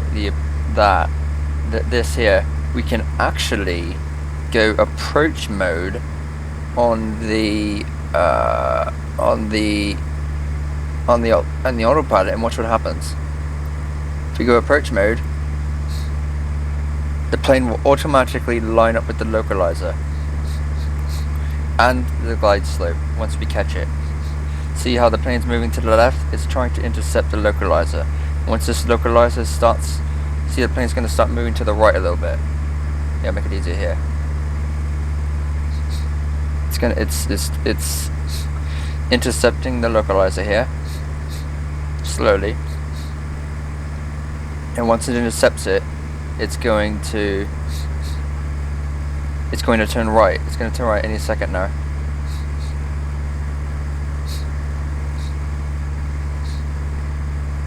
It's going to turn right any second.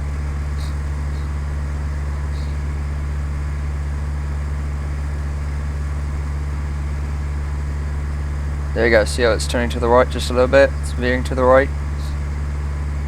It's intercepting the localizer. And we're seeing it's also intercepting the glide slope. Watch. Once we get the glide slope, it's going to intercept the glide slope.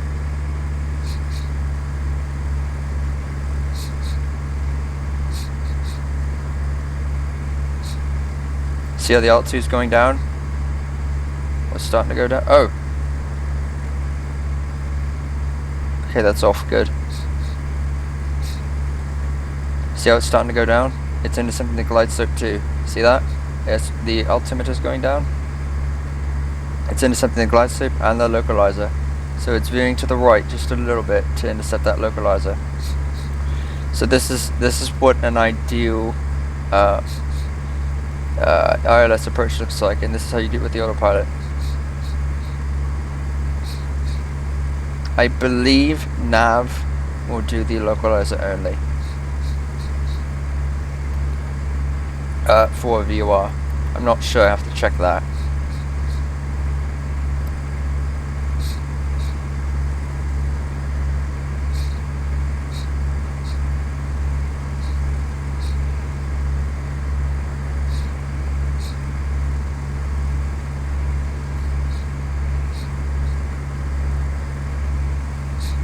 So now it's lowering even more. It's more of a descent rate to try to get that glide slope. And I'm going to lower the power. Keep in mind, when you are about to actually land, you turn off the autopilot. Turn off the autopilot when you actually land, because the autopilot in the Cessna cannot land for you. Yeah, this is how it's done.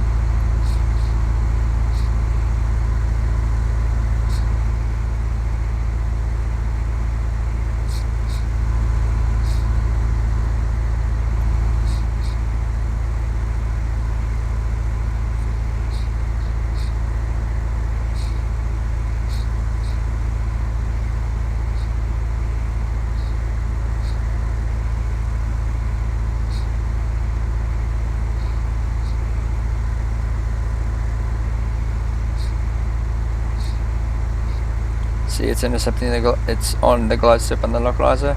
This means that you're perfect. And oh, also, it doesn't matter what you set the OBS to. The needles will stay the same. I set it to here, it will stay the same.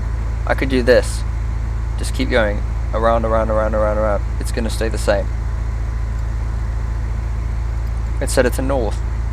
It's going to stay the same.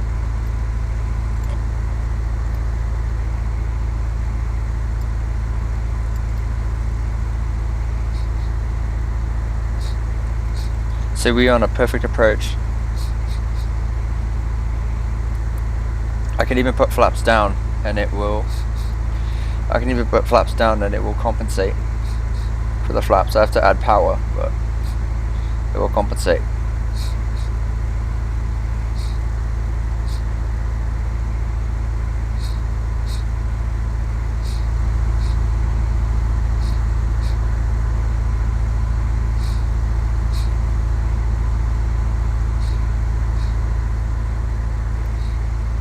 I'm going to turn the auto gen back on once we finish this. I'm going to turn the auto gen back on, but I'm going to turn it to normal, not extremely dense.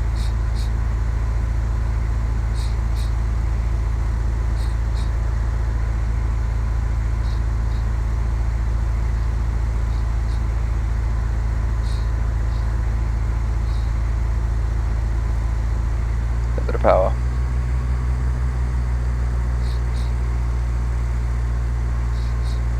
You can see it's landing for us basically. Be careful, if I give it idle power like this, it'll keep trying to pitch up, so you got to be careful. You don't want to stall.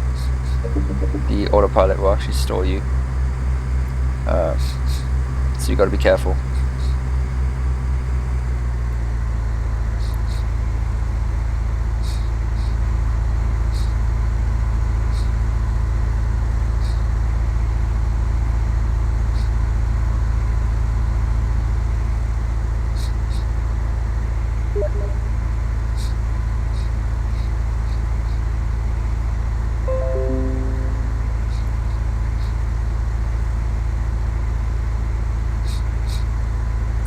Alright, I'm going to take control, because you always need to take control to actually land. To actually land, you need to take control and flare yourself. As you can see, we're still good on the glide slope and localizer.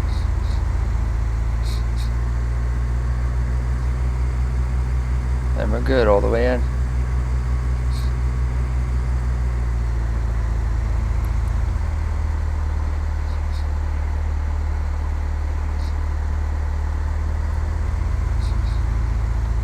I obviously botched it, but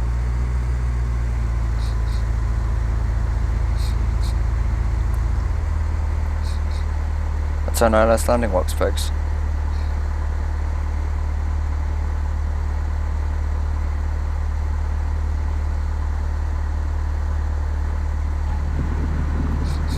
Brake.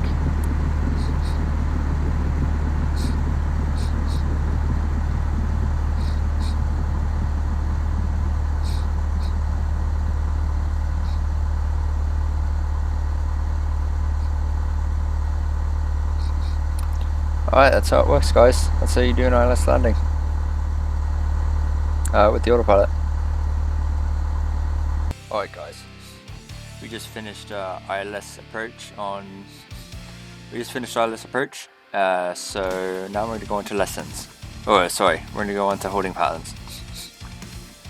So lesson 3, holding patterns. Holding patterns are a bit of a bitch. Luckily I have a convenient little application online that, I found an application online that will draw them for you, and I can explain how this works, okay? So holding patterns. So lesson 3, holding patterns. Lesson 3, holding patterns by Rod Machado. You already learned how to fly a traffic pattern in a previous lesson, so what's the difference between flying a traffic pattern and flying a holding pattern? Well, you notice that when you're flying a pattern, it was something you did visually. The hold patterns you'll learn in this class are done exclusively during instrument flying. Not always. You can hold in VFR as well. When an airline captain moves over the intercom and says, it looks like we're going to have to hold here for a while. You probably groan and think, great, a delay. Well, you know more about instrument flying than you think you do, because that's exactly what holding is designed to do, delay an aircraft. An airplane can't just pull over to a rest area when ATC needs to delay its arrival somewhere because of traffic congestions or weather conditions, or an emergency aircraft. So the controller tells the pilot to fly a holding pattern. Hold that pattern.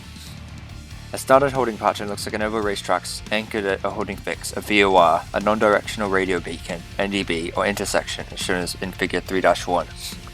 Figure 3-1. So, a standard holding pattern is always right turns. This is opposite to the standard traffic pattern, which is left turns. A standard holding pattern are right turns.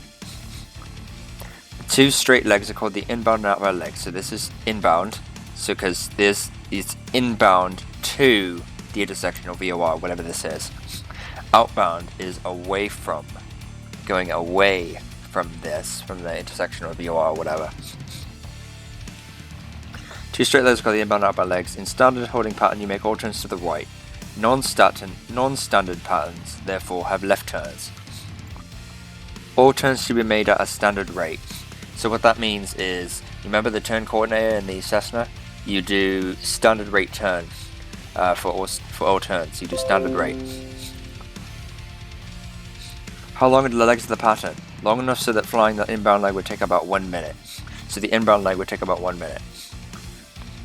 Wind will affect the leg length. So if there's wind, you need to adjust the length of the outbound leg so the next inbound leg will also take a minute. Actually, flying a holding pattern is pretty easy, but figuring out how to enter one is something most pilots dread. Keep your planes within protected airspace. The FAA recommends specific entry methods. Which entry method to use depends on your heading and when you initially cross the holding fix. So this is the holding fix. This is also known as holding fix. The VOR intersection or whatever you use to dictate where you're going inbound or outbound or whatever. The VOR whatever is called the holding fix. It's a fixed dot, fixed position that you are holding from. That's this here. So there's 3 ways to enter a holding pattern. The first way is called a direct entry. Use a direct entry when approaching the holding fix in the same direction as the outbound leg. Area Charlie in Figure 3-2. So direct is the biggest one. Does he talk about how to... No, he doesn't. He doesn't talk about how to calculate this. It's very important. You have to calculate the direct you have to calculate these 3 sections.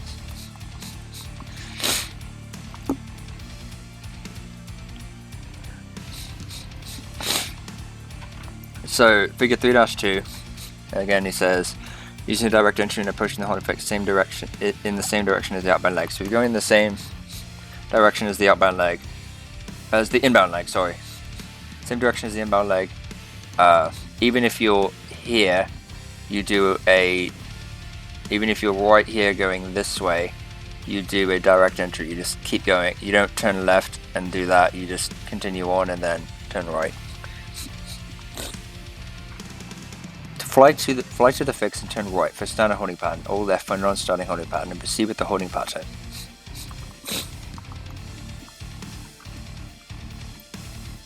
Parallel entry.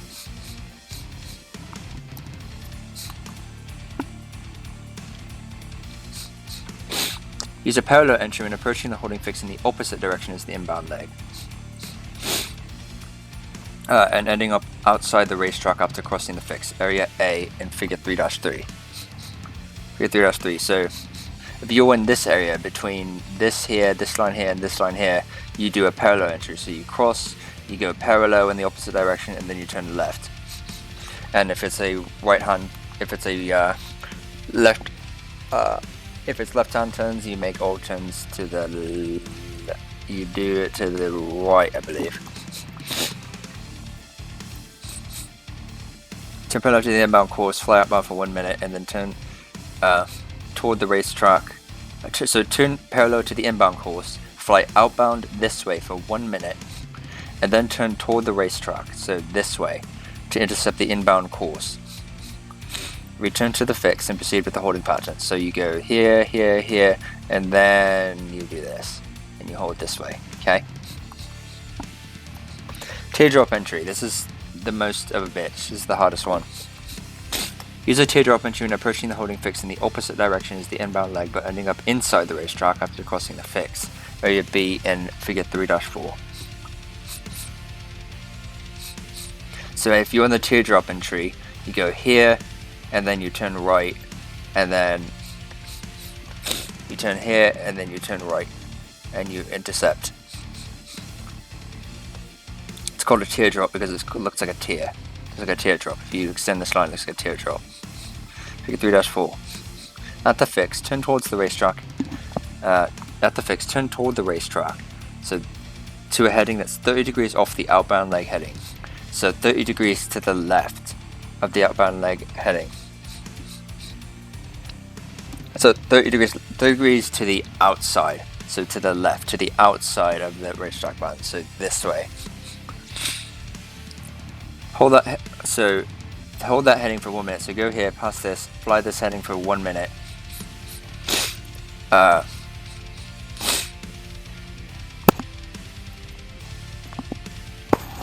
Sorry. Hold that heading for 1 minute and then turn in the opposite direction. So turn right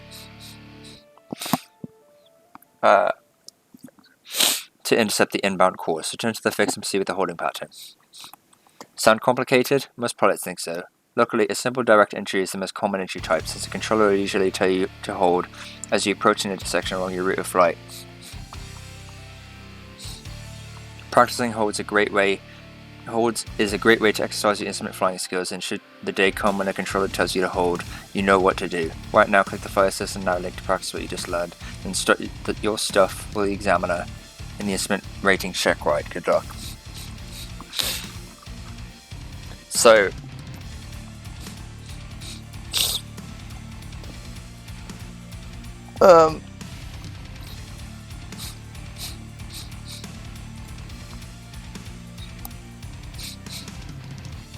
so before we fly this lesson now, I'm just going to see if there's anything here.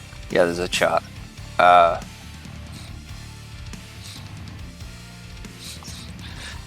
before we do this, I'm going to teach you guys the holding pattern with that little simulator thing. So let's do that.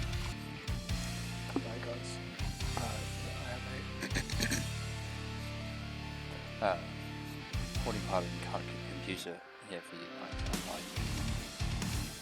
So this depicts what a holding pattern does. So holding patterns, there are different ways to enter a holding pattern. Let me just enter something here for you guys, just so I can give you a description here. Let's do craft heading 045, and then do that. Draw.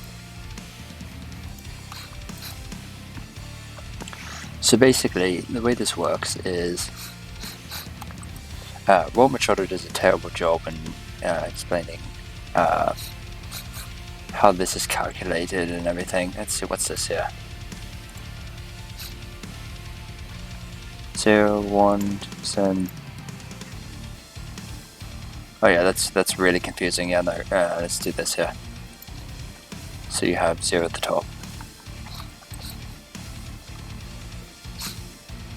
So basically the way this works is, oh, I can open the image. Funny. So the way this works is you have directories is orange, so you have a direct entry, you have a parallel entry, and you have a teardrop entry, okay? So there's different ways to enter the holding pattern as we discussed. This right in the middle, this red dot is the holding fix. This is the VOR NDP that you're going to be holding over, right? So this here, this green line here is the inbound course. You see, if I change the inbound course to, let's say, a little bit left, like 350, watch what happens.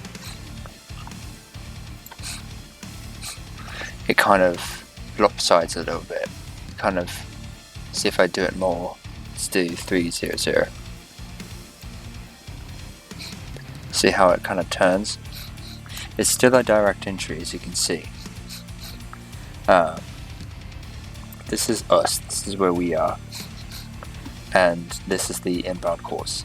Let me go back to 360 to make it easy for you guys. 360. Draw. They also have a free standalone program that will work. There's QDM representation. There's QDM and QDR. Rod does not go into this, but QDM and QDR is basically, QDM means to the station, QDR means from the station. That's basically the best way to understand it.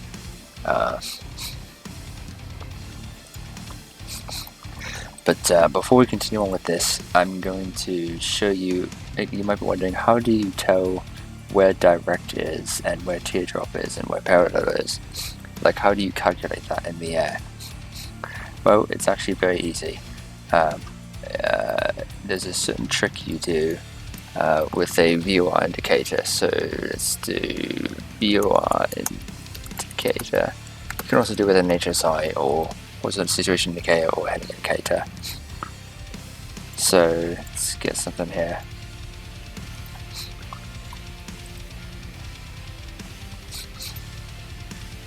Okay, so let's get this here. This is big and no, let's do this. This is much easier. Although it's low quality. God damn it. Huh, that's an FSX image right there. Fucking god damn it. There we go. So let me get this for you guys. Okay.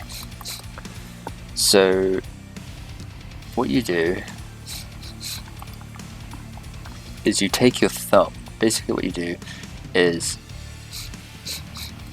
I can only do it for this here. I can only do it for this image here because it's 360, because basically what is your inbound course? The inbound course is 360 degrees, but what you need to look at is your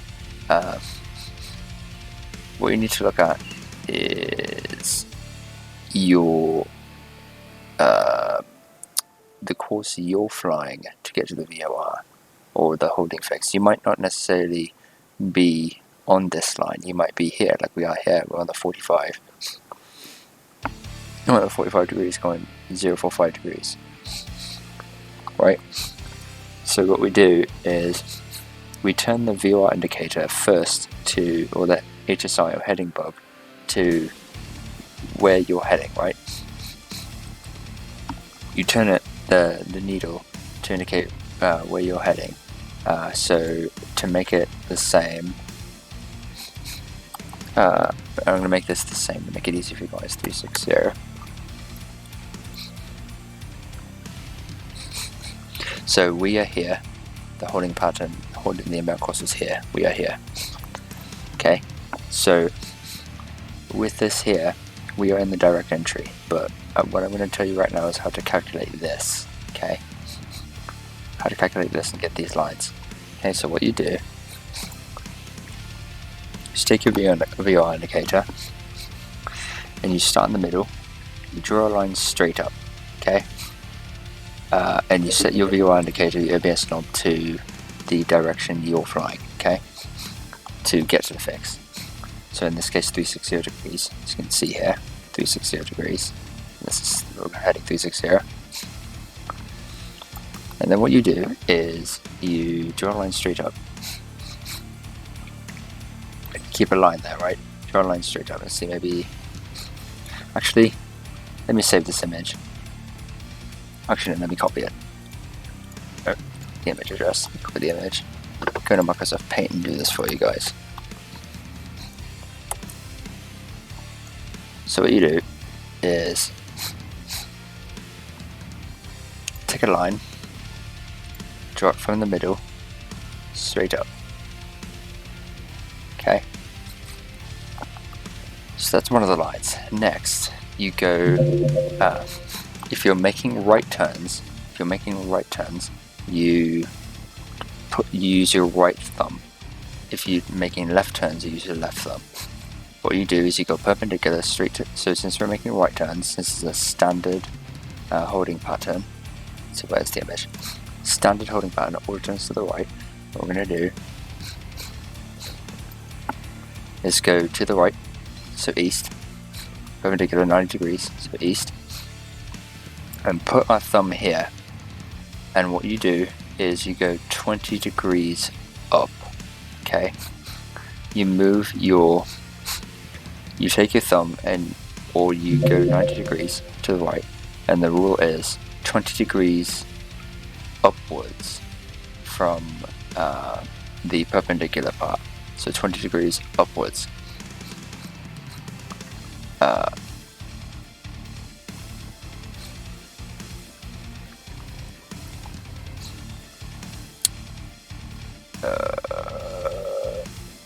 Am I doing this right? Hold on, let me see something. Something's not right. Oh, okay, so yeah, that's what I did wrong.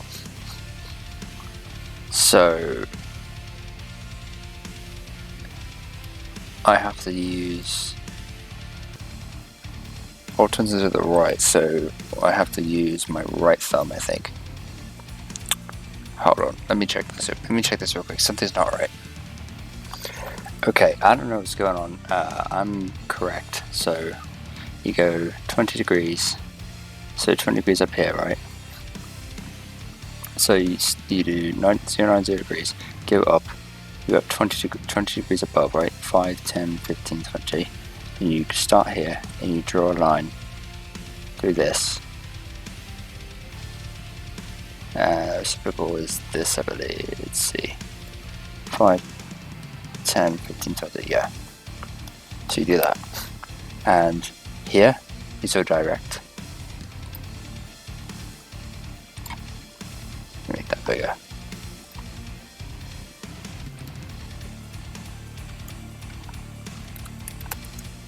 Oh, God.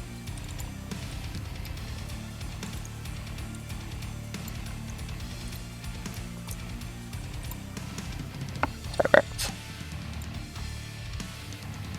And then this is your parallel.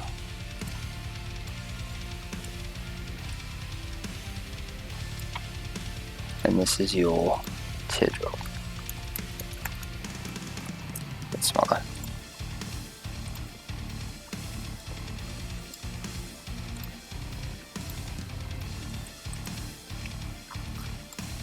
So I know it's really hard to see, but I don't understand to read, but that's basically it. So you got your teardrop here, parallel here, direct here. And since we're coming this way, our holding pattern's doing this.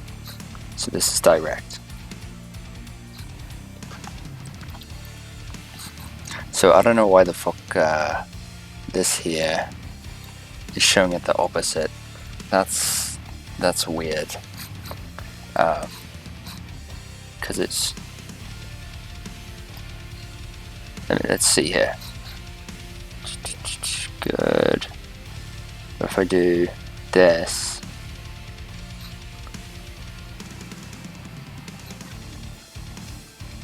yeah, that's the teardrop. This is parallel. So that does work. It's just the boundaries are a bit weird. See, it works here too. It works here too. You have direct, just go straight in, boom. You have parallel, so you go here, so you cross. Wait a minute.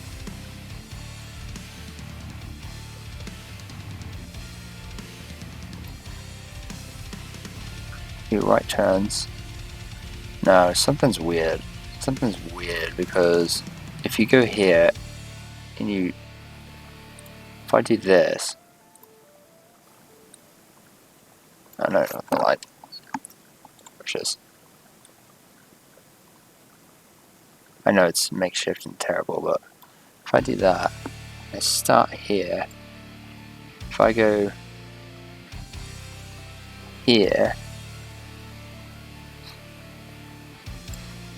ooh, yeah, that's weird. Yeah, something's wrong. Because this should be a teardrop. And this should be a parallel. Yeah, that's I'm looking it up and people are saying do this. This is your teardrop, this is your parallel, and do it the other way if it's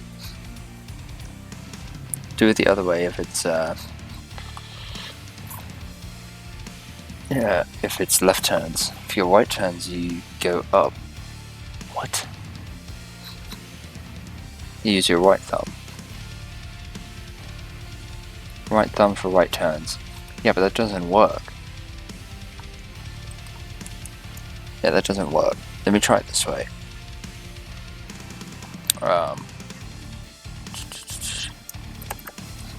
Try it this way. Let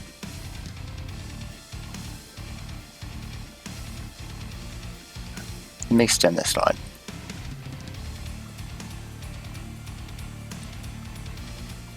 If I extend this line like this, you have 4 sectors. Extend this line. I'm trying to figure this out because this is weird. I don't know why everyone's saying the thumb method works, because it doesn't look like it works. Thumb method seems to be debunked here. It doesn't seem to work. I don't know how the thumb method could work. So this is 110 degrees. So it's 360 degrees in a circle, right? This is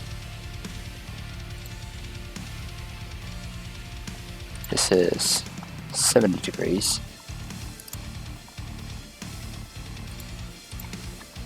110 degrees. This should be 70 degrees. This should be 110 degrees. So you got 4 sectors. Bring this up here. Let me change these colors too. Actually, I can't. Damn it. Well, anyways, 70 degrees, 110, 70, 110. 70 plus 110 is 180. 70 plus 110 is 180. So 180 and 180 is 360. Okay, so that works. So I would say fuck the thumb method. Don't use the thumb method because it seems to not. It seems to not work. Like even Captain Joe, the YouTuber Captain Joe and everything, he does the thumb method and he says do it this way and stuff. It doesn't work. As you can see, it doesn't work. Because why would you? The only possible way you would do parallel here is if you do this. Go down, down, down, down, and then do this, and then make a turn like that. I guess some people do that, but that's confusing. And I guess if you do this, you can do a teardrop back in. But do this. Yeah, that's super fucking confusing. That's super fucking confusing. So I think the best thing to do would be to... Alright, I'm gonna do it a different way. I see how they do it. So I'm gonna do it a different way. I'm gonna scratch all this. Oops. Nope. Scrap that line. Scrap this line. I'm gonna draw a line from the top. So, oh fuck. So what I'm gonna do is turn the heading indicator, or the heading indicator, or VOR, whatever, and I'm going to start with the inbound course of the that we're told to fly, the inbound course. So not the radio, but the inbound course, whatever that is. So in this case, the inbound course is 360 degrees. So I'm going to draw a line 360 degrees. So I'm going to do that. So I'm going to do that. Actually make it a bit more pretty.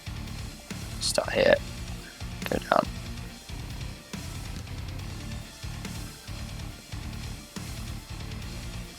There you go. So you did that. So you did that, it's right. Now, what I'm going to do is I'm going to go from 360 degrees, and if it's a right turn,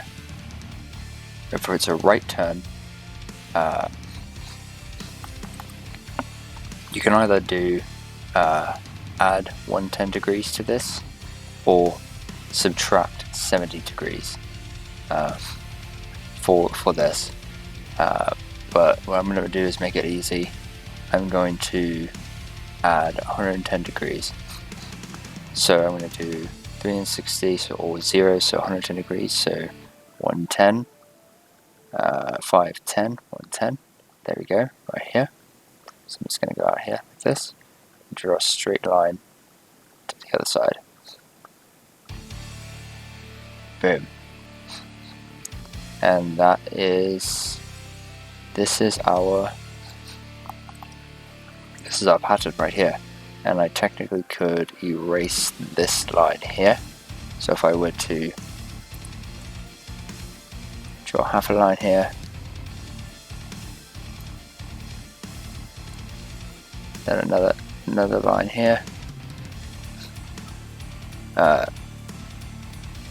If I were to do the same thing, so 110 degrees. In this case, since we're starting at 0, 110 degrees. So here, draw a line. Boom, what do you have? You have your direct here.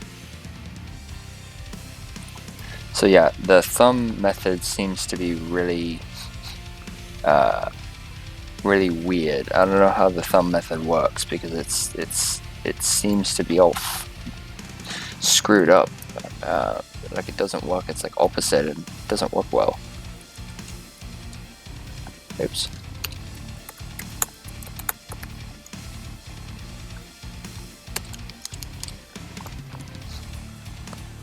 And let me just direct.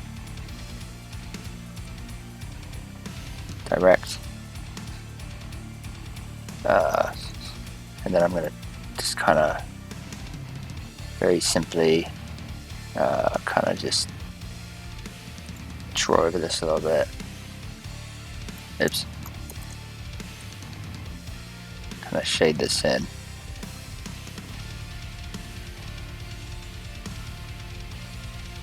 It's kind of hard to see the direct, but it's all direct is red. Okay. This is direct here.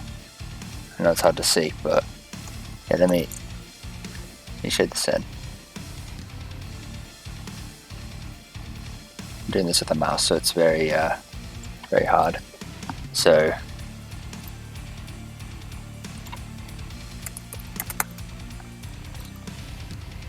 direct.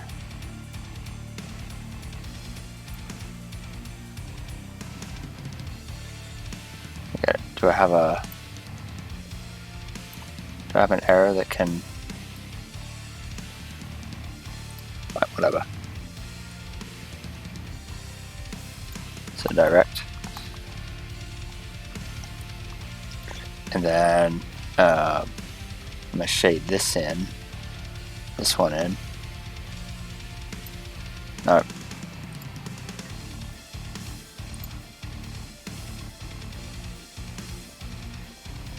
Oops. Mouse got all fucked up there. God damn it.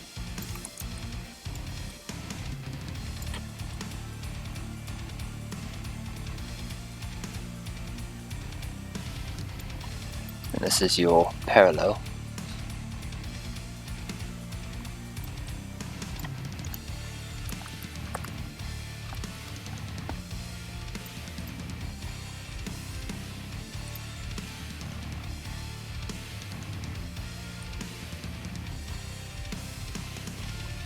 No, that's not gonna work. It's whatever. Parallel that way. And then finally,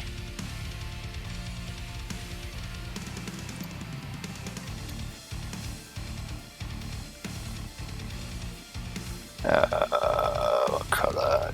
teardrop. Oh god, I can't read that.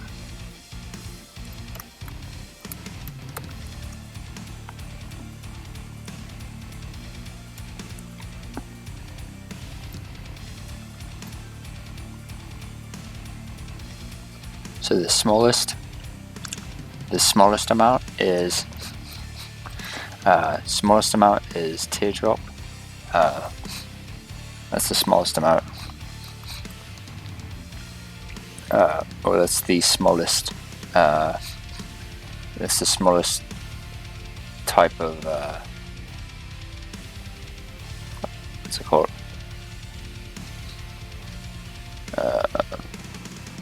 It's this smallest degree level.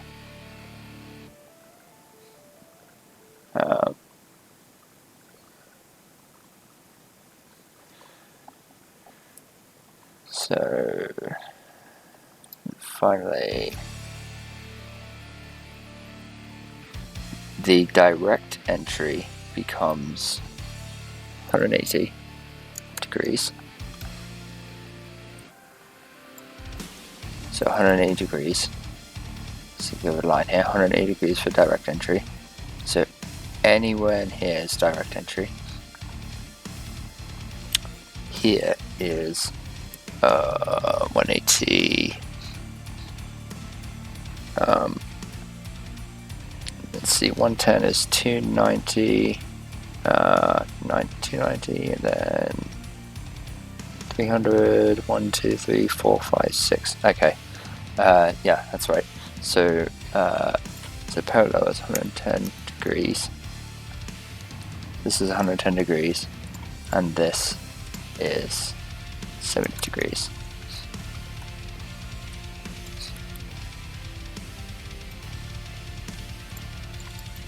Oh, for fuck's sake. So that's how that works. So basically, you draw an entire line. So you draw a line through the inbound course, and then if it's a right turn, you subtract 70 to make it. Subtract or add 110. I add 110 to make it easy. So add 110. It's 110, and then it's whatever your inbound course is. If your inbound course is 360 or 0 degrees, you start at 0, add 110, and then draw a line. Boom. Direct here, parallel here, teardrop the smallest. Okay? And as you can see, if I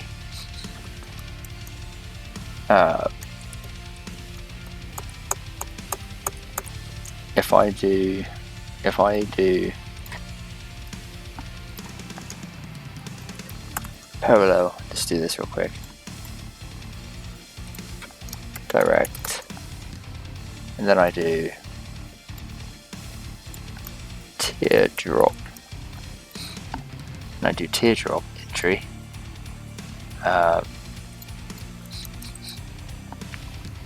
If I start at the fix, which is here, and I take a brush and I fly the fix, if the holding pattern is this,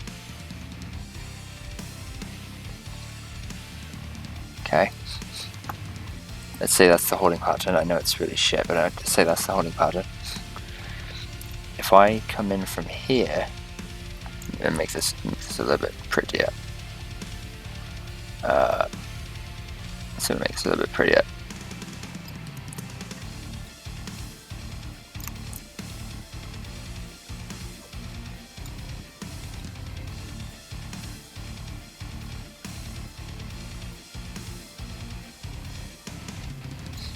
There we go.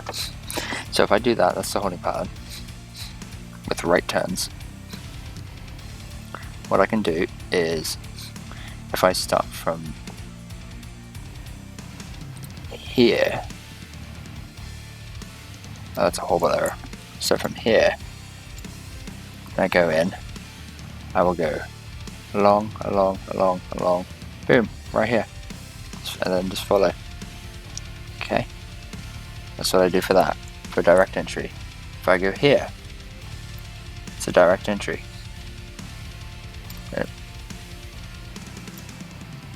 Direct entry. It's a sharp turn, but I can do it.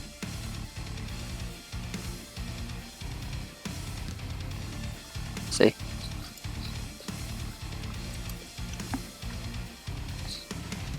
I can do that.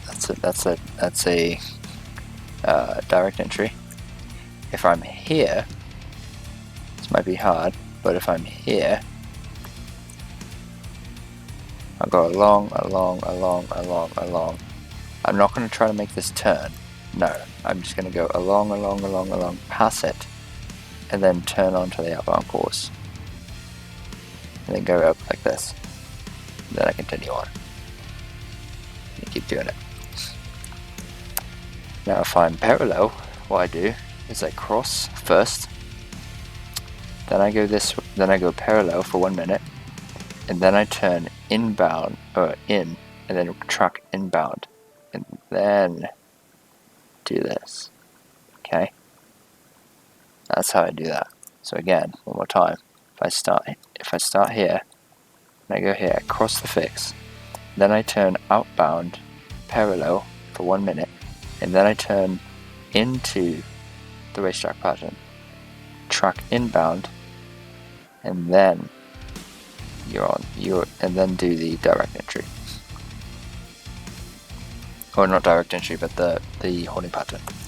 If I'm here, it's a little tricky, but if I'm here, I will just cross the fix, turn left, and then do it again. Track inbound, go inbound, then I'm in the holding pattern. Okay. Now teardrop. Go here. Now once you cross the fix, you need to have your heading for 1 minute. You need to have your heading 30 degrees towards the, not towards the outbound leg, but towards the outside of the racetrack button. You need to have it 30 degrees angle offset. It's also called an offset entry. 30 degrees angle offset from the direction of the outbound leg. So our outbound leg is 180 degrees, so the radial, right? It's 180. So it's, if our outbound heading is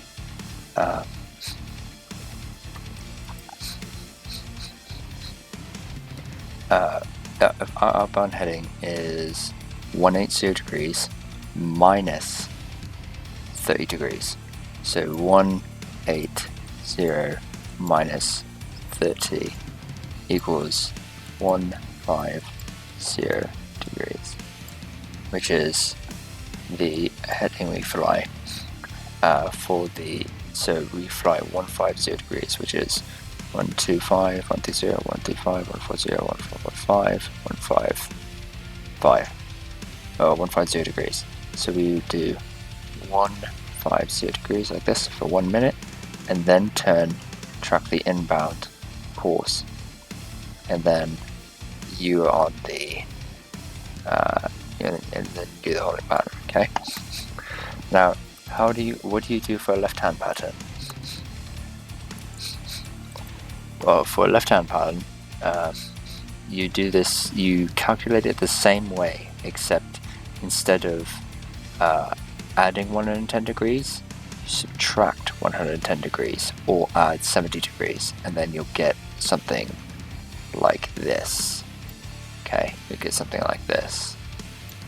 Okay, you get an opposite looking one, and then if you have something like this, like that, then your direct is here, your parallel is here, and your teardrop's here. Okay.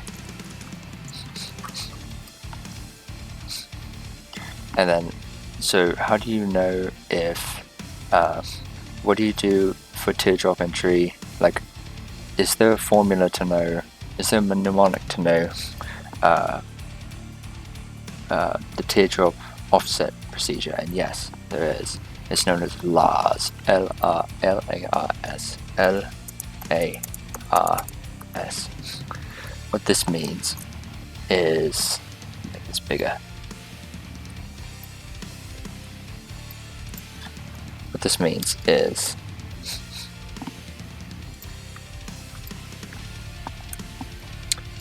what LARS means is,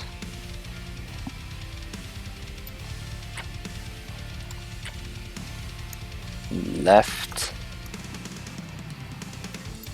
add,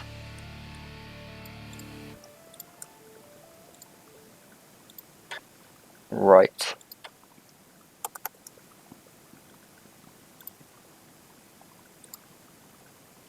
subtract. Oh, sorry, it's not Lars, it's Lars 30, my bad. I forgot about that, so hold on. So it's, let me do it again. So it's L, damn it. I hate Microsoft Paint, I really do. I hate Microsoft Paint. LARS 30. So that's the mnemonic. Lars, comma, 30 is what I'll do to make it easy for you guys to understand. So O stands for left, add. A stands for add.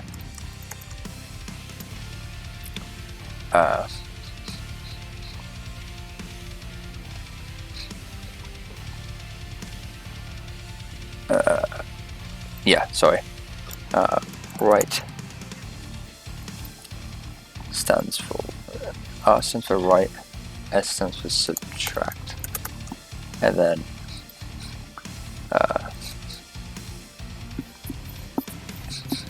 30 is 30 degrees. So what that means is, if you are making your turns to the left, or your turns to left, so if it's a non-standard left hand, left turning, all turns to the left holding pattern, then you add your offset angle. You add your offset, you take your outbound heading, and you add 30 degrees. However, if you're making all your turns to the right, like we are here, so it's a right hand pattern. It's a standard right pattern. You subtract 30 degrees from the outbound leg. That's why when we did 180, the outbound leg is 180, and we subtracted 30 degrees because we're doing the turns to the right. If it was a left hand, if I can do it,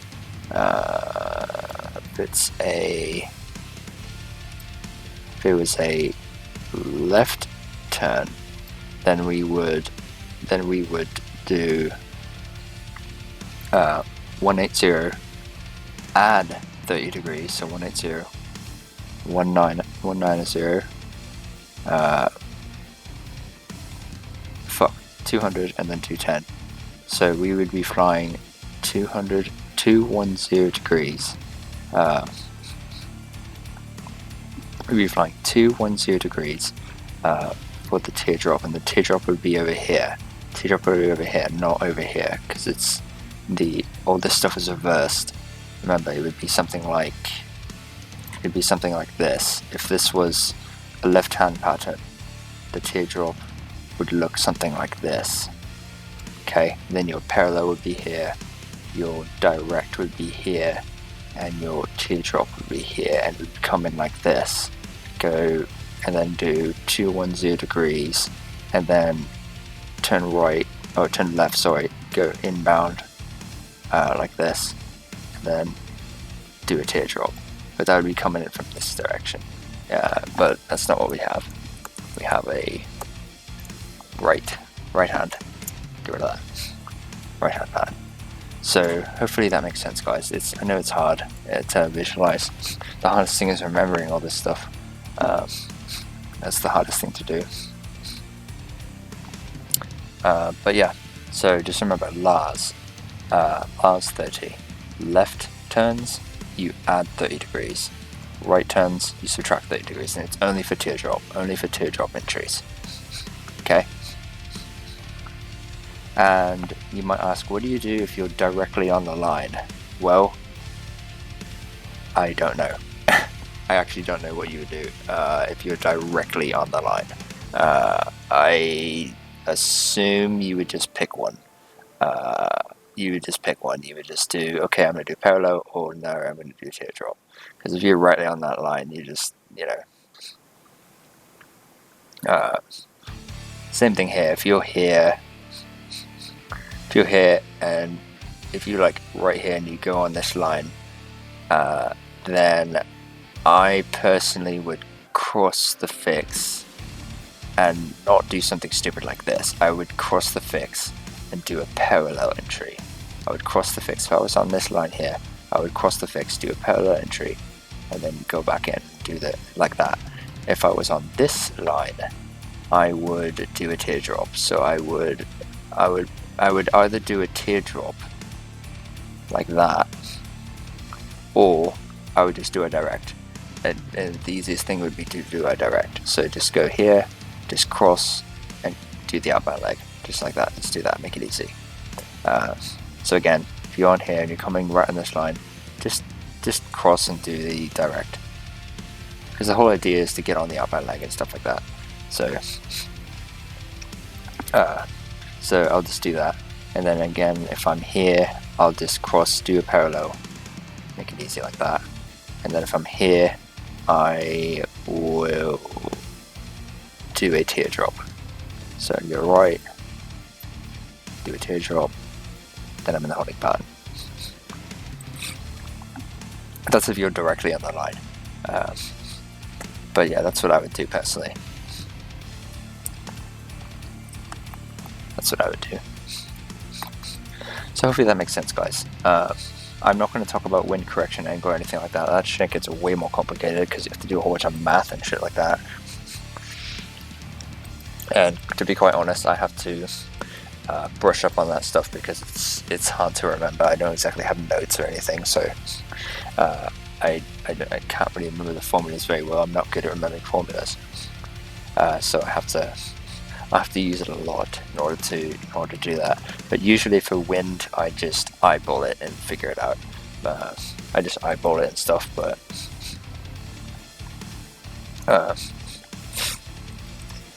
usually I'm a little bit off of time. Like my time is a little bit late if there's wind, but I have to brush up on the formulas, but we're not going to get into that. That's more complicated. We're not going to get into that. I understand it, but it's hard to remember everything. So I'd have to brush up on it before I teach. But yeah, so that's that. So that's the holding pattern and how you calculate the entries. Rod does not go into that, and I think it's absolutely stupid. He doesn't do that, but that's how you do that.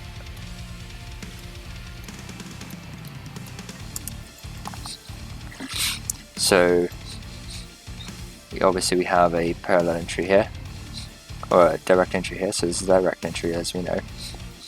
It's direct entry, you just do that. If we're at 45 degrees, you do another direct entry, like that.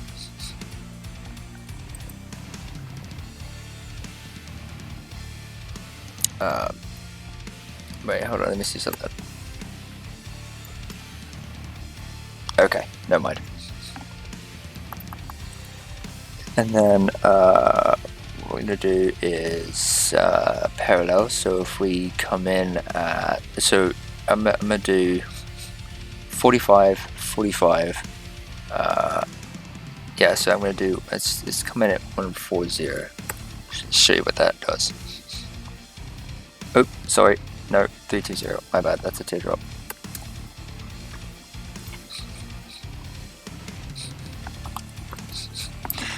Okay, this one's a bit complicated. So let's just let me do an easier one. 270. No, not 270. God damn it. No, 090. So this one's very easy. If you're coming in at 090, you just go in like this, okay? But if you're coming in at If you're coming in at 320 degrees, it's still a direct entry. You go in here, you cross, you turn right, and then you turn right to a standard rate, and likely what you'll get is this here. You turn right, and then you turn right again, you do it for 1 minute, and then you're into your hold, okay? Then you go here. So that's that. And if you're at 290 degrees, let's see what it wants you to do. 290. It wants you to do a direct. Okay. So it wants you to do a direct. You could do a parallel. You could turn left, do a harsh left, and do that, and do a harsh left parallel and do that. But you can also do a direct as well if you want. One thing I forgot to say is, I think I forgot to say, I don't remember, but what you do is you take your, you have the VOR indicator. Be sure to, so when I was showing you how to calculate these 3 entry procedures, the direct entry, the teardrop, and parallel, what I want you to do, be sure to set your OBS knob. Be sure you set your OBS knob, so you turn your VOR indicator, HSI or whatever, you turn it to be whatever the inbound course is. So in this case 360 degrees. If inbound course was 270 degrees, so if inbound course was 270, like this. For inbound course was 270, then you set your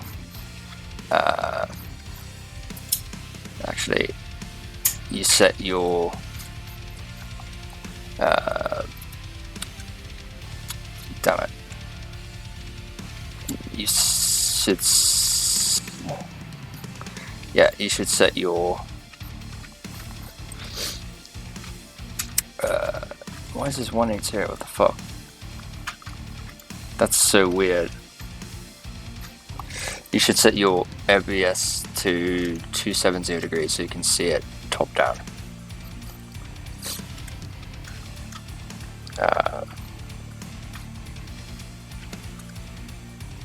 And as you can see, it's the same thing. So it's teardrop here, parallel here, direct here. But we're going to go back to what it was.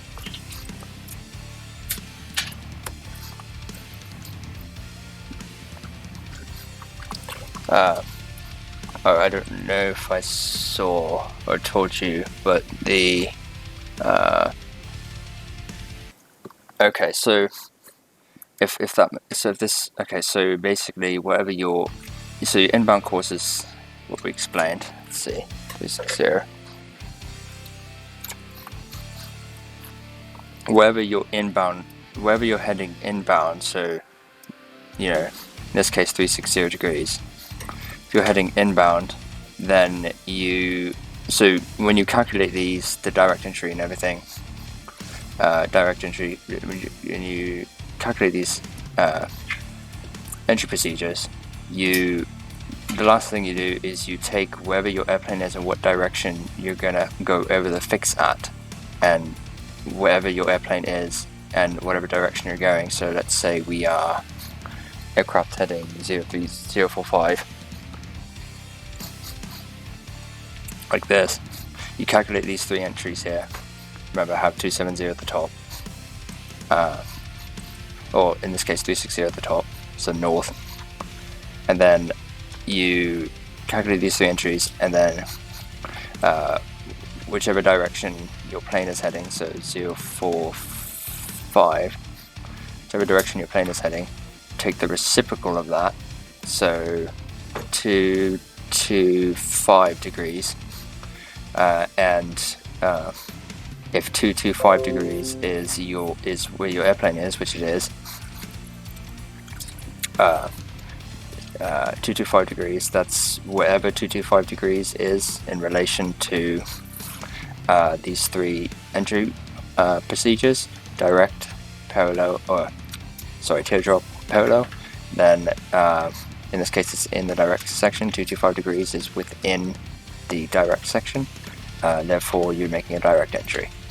So I don't know if I explained that before, but that's how you do it. That's how you do it.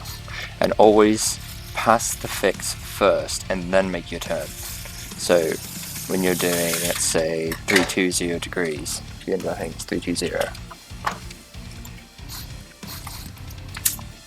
pass the fix first and then make a right turn. So you make your right turn and then standard rate, and then you do 1 minute, and then you make your right turn 1 minute, and then make your standard rate again to line up to intercept the inbound course. And to me, you can do a standard rate again. I think the idea is to do a standard rate, is to do standard rate both times. So you don't want to do, like you see here, you don't want to make a quicker turn to make this inbound heading. I mean, you can, but what I would do is just do standard rate all the way through and pass the inbound, and then go back in. Just turn a little bit more, like you see here. Pass the inbound course just a little bit, maybe 010 degrees, and then in order to get back on that inbound, intercept that inbound course to the holding fix, and then do your direct. And as you can see, with if it's 290 degrees, 290 for inbound aircraft heading is 290. As you can see, what you do is you pass the fix first, make a turn, and then make another for 1 minute, and then you make another standard rate turn, and then you have to turn a little bit sharper in order to get into that inbound. So you do it, in this case they're doing direct, and that's technically the easiest thing to do, is just do direct here. Now let's see what they do if you do 110. How did they draw it? So they're just doing a direct entry too. So they're just doing a direct entry into this. So it's direct both ways. You can either do direct, or you can do a teardrop if you want, but the easiest thing here is direct, so direct both ways. So again, if you're here, just do direct, just pass the fix and then get into the outbound. And if you're 290 degrees, again, pass the fix, then make a right turn, 1 minute, make another right turn, and intercept that inbound course, and then you're in your fix. Okay. So if you look at this as kind of a lopsided, this dashed line is kind of a lopsided inbound course. This is also known as this is QDM, so to the station. That's what this is. So that's direct entry. If you do parallel entry, which is the second easiest, let's see, we'll do 240 degrees. Let's see, actually, let's see, 045 degrees. Let's see what's the reciprocal of 045. Let's see. So 225 degrees. So if your aircraft heading is 225 degrees, you're doing a parallel. So what you're doing,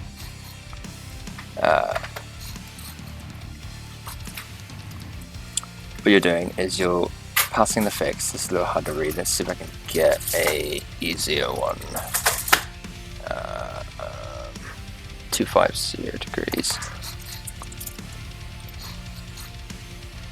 There, that's a lot easier to read. So what you do is, if you're going 250 degrees, you pass the fix, turn left, go parallel for 1 minute, and then turn left again, standard rate, and intercept that inbound course to the station, and then keep going on your holding pattern. Also, when you exit a holding pattern,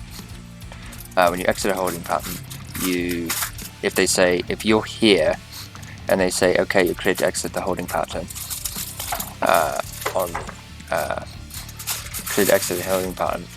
generally you would want to, if they say exit the holding pattern here, and they give you a vector, just go around that vector, or just exit that vector, or whatever.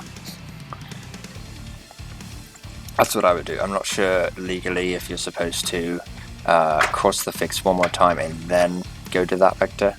I'm not sure if you're supposed to do that, or if you can just turn off. You know, if they say flying 120 here, then you can just turn to 120. I'm not sure. What I would do is I would just, if they say turn left heading whatever, I would just do that, because they're giving you permission. They're saying turn left, so you know, turn to 120 or whatever. Then that's what I would do.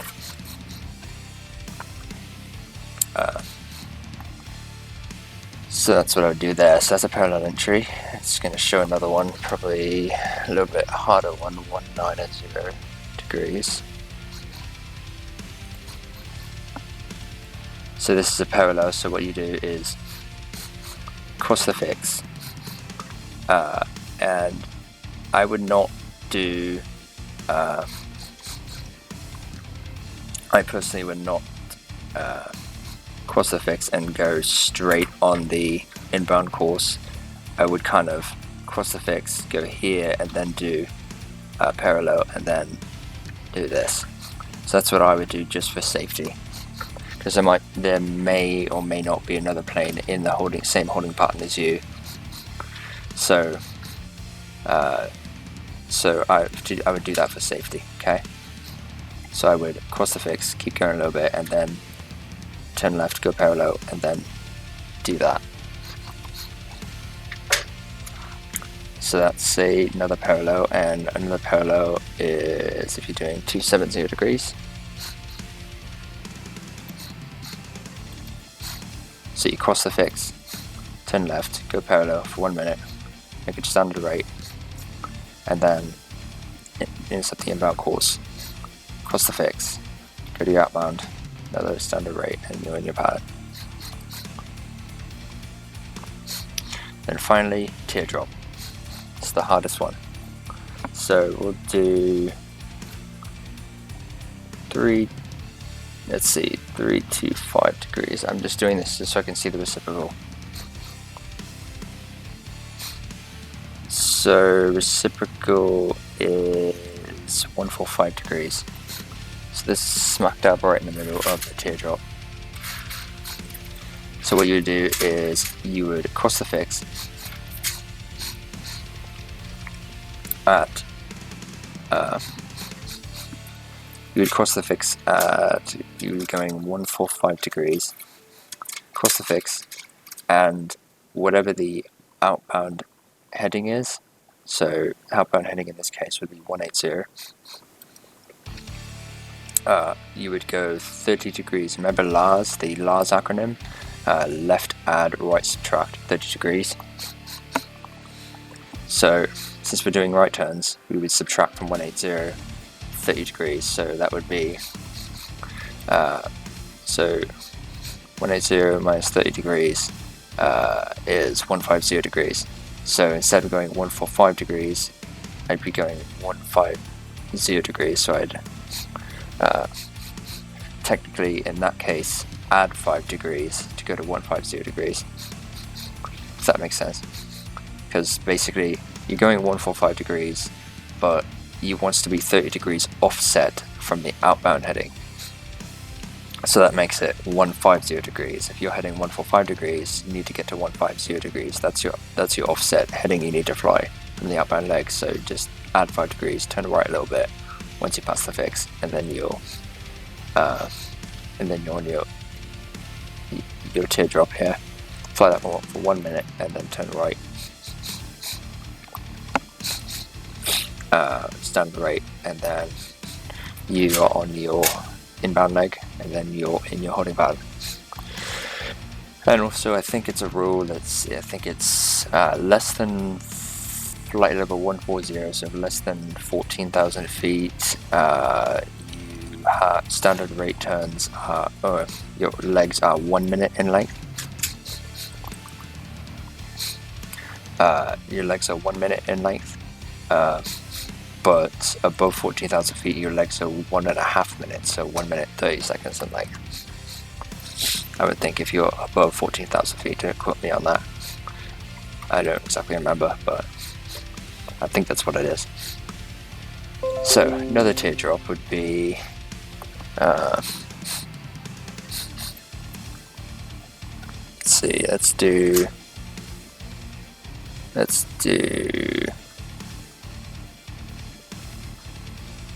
300. Let's do 120 degrees. See what that looks like. It's another teardrop. So you go here, again it's going to be 150 degrees, that's going to be your offset. So you're going to fly 150, across the fixed, turn right to 150 degrees. And then fly that for 1 minute, and then turn right, standard rate, and you can see there's a teardrop, it's pretty easy.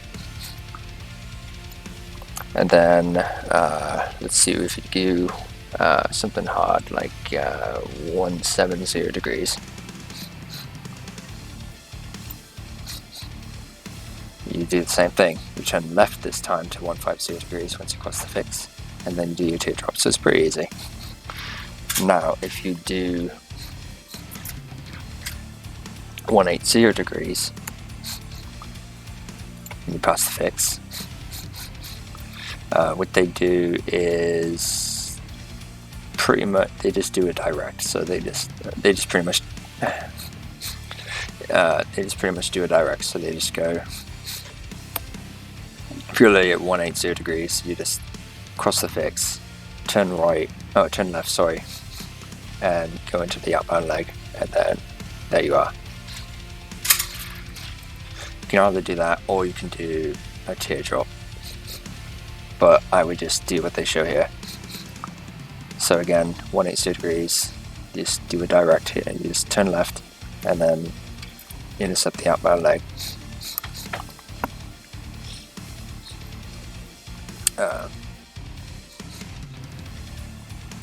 Intercept the outbound leg, and then turn right, and then you're in the pattern. If you're going 290 degrees, if you're going this way, you just do a direct like that. And if you're doing 110 degrees,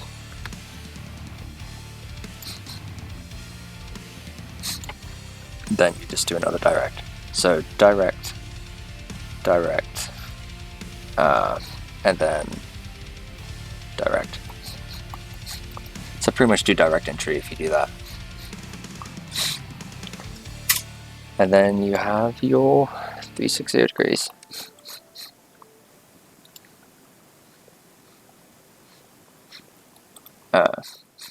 Which is just straight in the inbound course, and then you do your pattern. Now let's look what it looks like if you do a 270 degree. 270 degree hold inbound course.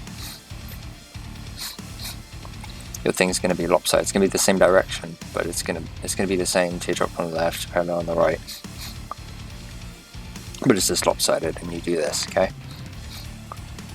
So you just do that, and if I do 360 degrees, you're going to have a direct pretty much here like that. See? Cross fix, then you turn right.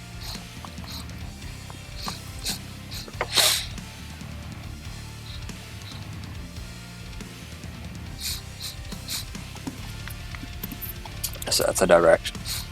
If you do 180 degrees, oh no, sorry, it's going to be a parallel. Or if you do 220 degrees, it's going to be a direct. So this is a little tricky, but what you do is you cross fix, then turn right, then do 1 minute, turn right again, standard rate, intercept that inbound, then do it here, and you're in your pattern. Then you do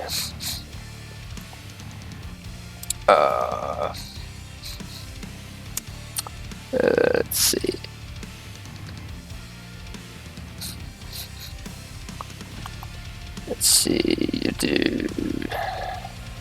If you do 180 degrees, it's going to be a parallel. So you go here, turn left, do a parallel, turn left again, then you're in the pattern. It's a top-down view. It's a parallel entry. And then if you do 045 degrees, it's going to be a teardrop entry. So you do here. You have 090 degrees. That's the outbound. Or that's the outbound radio. Radio is 090 degrees. So then you do 9, 8, 7, 6. That's minus 30 degrees. That's minus 10 degrees, 20 degrees, 30 degrees. And then you remember, the last 30. Left add, right subtract. So you're doing right turns, so you subtract. And then you always make your offset into the holding pattern on the holding side. Is the holding side. And then you do a teardrop here. And of course, if you do 0 to 0 degrees, you just cross and go into the outbound. And then if you do this, you do another direct, I would say. If you're on the 200 degrees, do another direct. So yeah, you do here, turn right, do a pattern, turn right again, intercept the course. And then there you go. Then finally, if you're doing 090 degrees, I'm doing the boundaries here.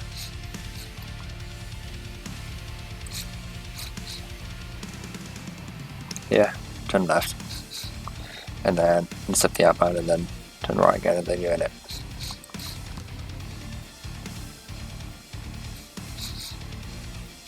Let me see the 200 one more time, so I can manage it.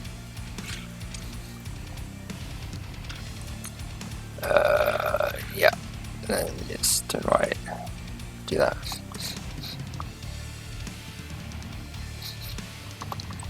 Okay, so that's that. And then that's that. And if you have that's all direct entries. Again, 180 is parallel. Looks like that. 045 is teardrop. And then 330 is direct. So just cross it and turn right.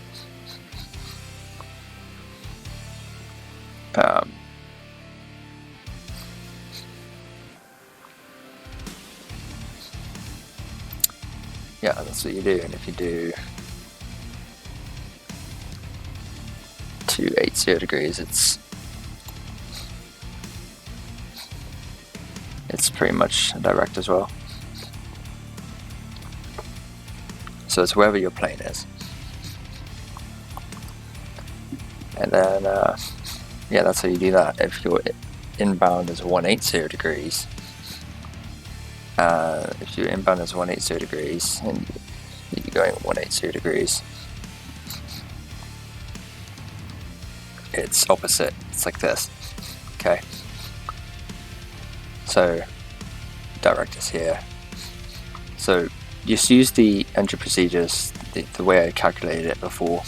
Just do the same thing for this, for every inbound course, and you'll get to what you're doing, right? It'll make sense. You'll calculate, as long as you calculate it properly. Calculate the sections. The most important thing is calculating the sections properly. Direct, teardrop, and parallel. So calculate those correctly, and you'll be good.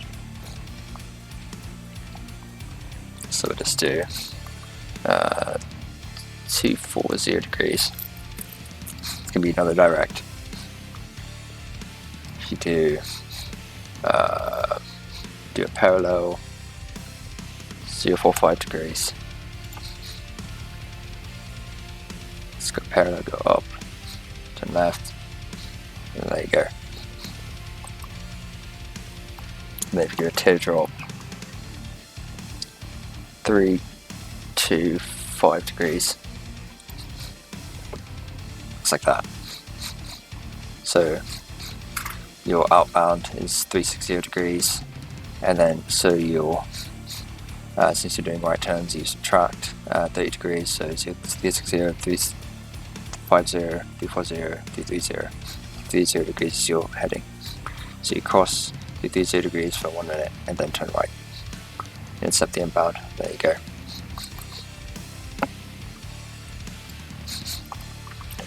And then, so yeah, that's that. And then now we're going to go back to 360 degrees.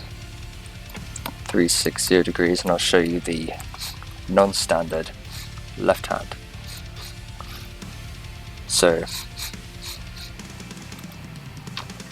the line is going to be something like this. The line's going to be opposite. The line's going to be something like this for the direct. So left non-standard looks like this.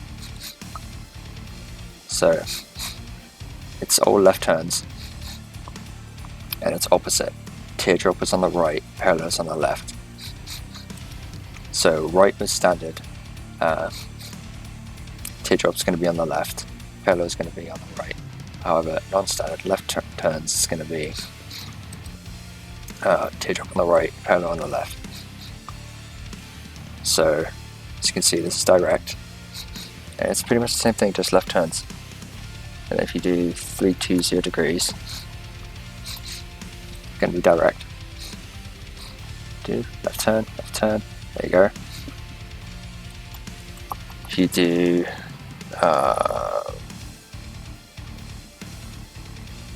260 degrees, another direct.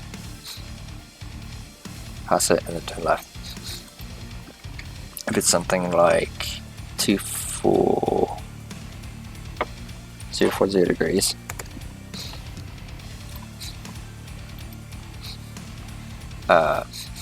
it's a direct, so you cross, turn left, cross it, turn left, and then just do another holding pattern. You cross it, turn left, and then do 1 minute left turn, then intercept the proper one, and then you're good. Okay, so that's how you do that. Now if you do on the line 070 degrees, you do another direct, I would think. Yeah, pass it, turn left, and then do a direct, and then turn left again. Then you're on your actual holding. And then 250 degrees, the opposite of that. You just do a direct straight in, so it's pretty much, it's much easier. And then finally,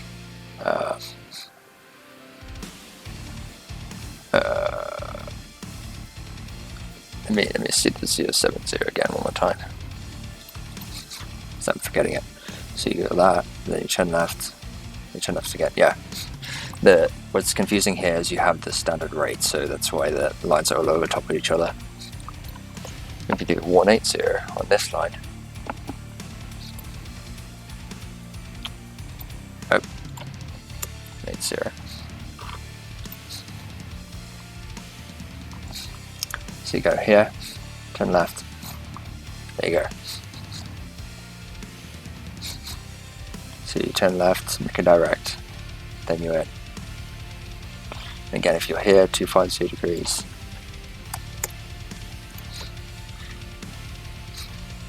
you just do that. But if you're 180 degrees, cross the fix, turn right, and then turn left again. I would say fly this direction for 1 minute. I think this is 1 mile or 1 minute. I'm not entirely sure how far this is, but I would fly this for 1 minute and then turn left. Fly this for 1 minute, turn left, and then turn left again. Depending on how fast you're going. If you're going slow, that would fly this for 1 minute. If you're going fast, then I would fly it for like 30 seconds. You just have to eyeball it. And then turn left again. And then you're on your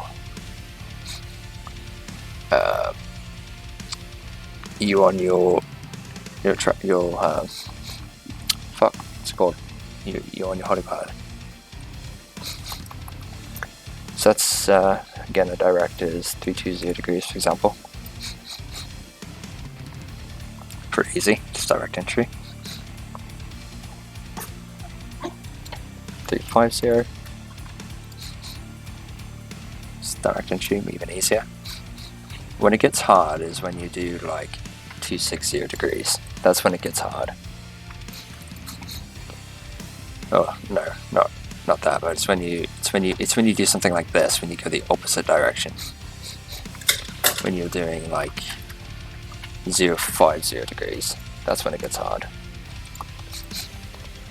Because you're crossing it on the opposite direction, then you have to turn and then do it again.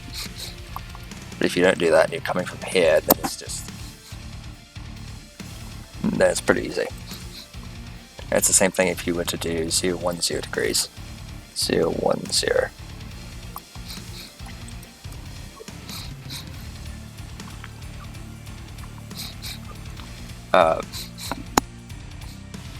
Just remember, you pass it, and then you do that, and you're good. Just remember to take the radio, like I explained, for when you're calculating the entries. Remember to just take the radio of whatever direction you're going. So whatever your heading is, inbound to the station. Whatever your heading is inbound to the station.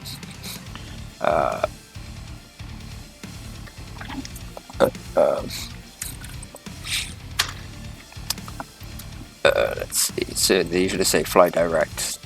Fly direct. Whatever the holding fixed name is, fly direct, whatever, and you fly direct to it, and whatever your heading is, flying direct to it.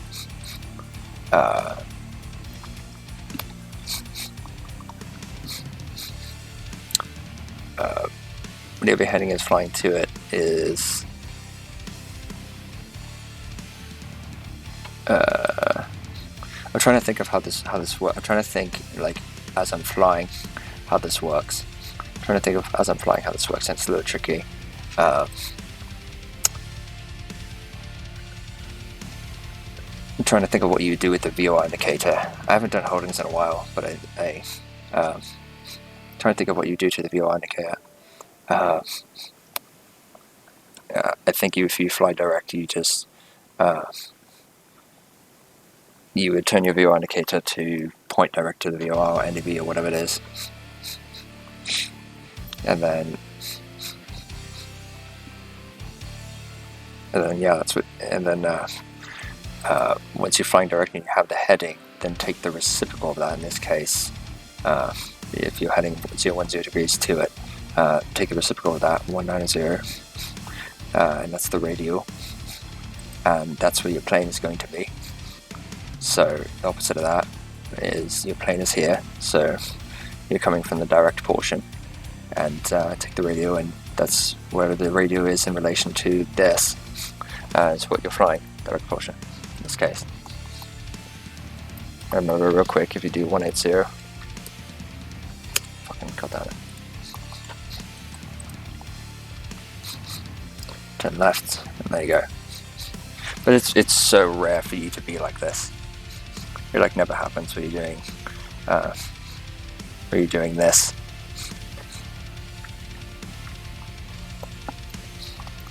And then if you're doing 070 one more time, you do that. If you're doing 250, just fly direct in. So they're pretty much direct entries. 180 degrees again is just, you just do this, turn right and then turn left.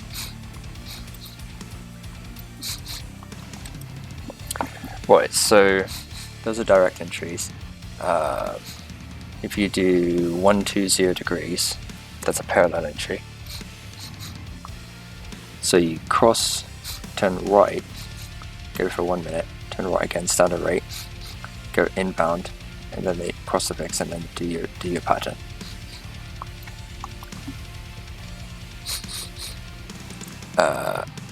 And then if you do it like 170,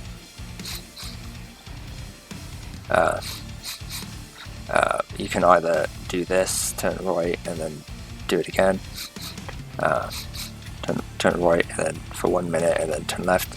Or what I would do is just cross the fix, go for 1 minute, then turn right.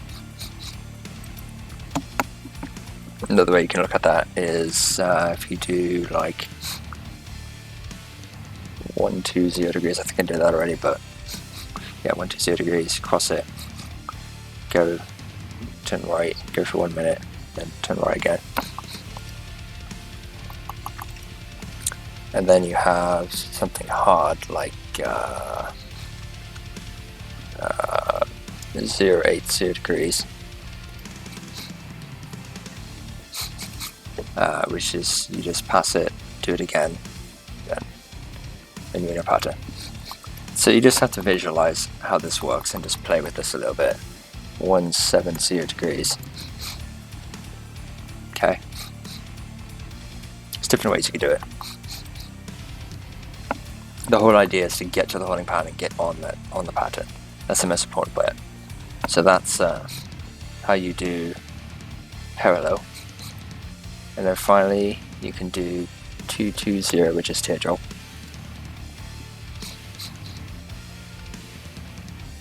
Actually, let's do, yeah, fine, whatever, that's fine. So you're going from here, and you go across the fix, and you go, this is where it changes from the right standard. This is where it changes from the right standard. So, so just think of that LARS acronym, LARS. Left add, right subtract 30. So since we're making left turns, we add whatever the outbound course is. So the outbound course here is 180 degrees. Outbound course is 180 degrees. Therefore, we add 30 degrees to 180. So 180, 190, 200, 210. So we turn to 210 degrees. So in this case, if we're going 220 degrees, we turn left 10 degrees to 210 degrees. And that's what we fly for 1 minute. And then you turn left again, and then you have your little teardrop, and then you are in the pattern. So the most important thing to remember for teardrop is if you're making left turns, you add the offset of 30 degrees to whatever your outbound heading is. And if you're making right turns, you subtract the 30 degrees from whatever your outbound heading is when making right turns. And just note that a teardrop entry will be a parallel entry. Parallel entry in a right standard holding pattern. Parallel entry in a right standard will be a teardrop in a left non-standard, and conversely a 30 degrees.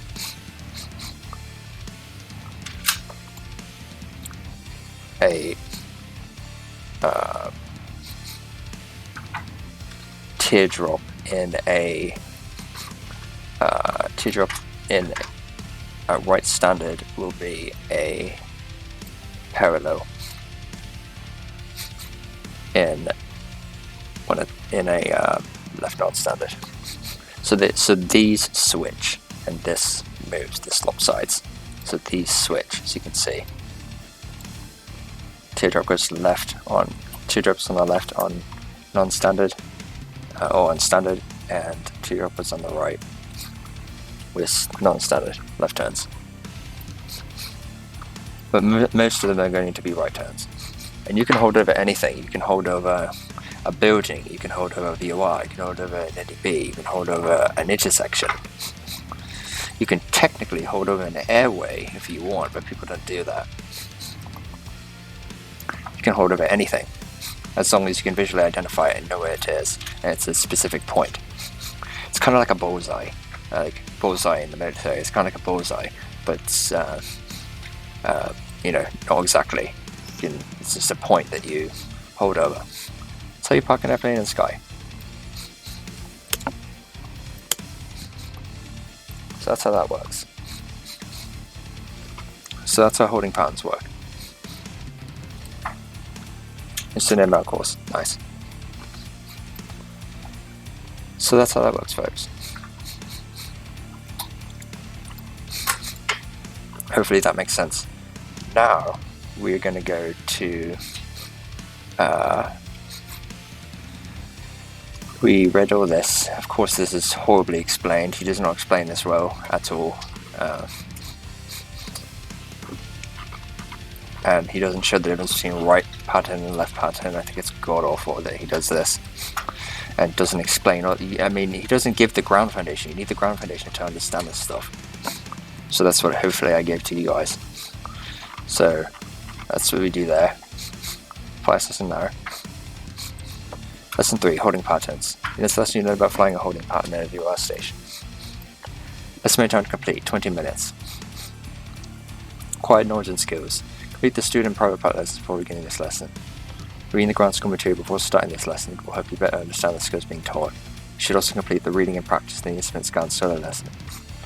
Completing the VOR or ILS approach lessons is not required. You may also want to complete the holding pattern solo lesson soon after taking this lesson to learn more about the 3 ways of entering a holding pattern.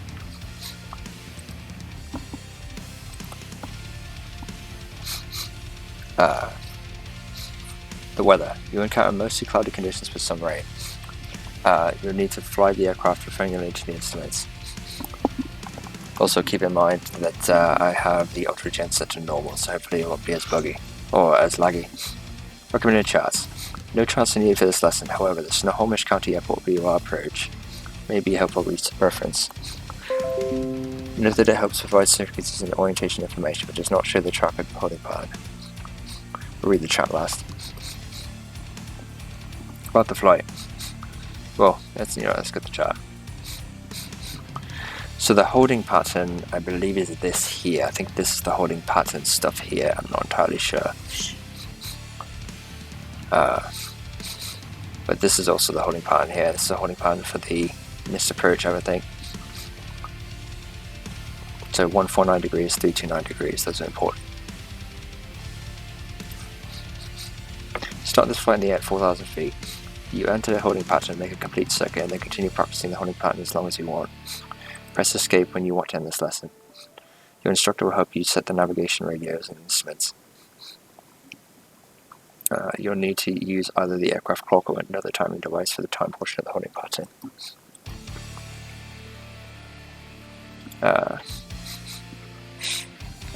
Key commands to remember. Shift 3 to bring up the GPS unit. Flight criteria. You'll be asked to maintain airspeed within 10 knots is assigned. Altitude within 100 feet is assigned to establish on the glide slope. Headings within 10 degrees is assigned. Bank within 10 degrees of a standard rate turn. Referenced by the turn and bank indicator. Or the turn coordinator. So with that said, let's fly. In this lesson, you're going to learn how to park an airplane in the sky. This is called a holding pattern, and it's used when air traffic control wants us to stay in one place for a while to regulate the flow of air traffic. We're over Puget Sound near Payne Airport in Everett, Washington. I've got the airplane, so don't worry about touching the controls until I tell you to. We'll fly toward the Payne VOR, and then fly an oval or racetrack pattern to the west of the VOR, awaiting further instructions from air traffic control. We'll maintain 4,000 feet and 100 knots for this lesson.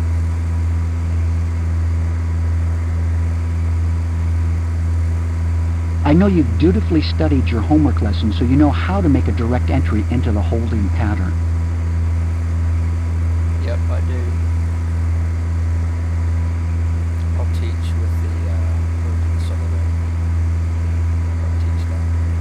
Or I'll let Rod teach this time. Death is gonna want to play Warframe. Okay, you've got the airplane. As soon as we passed over the VOR, begin a standard rate turn to the right. Turn to a heading of 180 degrees for the outbound leg, which is also called the holding side.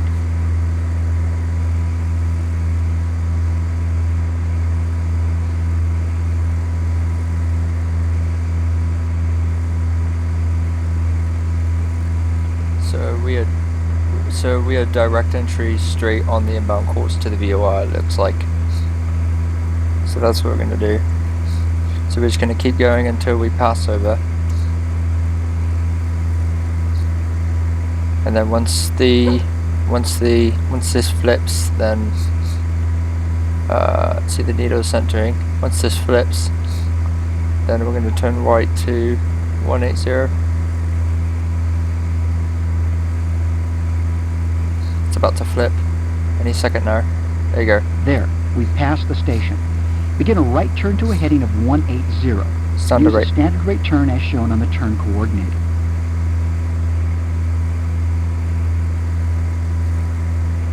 Standard rate as such.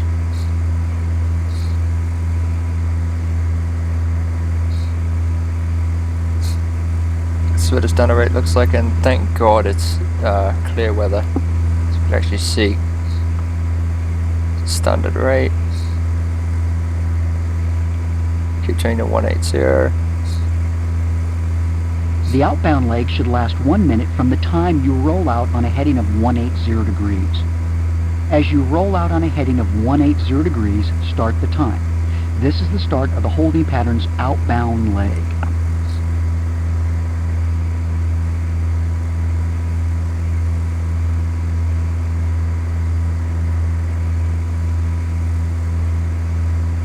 We'll fly outbound for 1 minute on a heading of 180 degrees.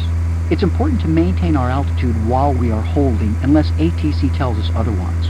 Air traffic control promises us that there aren't any more airplanes in our racetrack, but there very well may be airplanes in their own racetracks above and below us. Oh, okay. So I thought that there'd be same planes in the same holding pattern, but I didn't realize. Okay, so I was wrong there. Okay, so I'm pretty sure that you start the timer once you pass the VOR a second time on the outbound leg. Once you pass the VOR a second time and this needle goes blank, then you start the timer, but I guess not.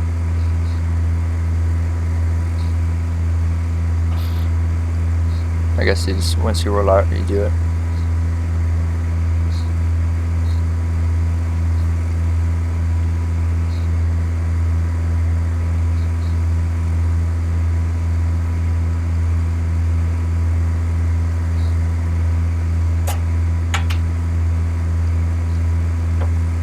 Okay, the outbound time has elapsed. We'll head back to the VOR station on the inbound leg. Start a standard rate turn to the right to intercept the 180 degree radial or the 360 degree course inbound, then track that course inbound to the station.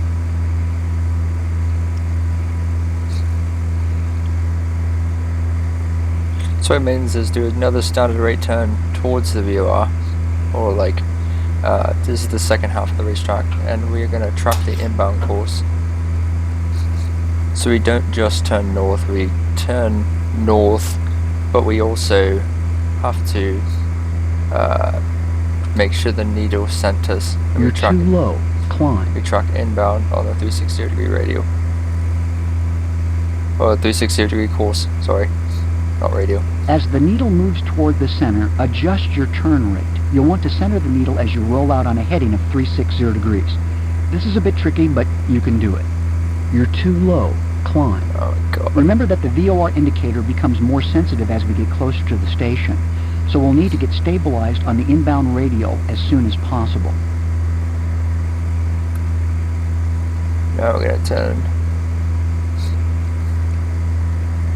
Fucking hate this altitude. Turn left more. Shut up, Now we're Rod. back on the inbound leg of the holding pattern. By definition, this leg should take us 1 minute before we reach the VOR station. Oh, I'm Watch rusty. for the to from indicator on VOR 1 to flip, indicating that you've passed the station. Once we pass the station, we'll turn south again and fly the outbound leg once more. Turn right more. Oh my god, I'm rusty.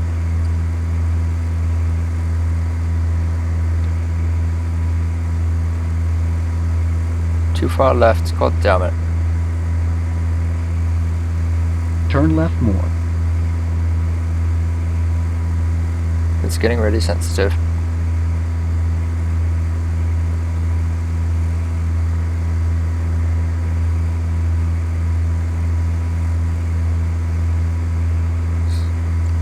Oh, I'm cocking this up. Turn right more. Oh my god. Alright, we're about to cross.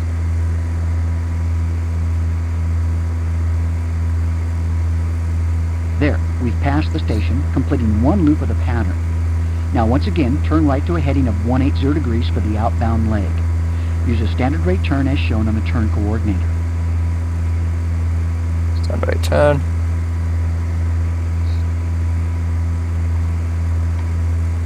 Stay at 4,000 feet.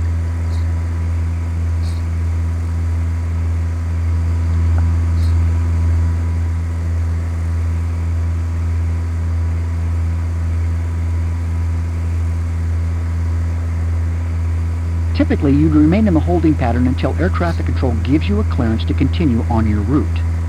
We can use the GPS system to help monitor our pattern.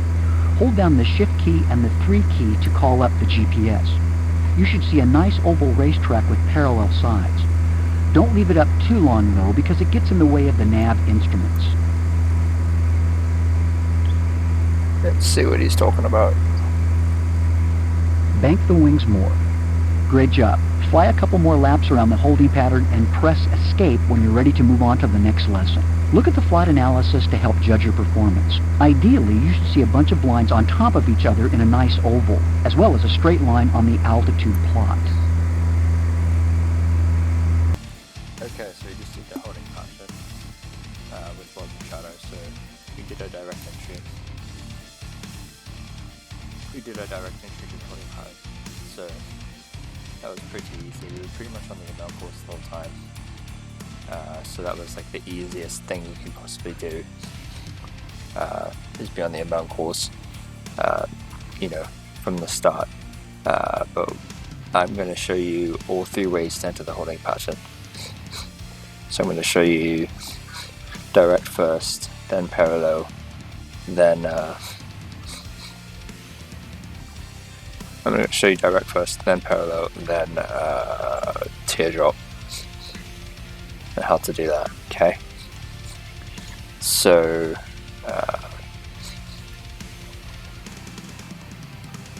certifies 3 ways into holding. It tells us here. Certify 3 ways into holding. Practice 3 times the entries into holding pattern. Direct. Track inbound on the 290 degree course and into holding on. It has 3 different versions of it. Okay, so this actually is very, very useful. So track inbound on the 290 degree course and into holding on 140 degree radio, 230 degree course inbound. Right hand turns with the direct entry. So I can't see what that would look like because I don't have a chart, but basically 290 course, track inbound the 290 degree course center holding at 140 degree radio, so the course inbound is 320 degrees. So we're going to be, heading is going to be 290, initially, and essentially what we're going to be doing is we're going to be entering the holding on 140 degree radial, so 320 degree course inbound. So basically we're going to be coming in from the, if I understand this correctly, we're going to be coming in from the right like this. Yeah, we're going to be coming in from the right like this, and then intercepting the 320 degree course inbound with right hand turns, the direct entry. So that's what we're going to be doing. So fly the Cessna now, we'll do direct. Alright guys, so this is the direct entry. So what I'm going to do is I'm going to use the autopilot to get the altitude the same. The altitude, use the autopilot to get the altitude here.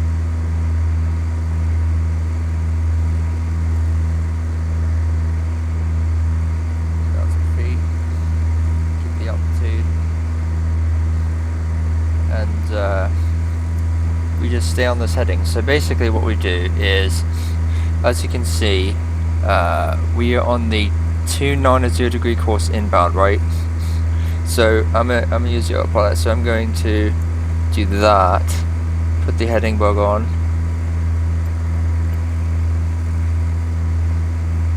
degree course inbound, right? And I'm going to use the autopilot for this so you can see how this works, okay? So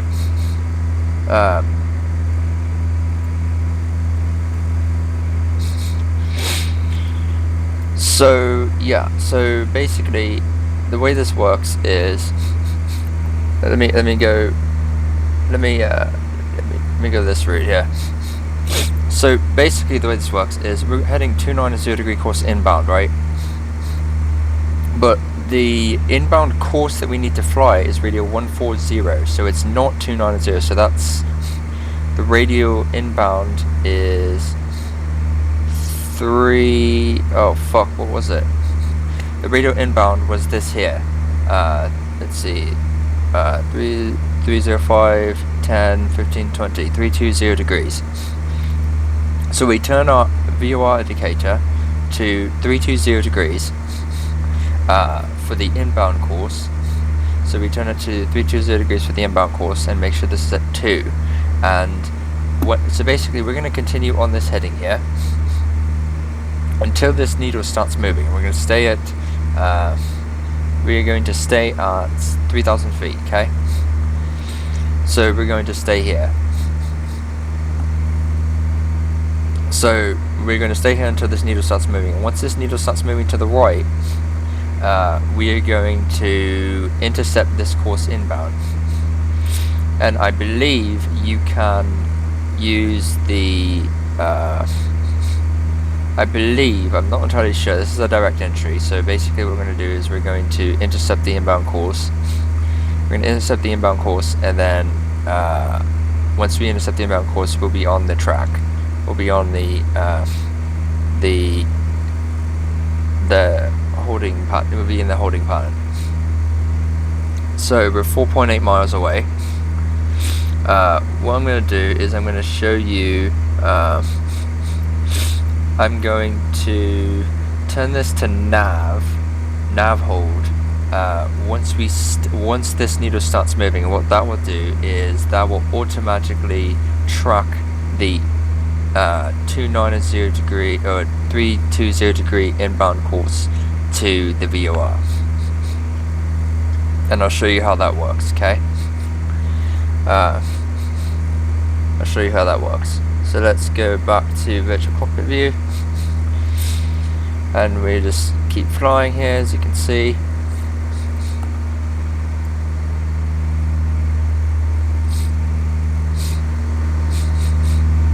The FPS is a lot better.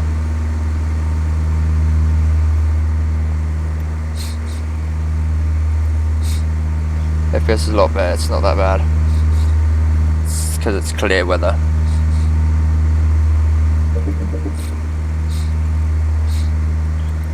So once this needle starts moving, I'm going to turn it to nav hold.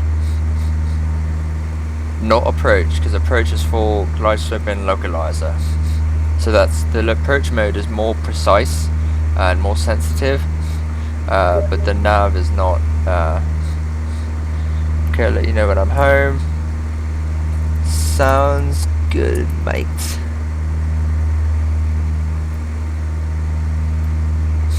He'll probably get a kick out of it, because I don't usually call death mate. But anyways, so now it's moving, so now I'm going to switch this to nav. I'm going to make sure this is on nav too, not GPS, nav. And you can see the plane's going to start turning to intercept this inbound course. Watch.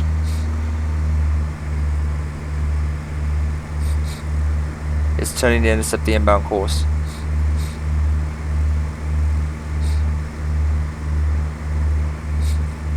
See how it's intercepting it automatically? If I turn it to GPS, it's not going to do anything. It's going to just keep turning in a circle, because it doesn't know where to go. So he switches to nav, make sure this is at nav. And now it's going to go crazy, because now we're way off course. So now we're pretty much over the VOR. So I'm just going to keep the same heading. Keep the same heading here and go 3...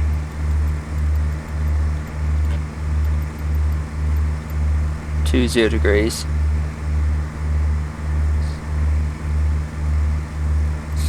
Until we pass over the VOR. And we just passed over the VOR. So now, because it shows from, see the indicator shows from, so that means we passed over the VOR. Now we do a standard rate turn to the right. Since it's right turns, right? We do a standard rate turn to the right. We keep our altitude and keeping the autopilot on to keep the altitude and make it easier. But we do a standard rate turn to the right, as you can see. We go here so you can see easier.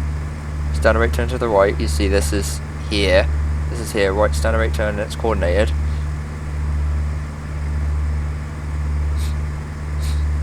This is a standard rate turn.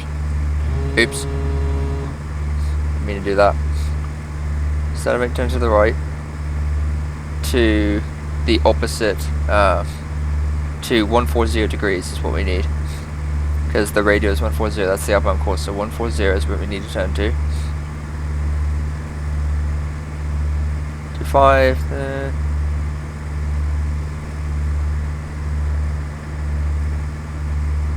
you go.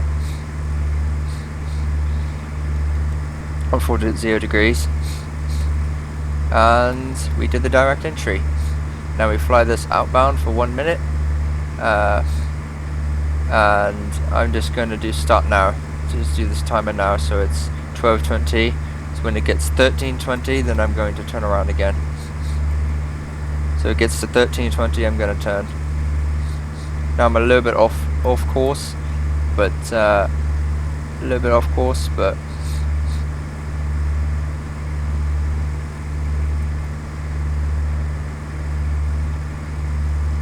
there you go.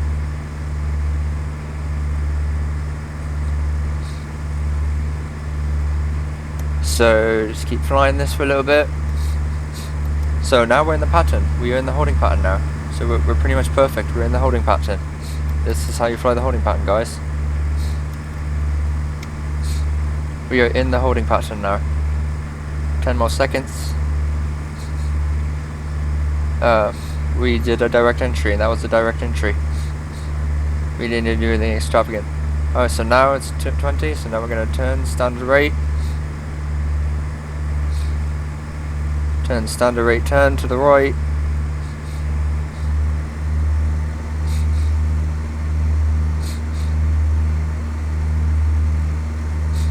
Keep the standard rate turn until we get to and now we intercept the inbound course. And I learned that I didn't realize that the I didn't realize that there's a flight analysis mode up here. So under options there's a flight analysis mode. I'm gonna do that I'm going to do that at the end here, so we get to see what we did. So now we need to intercept the inbound course, so I need to keep flying this. I need to turn to the left just a little bit to make sure this needle moves. Okay, just a little bit. Wait till the needle moves, and then intercept the inbound course. Now it's moving, so now I'm going to switch it to nav.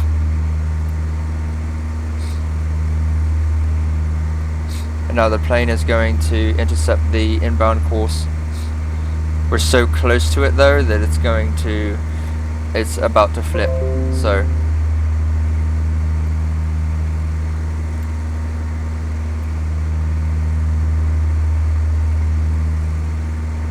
degrees. So this is very sloppy here.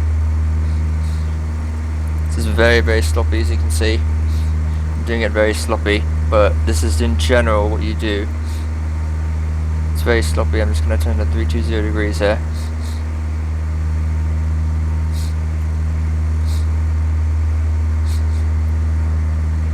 Now we pass the VOR. So that's that. So now I'm going to look at the flight analysis for you guys. Let's look at the flight analysis. Alright, so let's look at the flight analysis. So, options, flight analysis. Let's see what we got. Okay, so it's very sloppy, as you can see. But we started here, and we went this way, right? Pretty much the same altitude. Because I had the autopilot on. But what we did was we went in on the 290 degree radial. We tracked inbound on the 290 degree radial until, let me zoom in here. 290 degree radial until we intercept the 340 degree radial. 320 degree, 140 degree radial, or the 320 degree course inbound to the VOR. So basically what we did was we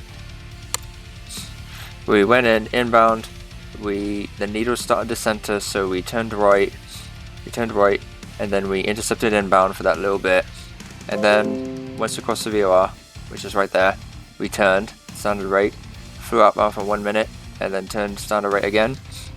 And then I kind of obviously fucked this up here, but basically once you pass the pattern or pass the VOR and you do a standard rate, you're in the holding pattern. So you just continue to do that holding pattern. Okay, continue doing that holding pattern, and yeah, you're good. So the most important thing to understand here, what happened here is we went inbound, and because it was a direct entry, it's something like this. But because we did a direct entry, actually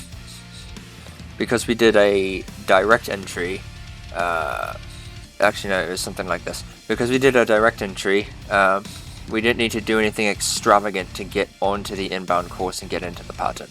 Okay, so that's an important thing to remember there, to notice there. Okay, so again, start here, went along, tracked inbound on the course, just direct into it, and then we were in the pattern, did that for 1 minute, and then turned, tried to turn. Ideally what would happen is to be a perfect racetrack, look like a perfect racetrack is what it would do. That would be ideally what it would look like. So yeah. So that's the direct entry. So you do direct entry. So now let me end the flight. Let's do the parallel entry. So parallel, track inbound on the 160 degree course. So our heading is going to be 160 degree course. Heading is going to be 160, and enter the holding on a 140 degree radius. So it's the same thing, 320 degree course inbound, right hand turns with parallel entry. So it's hard to visualize what we're going to be doing. It's going to be hard to visualize what we're going to be doing, but we're not going to do a direct, we're going to do a parallel. And the reason we're doing a parallel is because we are coming from the reciprocal of 160 degree, whatever that is. An easy way to do that is to do, I think it's 160 degrees is 20 degrees, and the reason I'm doing that is I'm taking 180 and subtracting 160 from 180, and makes 20 degrees. So we're going to be coming on the 20 degree. We're going to be coming from the north. So basically, we're going to be coming from the north. If I understand that correctly, we're going to be coming from the north. Here we came from. Let's see, 110 degrees would be the reciprocal, right? That would be the reciprocal, I believe. So we came in from the east. Yeah, we came in from like the southeast. We came in pretty much from the east, and that's why we were able to do a direct entry. But now we're coming in from the north. So what's going to happen is, if you look at the if the VOR pi was basically, you know what? Here, let me do this. Let me get that VOR simulator thing back up. VOR simulator. Holding pattern calculator. Oh no, my track IR. Stop it. Track IR is fucking up. Like the camera's like moving. Let me get that back. Oh, come on. I hate it when it does this. Especially when I'm recording. Come on, let me get rid of it. Get rid of the search. Fuckers. So basically, what we did up here... I don't know I didn't do this, but what we did up here... we're doing right turns. So what we did was, what we did up here for the direct, I'll just do this real quick. What we did up here for the direct is we were on the 290 degree course. So aircraft landing was 290, and the inbound course is 320, right? Because this is the 320 degree course inbound, right hand turns. So when we draw this, we do ASA here. When we draw this, we came in like this. So this is where the direct stuff was. So we came in here. No, sorry. We came in 290. So we came in here. So this is the inbound course. We came in here. So I kind of did it incorrect just a little bit. You're supposed to cross the fix and then turn. But what I did was I intercepted it first. I ran in here like this, intercepted the radio quickly, and then was in the pattern. That's why it was so chaotic. So ideally what I should have done was cross the fix and then turn. Cross the fix, direct entry, and then turn, and then get into a proper holding pattern like this, as you see here. That's what I should have done. So that was the direct, what we did there, ideally. Now parallel, we're going to track inbound on the 160 degree course. So if we turn this to 160, we're going to be in this area, okay? And actually it's 340, not 20. I fucked that up. It's not.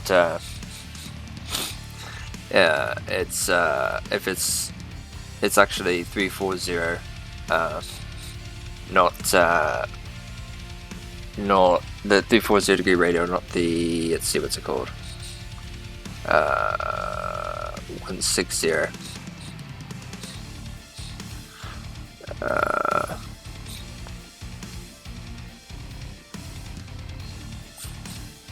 Yeah, 160 degree course. Let's see, 160 minus 180. Yeah, 160 minus 180 is, so you just subtract,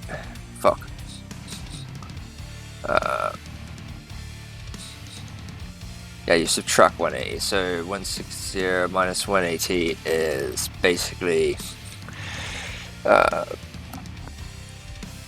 you have an extra 20 at the end, so you just go 20 degrees to the left, and that's, yeah, that's it.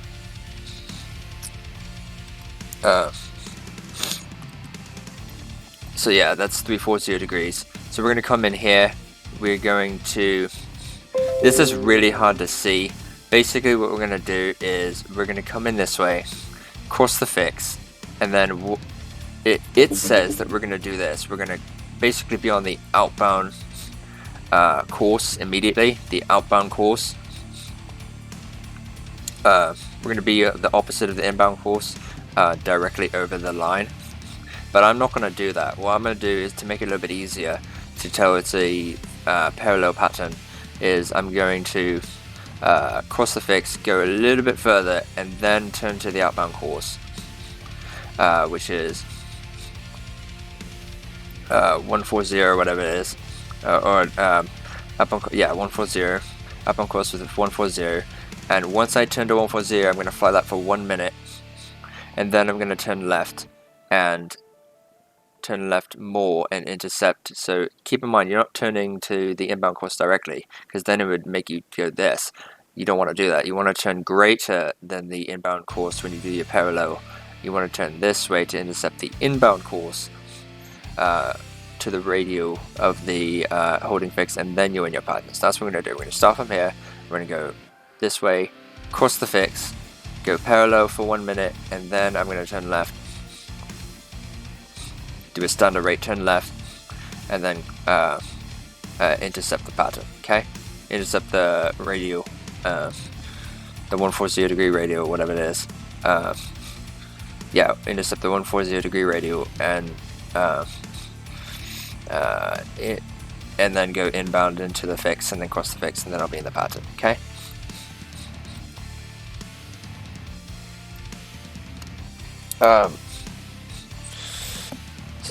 So that's what I'm going to do.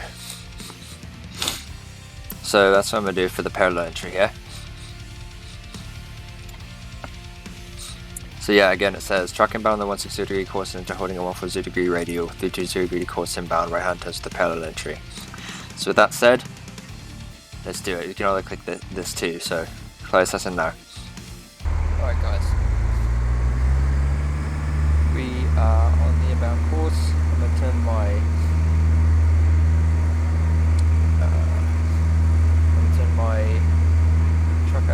my autopilot on. See heading. The 160 degree course inbound, right? So what we're doing is the same thing we did before, except we're doing parallel. So we're going to continue on this, and you can see the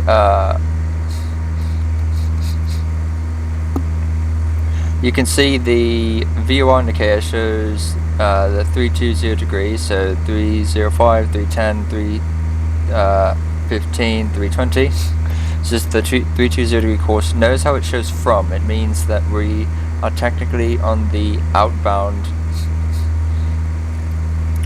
heading from the VOR. We are going to the VOR, but we are on the outbound course, if that makes sense. It's kind of hard to explain, but basically we're going 160 degrees. So we're going 160 degrees. If we turn this to 160 degrees, then we will be heading direct to the VOR on 160 degree radial, or 160 degree course to the VOR. So what we're going to do is we're just going to continue on this.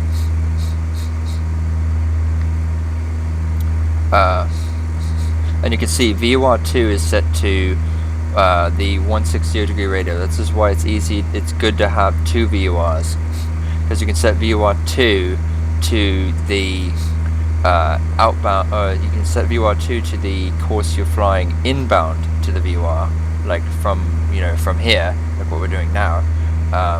And then you can set this to the inbound course of the holding pattern. Okay. So what this is showing is we are flying direct to the VOR on the 160 degree radial pretty much, or 160 degree course, sorry, I shouldn't say radial. We're technically on the 340 degree radial to the VOR. We were on the 340 degree radial to the VOR. And you use this because radios start from the VOR and go outward, remember. We're not going to the VOR. It doesn't start from the plane and go to, that's course. It starts from the VOR and goes out, so it's actually this here that's the radial number. So we're going to just keep going. It's going to get, we're a little bit off course, but it doesn't matter. We're still flying direct to the VOR. ATC might say, fly direct to the VOR. And we are flying direct to the VOR. We're just not on the radio anymore, but we are flying direct to the VOR. We aren't on the 340 degree radio to the VOR anymore. We are on the 160 degree course straight to the VOR. You know, using the radio. We're not on the radio to the VOR. We're not inbound on the radio, but we are inbound direct to the VOR, as you can see here. So what we're going to do is we're going to pass the VOR. Let me go back to virtual cockpit. We're going to stay here. We are going to pass the VOR, and once we pass the VOR, once this needle shows, once this needle flips, and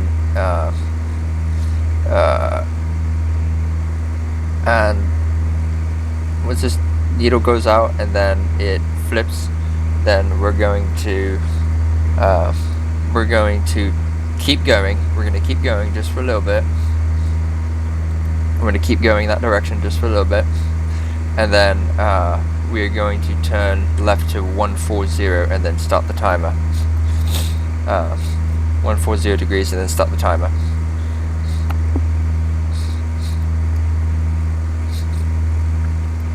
And the reason we're doing that is that's how you do the parallel portion of it. You fly on the outbound heading to the inbound course for the holding fix. You fly on the outbound heading after you cross the fix initially cross the fix in a parallel entry. So we are 0.8 miles away. So we're going to cross the VOR. We haven't crossed it yet. We were about to cross the VOR, and when we do, let me bring this down a little bit. When we cross the VOR, which is now is flipped, so we cross the VOR, and now it's going up. This is going up, so we're gonna fly this just for a little bit, and now I'm going to turn to 140 degrees.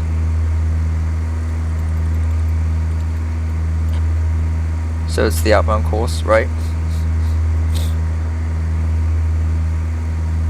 So now we're 140 degrees on the outbound course from the VOR. Okay, now I'm going to start the timer. So let's do 30. So 17:30. Let's do 17:30.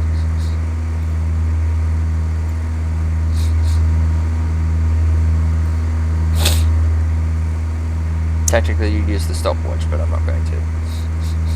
I'll just notice and remember.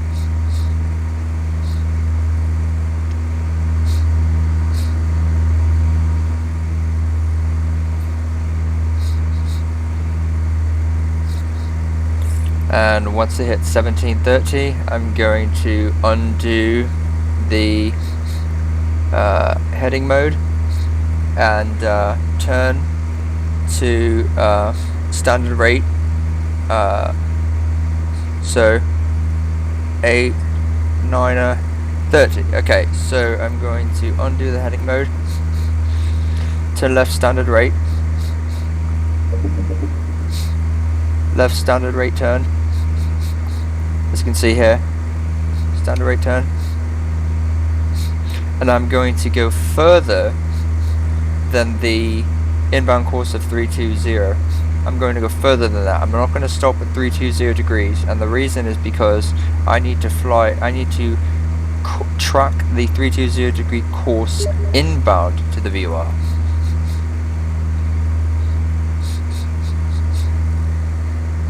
Oh, it's death. He wants to play Warframe. God damn it. I'm almost done, Death. I just have a check ride and that's it.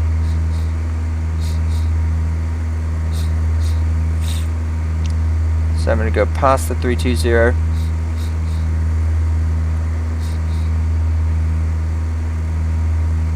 Let's do 300. Oh, actually I'll go west.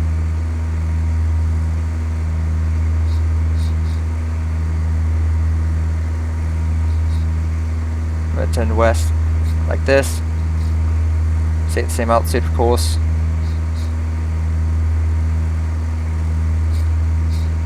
Once that needle starts to move, which it is, just a little bit.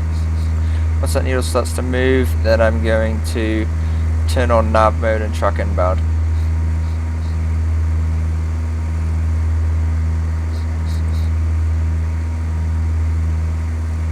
Alright, starting to move. I'm going to track nav.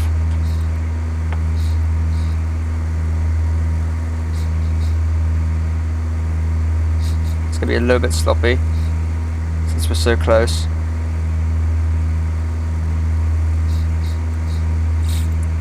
But that's how you track inbound to the VOR. I wonder, does approach work? Let's try that.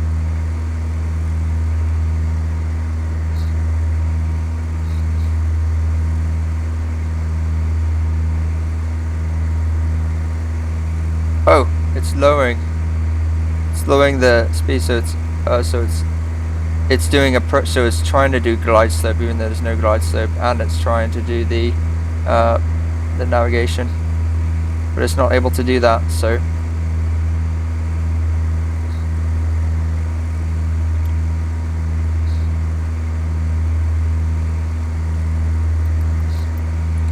needle's about to flip.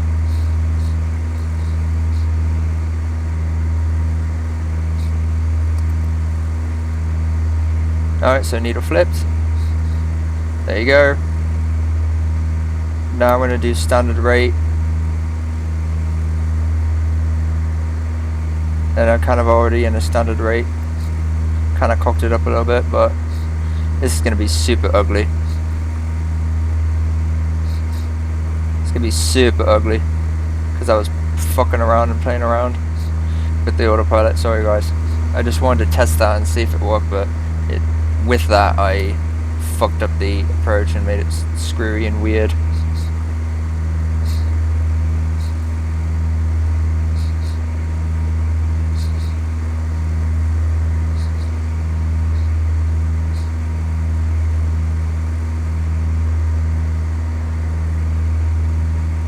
Sorry. So I'll do it 30 to make it a little bit easier. So 22:30 is when we turn.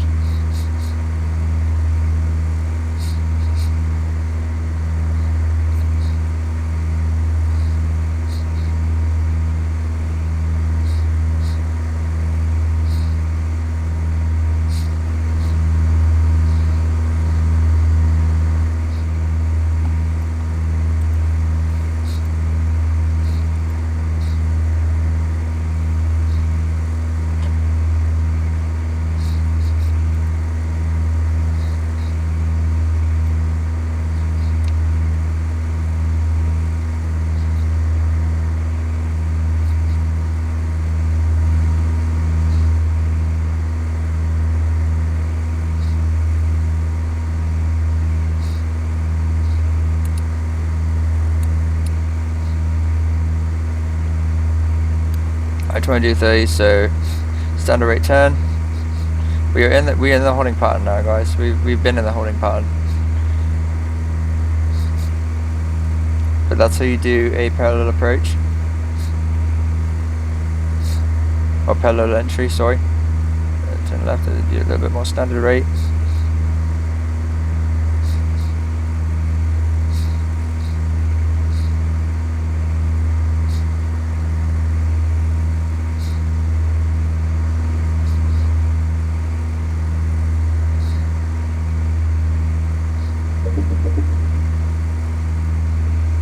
Track inbound, 320, nav.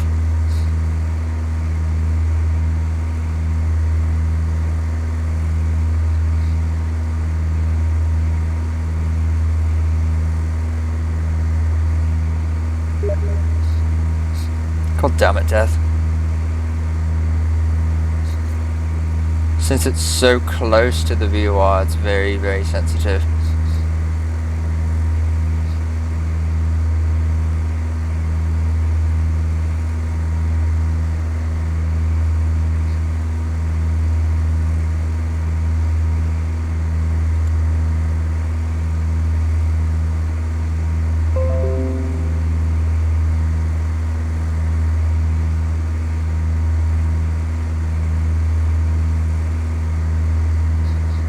That's basically it.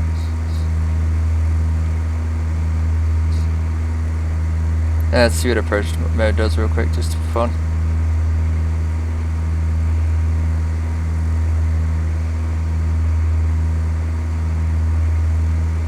Nothing really. It still intercepts it, so.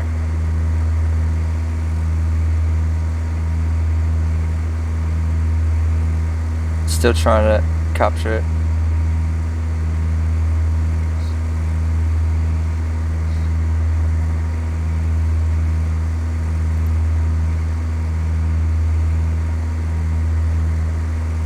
So approach mode does work.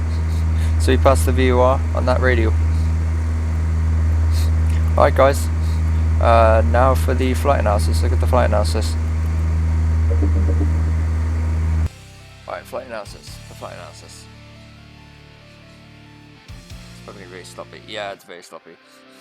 But yeah, as you can see here, we started here, we went inbound. We went inbound on pretty much 160. Right? We went inbound. And then we passed the VOR, right? We were a little off course, but we passed the VOR, right? It's really hard to see, I know. But we passed the VOR. Once we passed the VOR, we went this way for a little bit, outbound. We went outbound here for like 1 minute, and then we turned standard rate left, and then we turned in like this. And then we went straight up, like, it's really, really hard to see what I did here. We did this, we went here, here, and then we kind of did this a little bit. I kind of fucked it up because I was messing with the approach mode, and then we turned right, did that for a minute, turned right again, and intercepted the radio and crossed the VOR, and yeah, that was that. So that's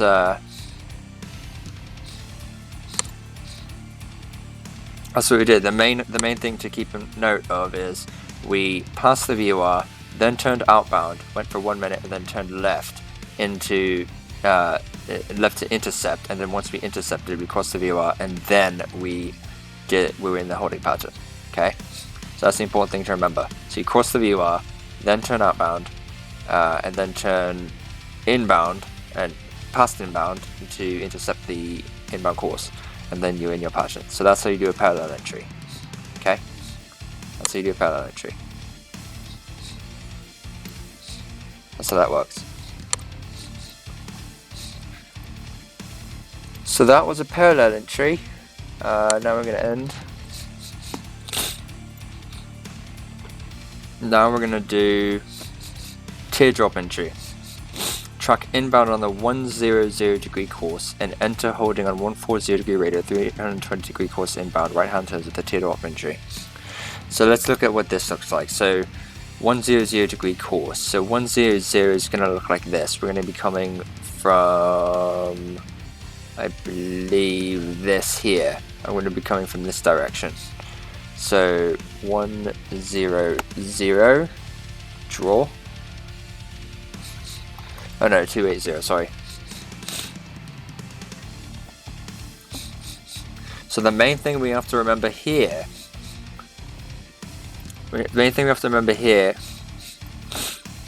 is we need to cross the viewer and then do a 30-degree offset, angle offset to the outbound course. Now remember the LARS 30 acronym. Left, add, right, subtract, 30 degrees. So since we're doing right turns, it's subtract, right, subtract, LARS 30, right? So we're going to subtract 30 degrees from the outbound heading, or outbound heading, whatever. So the outbound heading is 140 degrees, so we need to subtract 30 degrees from that. 140, 130, 120, 110. So 110 is our offset angle. So we cross the viewer, we're going to cross the viewer, flying 100 degrees, and then once we pass the viewer, then we're going to turn technically right 10, let's see, 4, 0, 3, 2, 1, yeah. We're going to turn right 10 degrees to equal from 100 to equal 110, since that's our offset heading, offset angle, whatever. So we're going to turn right to 110, and so we cross the viewer. Once we cross the viewer, we're going to turn right to 110, turn right 10 degrees, and then once we turn right 10 degrees, then we are going to fly that outbound for 1 minute, and then turn right to standard rate turn to intercept the inbound course of 320 degrees to the VOR, and then once we pass the VOR, then we're in our holding pattern. Okay, so that's what we're going to do. So that's our goal. So we don't need that anymore. Track inbound the 110 degree course, and holding a 140 degree radio, 320 degree inbound course inbound right out in terms of the 2-door entry. Alright, last one, guys. Let's do it. First lesson now. God damn it, Dad. I just started recording, mate. Fucking hell. Now I can't read your thing now because actually I can't. Oh, Steam doesn't work, so that's not gonna work. Okay. Well, anyways, I'm going to turn the autopilot on, go altitude, and heading 100 degree course, inbound, right?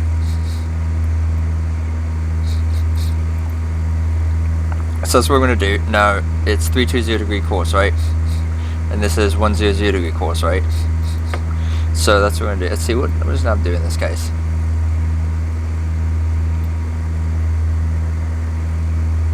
Nav follows the 2. Okay, so it does that. It's approach 2. Same thing. Okay. So, oh god, no.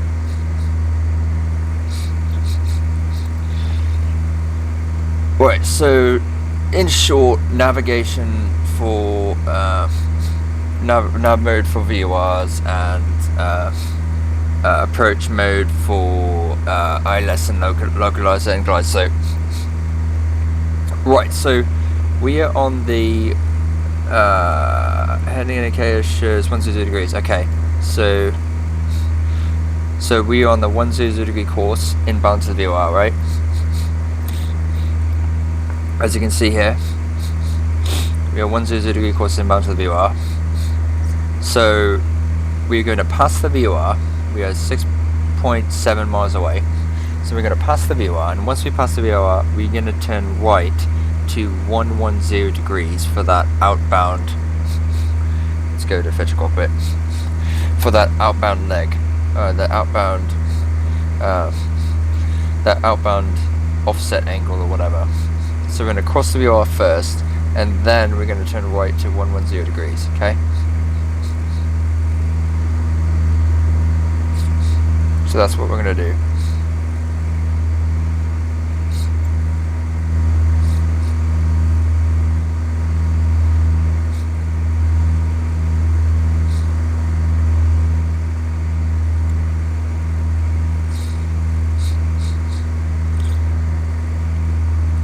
So we are, let's see, 5.2 miles away.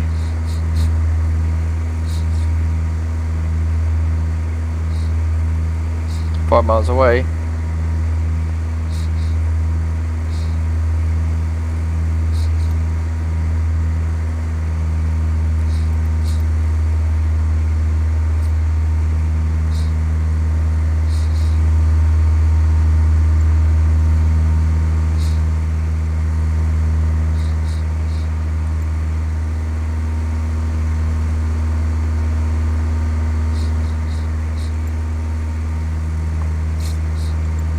So we're going to cross the VOR, and once we cross the VOR, we're going to turn to 110 degrees, right? And fly that for 1 minute.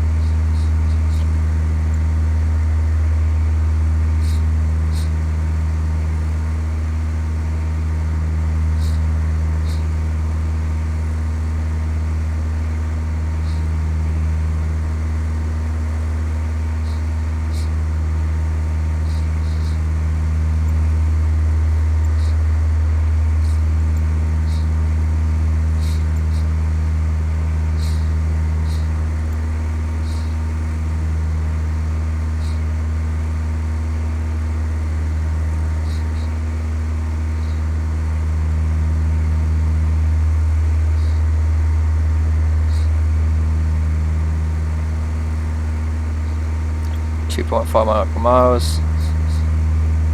Gonna keep going.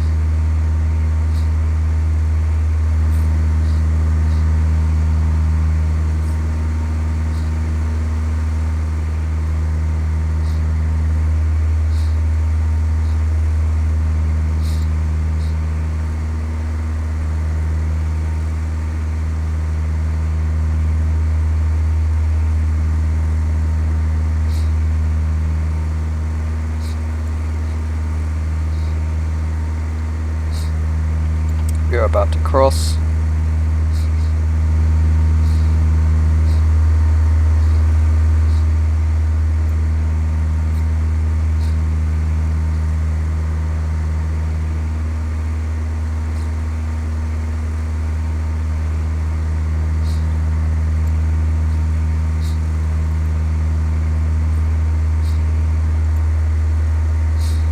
Any second, we're about to cross.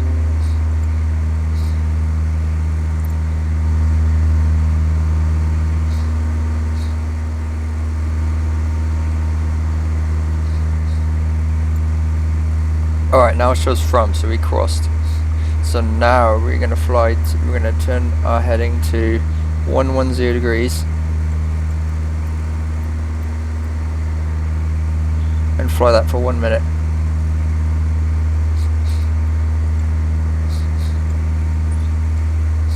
So 21:30.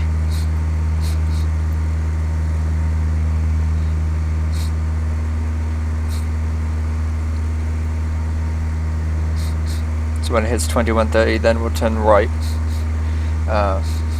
standard rate, to intercept, and then keep turning right until we intercept the inbound course of 320 degrees inbound to the VOR. So keep going, keep going, keep going.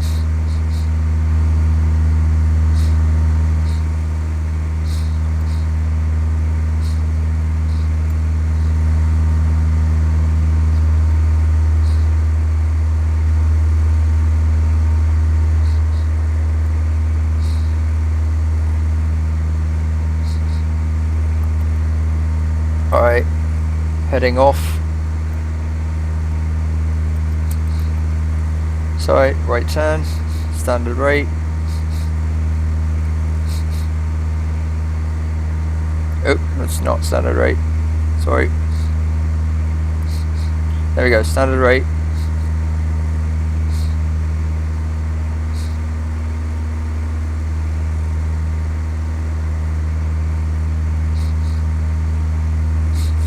Keeping the throttle pretty much the same, I'm not even touching it.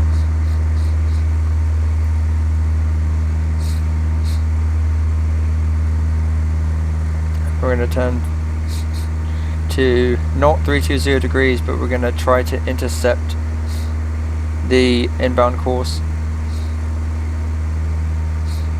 So I'm going to kind of lower it just a little bit.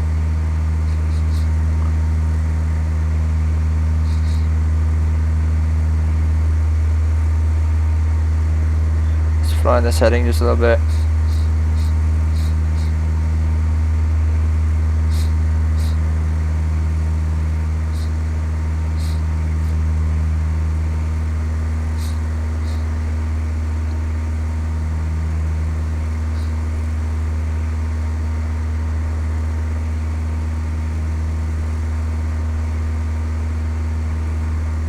I might as well set the heading bug to 140 degrees.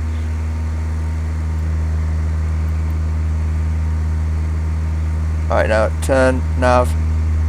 Oh god, that was quick. Really fast. That was really fast. There's no way we're going to make this.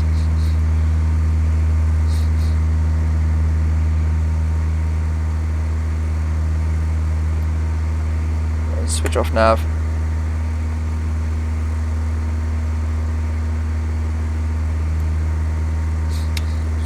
Switch off nav, take control. Just keep going 320 degrees until we pass, which is any second.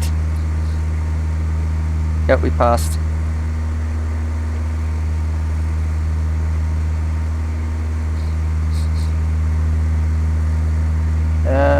We passed it. Alright, so now we're going to do standard rate. Turn to the right.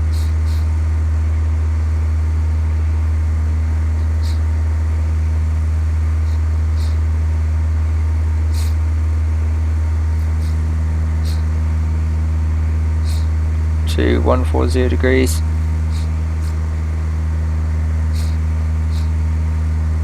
That's 140, right? Yep.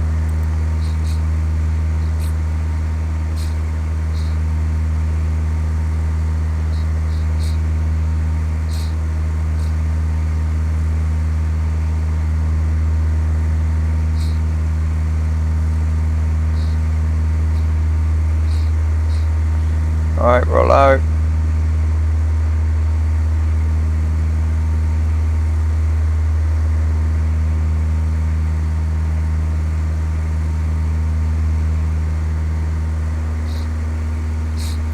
So we'll do 2610.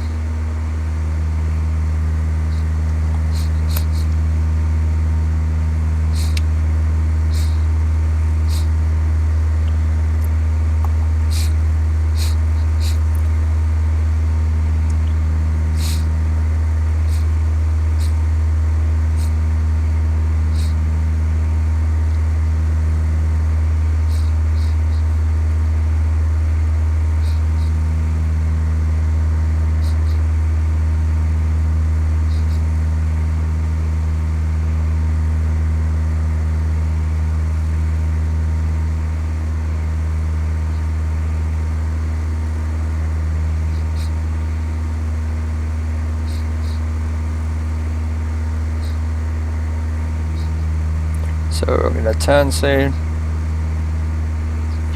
5 seconds. Alright. Standard rate to 320.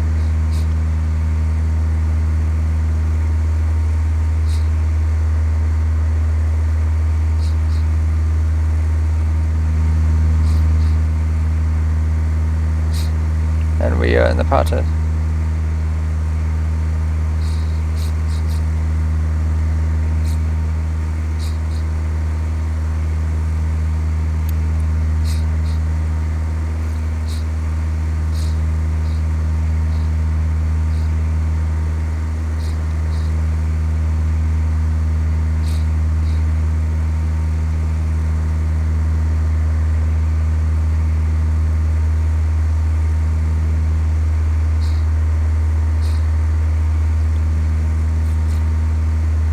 Must not be doing something right, because it's not actually intercepting properly.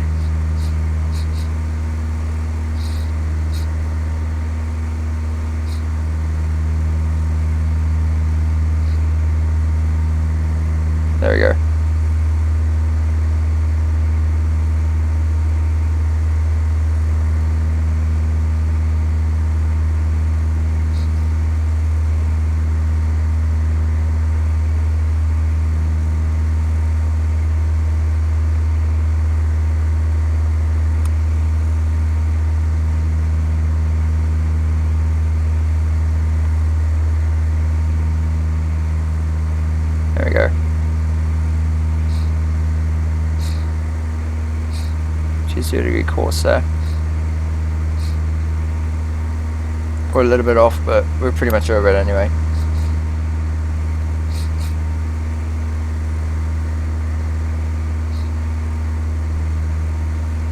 It's about to flip.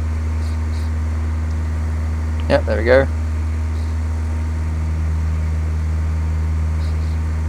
Alright, it flipped.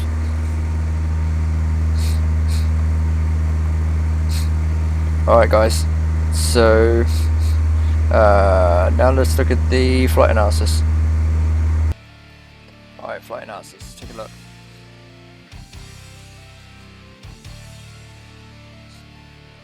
Right, so it's a bit choppy again, but we started here. We went on the 100° course to the VOR, right? And once we went on the 100° course to the VOR, we passed the VOR, then turned right to 110 degrees for our offset length or whatever, offset angle or whatever. And then once we did that for 1 minute, we turned right and intercepted the VOR. Tried to intercept the VOR. We passed it a little bit, passed the radio a little bit, and then we tried to turn right, and we kind of turned left again. We kind of screwed that up a little bit. So it was a little bit weird, but we did that. We turned, kind of tried to intercept the radio, but we couldn't. But that's essentially what you do: is you intercept the radio, and then you cross the VOR. So you cross the VOR, and then turned right again on the pattern. Did that for 1 minute, turned right again, and kind of sluggishly went onto the radio just a little bit, and then we passed the VOR, and essentially we would do it again and again and again, however long we need to. Okay, so that's a teardrop entry. That's how you do it.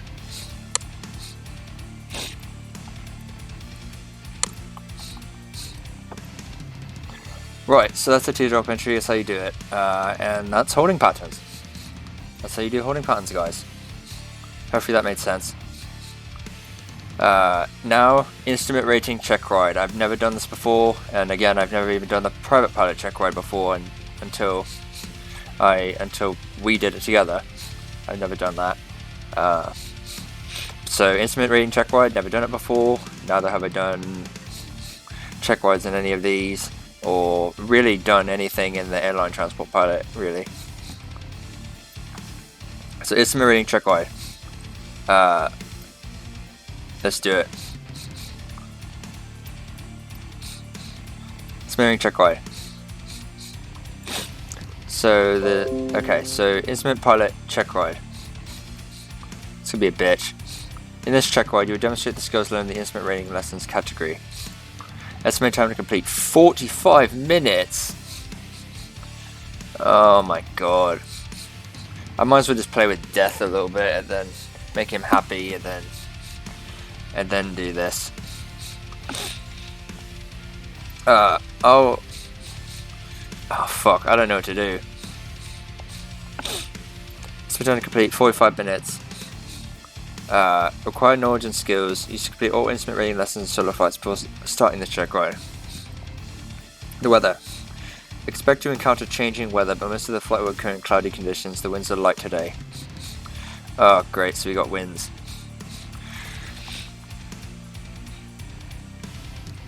So recommend charts. Chart 1 and chart 2, so there's two charts.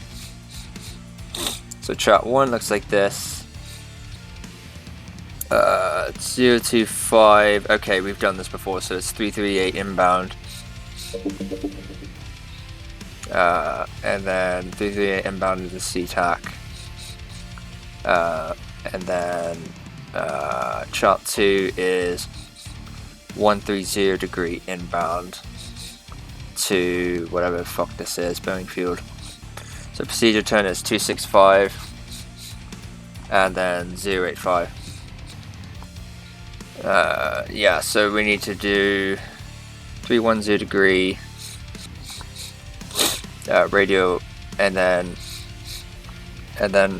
once we pass this NOLA, whatever that is, initial approach fix or whatever, we turn that to 265 and then 085. So basically we just need to memorize the charts. Well, technically you would have the charts with you, but so 2,200 feet. I don't know how much information they're going to give, so I need to take this with a grain of salt as if they're going to give me zero information.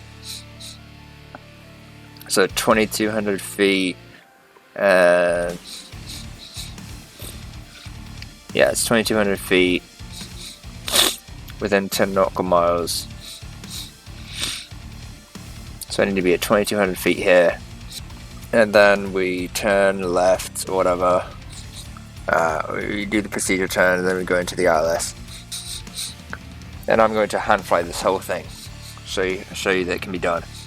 Most people use autopilot for this kind of thing, but I'm going to hand fly it, show you how it can be done.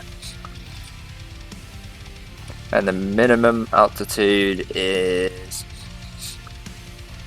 decision height is 270 feet. So we'll just do 300 feet. So yeah, that's that. And then chart 1 is as such. Let's look at this again. 025, 338, and then pretty much direct in. And then you have 3,000 feet, 4,000 feet when you're at 338, and you go down to 3,000 feet when you're at Moat, and then 1,600 feet. And then once you pass the NDB at 1,600 feet, you, god damn it, yeah. When you pass the VOR at the NDB at 1,600 feet, at DME 4.3, then you go down to the minimum altitude, which is 840 feet for us.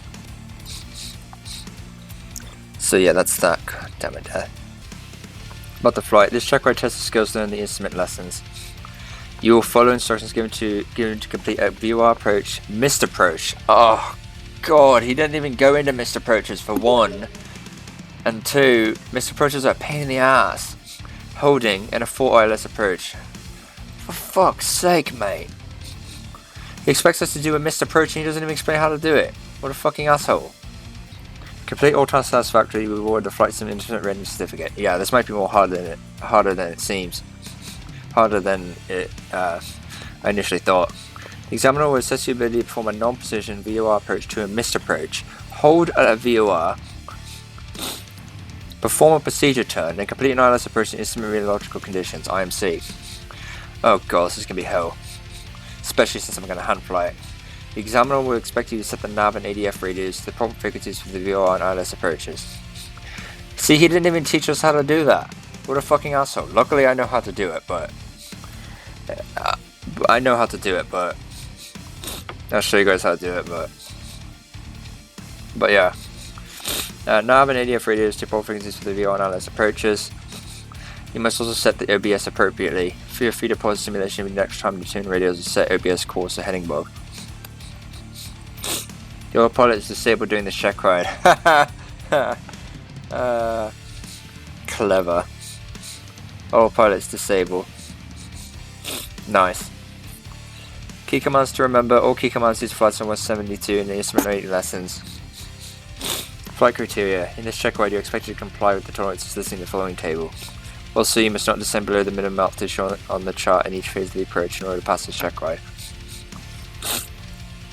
Flight criteria. Altitude plus or minus 100 feet is assigned. Airspeed plus or minus 10 knots is assigned. Heading plus or minus 10 degrees is assigned. Course plus or minus 2 degrees. Oh god, course plus or minus 2 degrees. Fuck! That's gonna suck.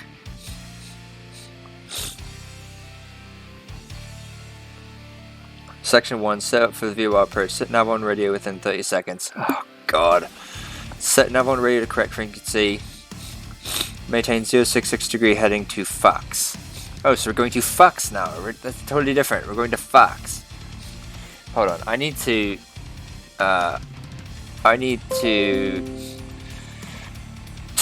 get an image of these charts. So let me actually extract this file.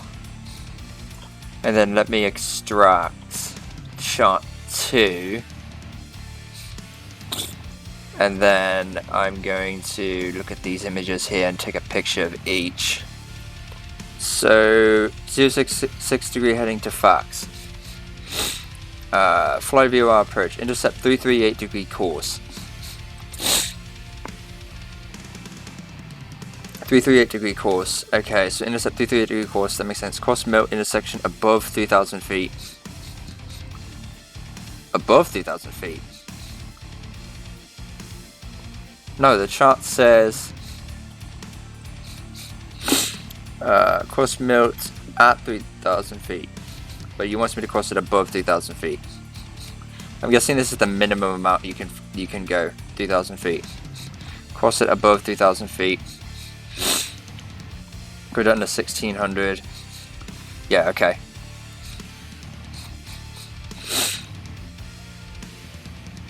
Intercept 338 degree course, cross melt intersection above 3,000 feet. Cross the ODD NDB outer marker above 1,600 feet. Do not fly below 840 feet of approach. Okay, to make that simple, I'll just do 900 feet. Cross CTAC VOR at above 840 feet. Execute missed approach. Begin climb when prompted. Climb to 2,100 feet. Maintain 339 degree course. I'll do 338 to make it easy. Cross park intersection. And then section 2, proceed direct to CTAC at 3,000 feet.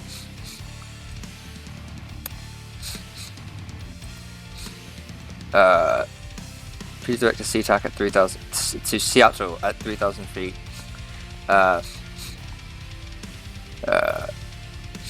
Then that means turn left. And then let me look at the chat real quick. 339, yeah, 339, and then turn direct, cross park,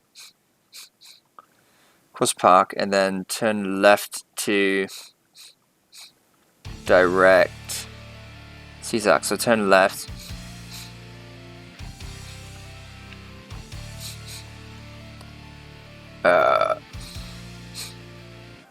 Cross park intersection, turn left, set nav1 radio within 30 seconds, set up for holding, set nav1 radio correct frequency, climb to 3,000 feet, cross CTAC VOR and any heading.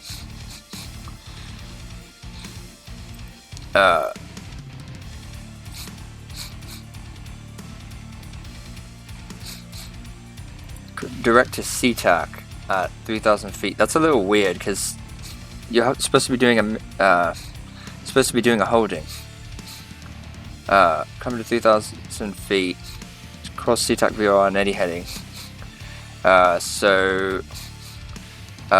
going to cross the park intersection, turn left, set the nav1 radios, and then cross the VOR. Let's see, I'm going to cross the VOR.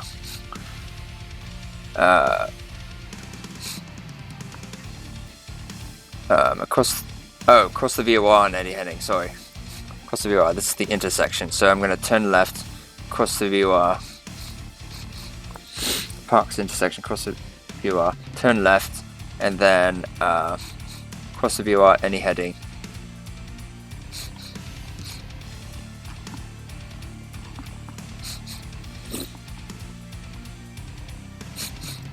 And then enter holding. Cross CTAC on 140 degree course inbound. So cross Seattle VOR on any heading. That's a little confusing. Cross Seattle VOR on any heading, and then proceed direct to misapproach. Proceed direct to VOR or the VOR.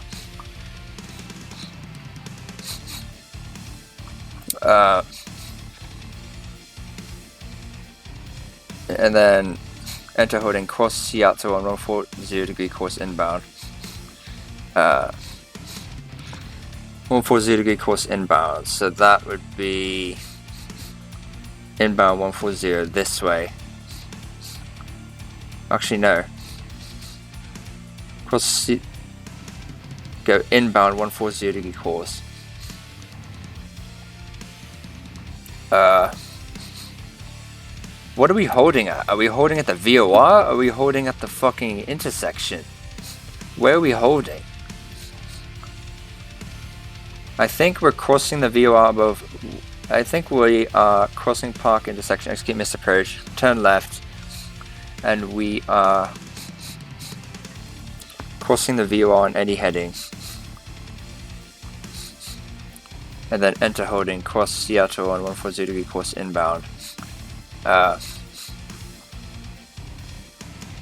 What are we oops. What are we holding at? Hold at a VOR. Okay, so we're holding at the VOR. So we are crossing the SeaTac VOR on any heading when we set it for the holding. And then we cross Seattle on 140 degree course inbound. That's confusing.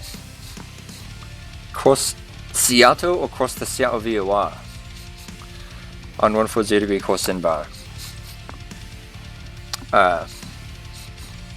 Because it says cross Seattle VOR on any heading and then cross Seattle on 140 degree course inbound. So 140 degree course inbound would be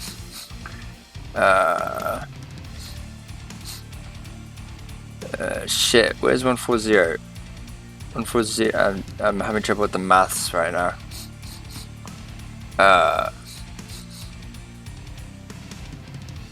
What's this? 140. That's 340, sorry. That's 070, that's 190 this way. So we're going to be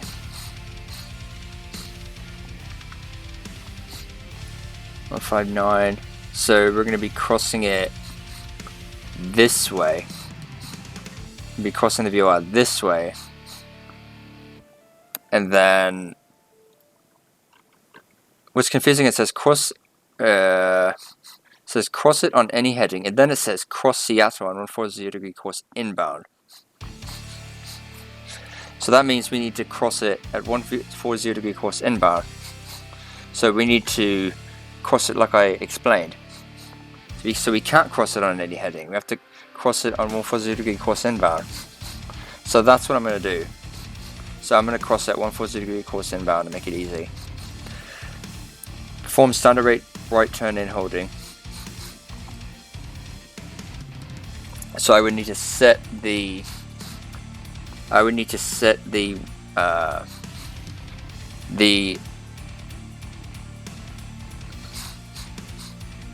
OBS to 140 degrees.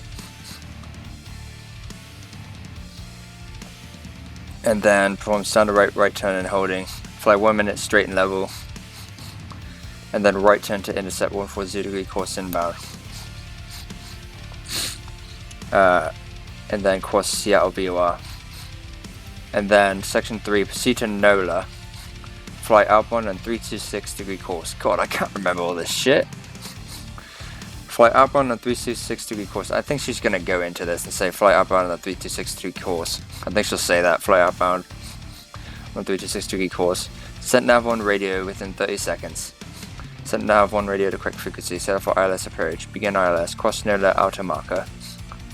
So proceed to NOLA, fly southbound 326 degree course. So that would be, where's NOLA? Oh, sorry. You have to do the second chart. See NOLA, which is here. See NOLA, and then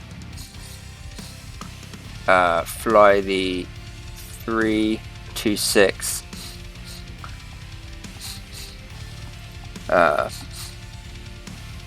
to fly up to 326 degree course.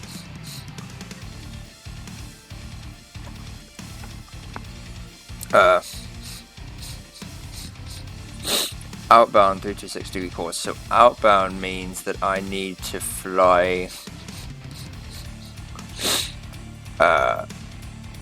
outbound on 326 degree course. That's going to be hard. Is Nola a VOR? Please be a VOR. It's Nola. No, it's not a VOR. Fuck. How am I gonna track the course? How can I do that in a Cessna? I don't know how to do that in a Cessna. I don't know how to track the inbound course to an intersection on a Cessna. How the fuck do I do that? I think it's an intersection. What the fuck is this? I think it's an intersection.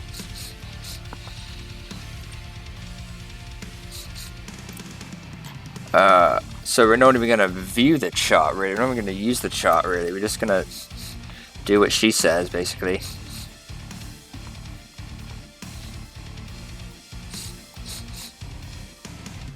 Course Nola outer marker, track localizer outbound. Track localizer outbound? Oh god. That means I need to use like back course and shit like that, I believe. Oh no, maybe that's...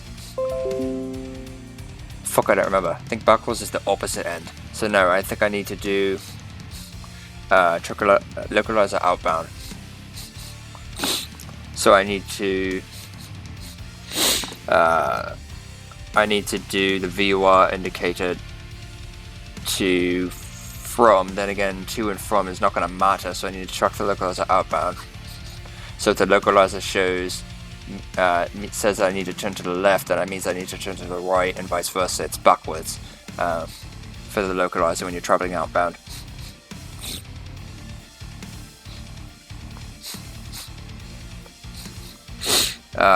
So turn left to, so fly outbound 326 degree course. Oh, fly outbound on the 326 degree course from the Seattle VOR is probably what it is. So outbound on 326 degree course from the Seattle VOR to NOLA. So I need to switch it to 326 degrees from. Yeah, so I'm gonna have to do that. And then turn left, so truck closer outbound. Section 4, perform procedure turn left at 265 degrees, fly 69 seconds on heading. Turn left to 6, so truck localizer outbound. Perform procedure turn left at 265 degrees. Yeah, 265 degrees. Yeah, this is a procedure turn outbound, so yeah, this makes sense. So we're going to be trucking from the Seattle VOR 326 degrees, so like this way probably. Oh yeah, 326 degrees this way. So truck outbound from, so 326 degrees this way till we cross, truck the localizer outbound, and then fly 69 seconds on this heading, then turn to 265, then probably to 085 to 130. And then fly inbound, ILS and land. And that's probably what we're going to be doing. Let's see if I'm right. Turn left to 265 degrees, fly 69 seconds on this heading, turn right to 085 degrees. Left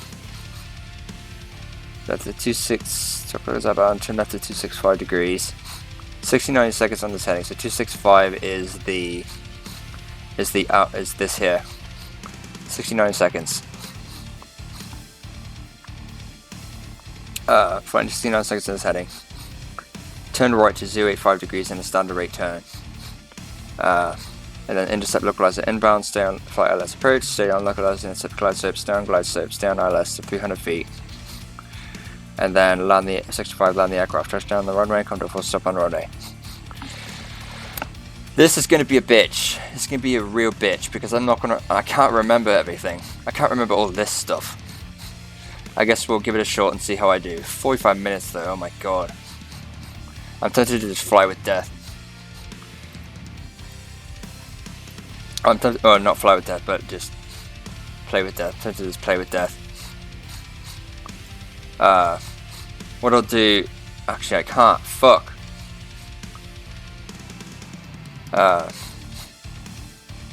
So yeah, I'm going to do the check ride a little bit later. I'm going to play with death for a little bit. I'm just going to play with death for a little bit, so I'm going to do this check ride a little bit later. So by the time you see this check ride, it's going to be a little bit later in the day. So that's what I'm going to do. So, actually, you know what? No, fuck it, I'll just fly it. Fuck it, I'll just fly it, get it over with. So never mind, I'm just gonna fly it. So, fly this check right now. Oh god, it's gonna be hard. Let's do it. I'm not looking forward to this at all.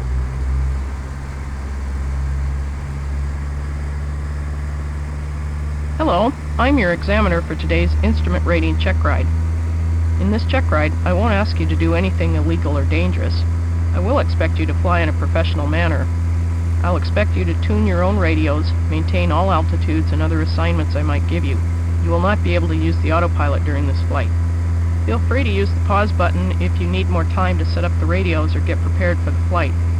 When you're ready, just resume the flight. Since this is a simulator, we're starting in the air at 5,000 feet. I want you to tune the NAV1 radio to the Seattle VOR 116.8. Gotcha. 116.8. So that. Let me bring this over here. There you go.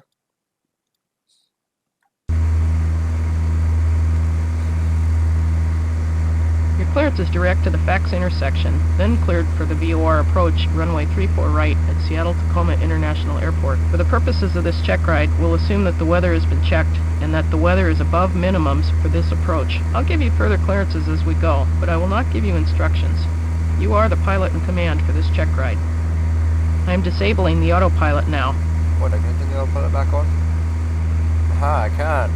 You know what? Fuck it, I'm just gonna use the autopilot. I'm just gonna use the autopilot because I don't feel like I'm flying this, to be honest.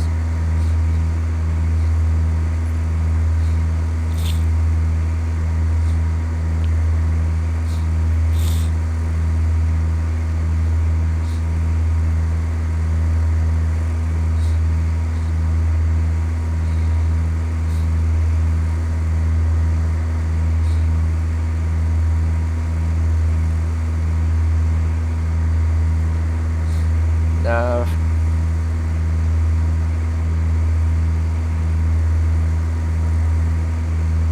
Take some more towards here to make it better.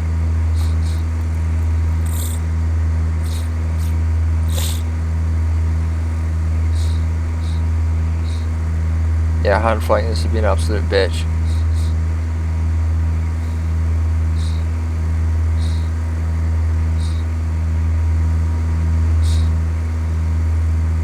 You know what, I'm gonna go on nav mode. Because that way it'll track direct on the radio, on course.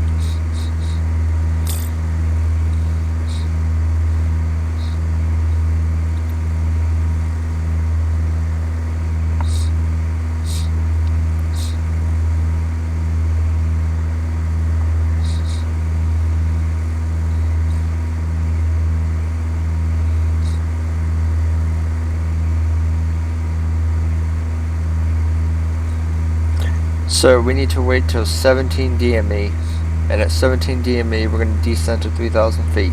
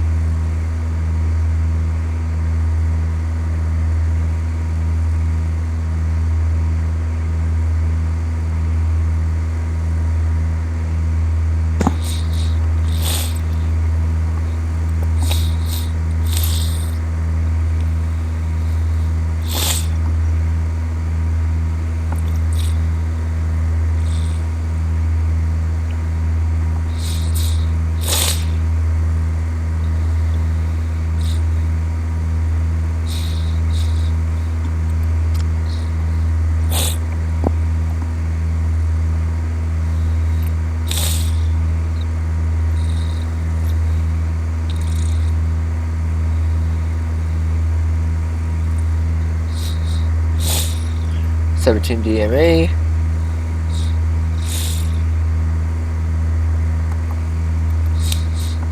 Right, 17 DME. So now we're gonna descend to 3,000 feet.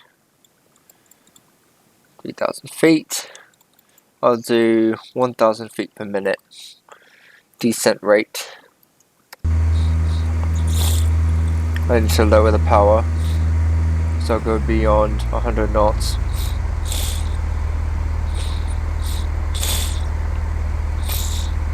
Since we're descending at that descent rate, our speed will increase. But yeah, guys, I'm gonna give X-Plane another go. After all, it does have weapons, and I heard that you can actually sever off wings, and the physics are accurate when you sever off wings and shit like that. So I think that is fucking awesome. It's just the ATC is kind of shit, and the AI is kind of shit, but it's whatever. The rest of the sim's pretty good.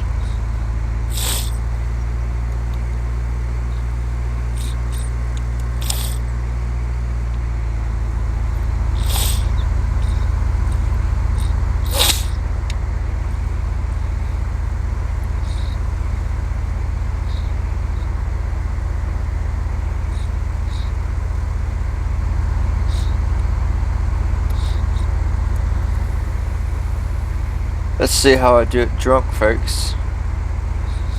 I just had a shot, so let's see if I can do it slightly fucked. See if I can do this. Who knows? I might be able to calculate and do things better than usual, or this will just make me tired. I don't know.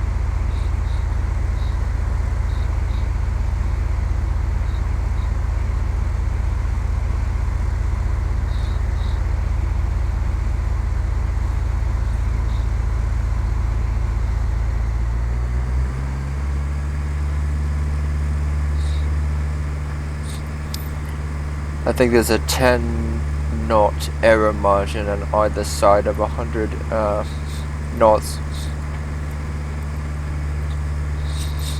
That shall allow.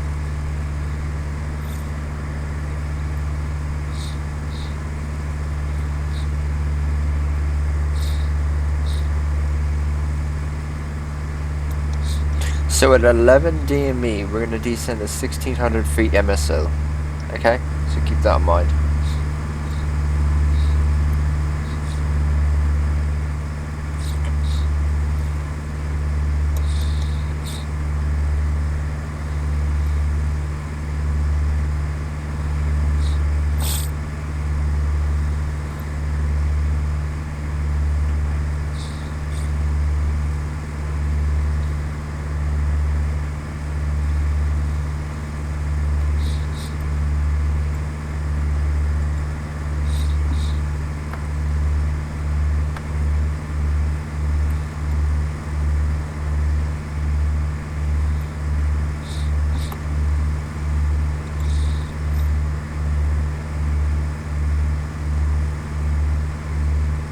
Alright, 11 DME.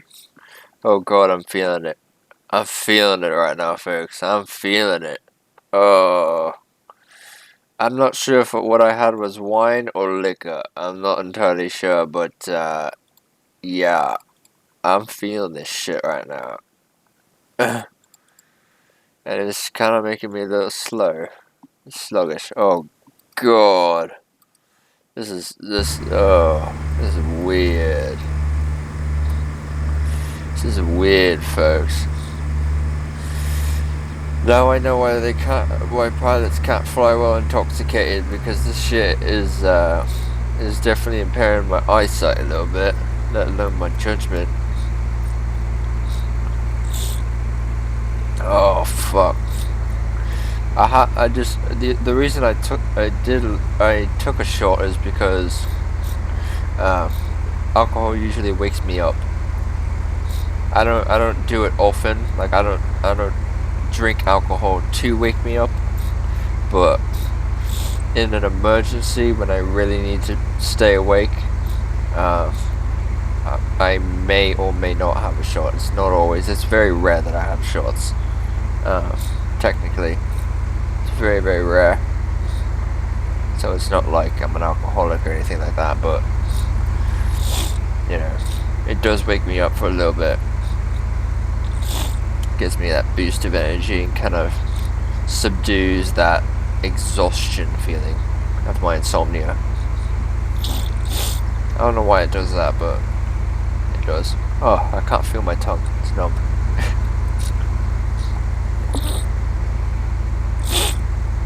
And my nose is starting to be hard to breathe through nose. Oh, I can't English now. Give it some power. So far I'm doing okay. She's not screaming at me, so...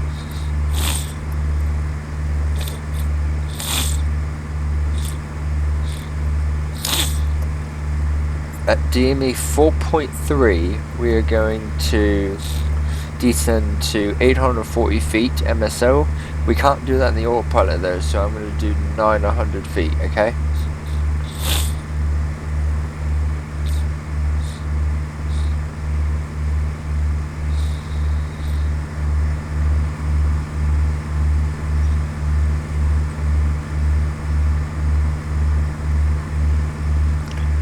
Oh god, the fatigue's hitting me now. A little bit.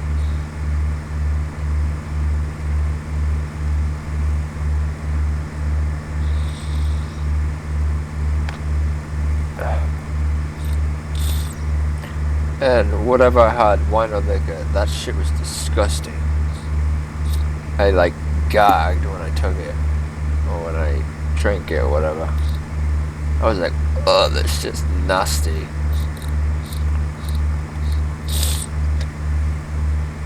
Fermented grapes. Well, that's wine, not liquor, but... Who would you think? Fermented grapes. Would get you drunk.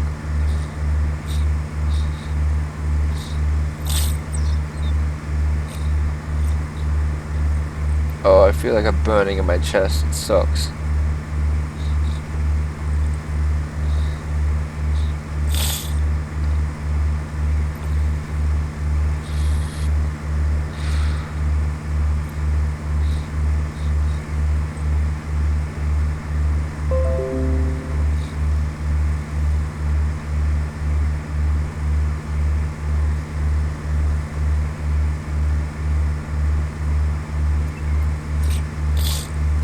Oh, I'm feeling it, folks. DME 4.3. Alright, DME 4.3. Oh, God, I can barely do anything right now. 900. We'll do 1,000 foot per minute. Alright, let's go. Oh god. Power down.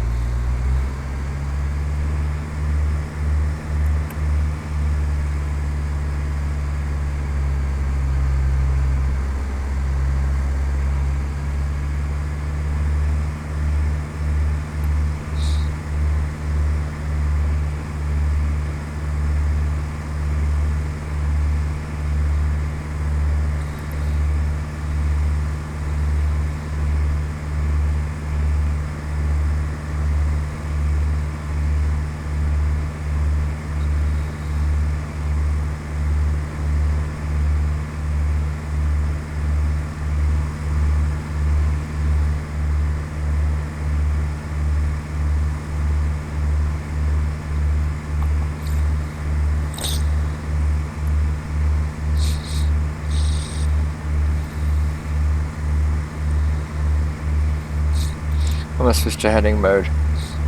So when this needle goes to left or right, doesn't screw with the autopilot.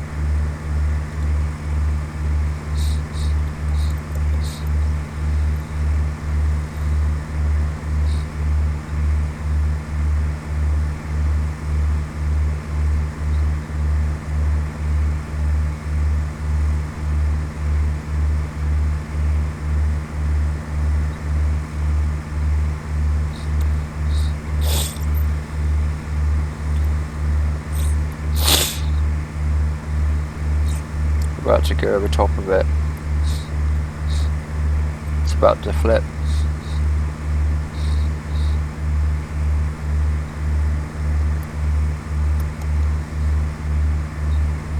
Go around. Execute the published missed approach. Roger. So the published missed approach, I need to go to 2100 feet and basically fly straight. So 2100 feet, 1700 feet per minute, full power. Basically fly straight, fly on the radial.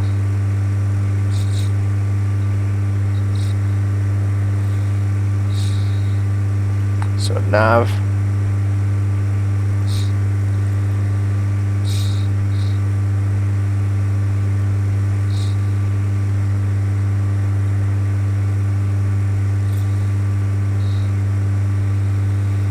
And now we wait.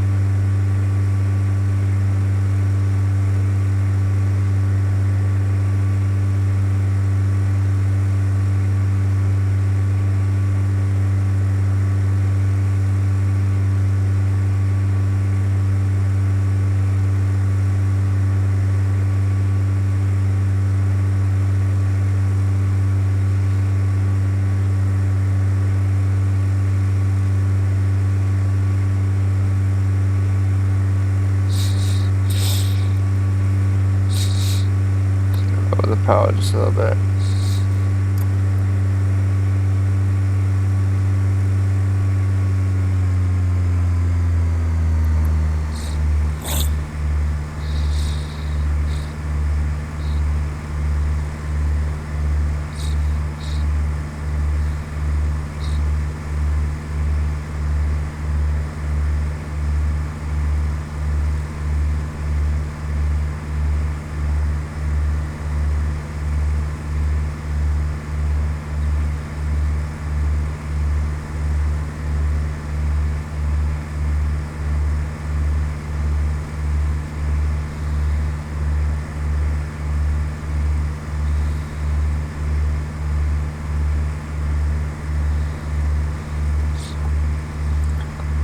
Oh, this is making me so tired right now.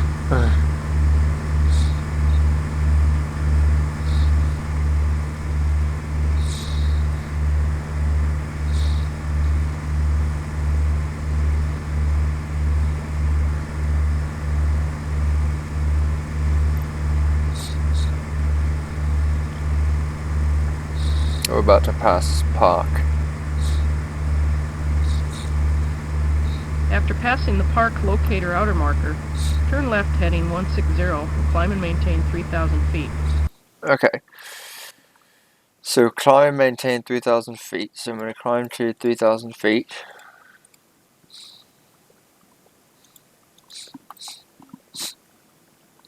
I'm going to turn the OBS knob to 150.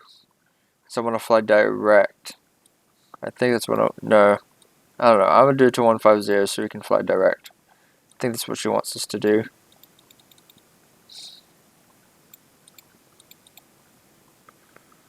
My eyes.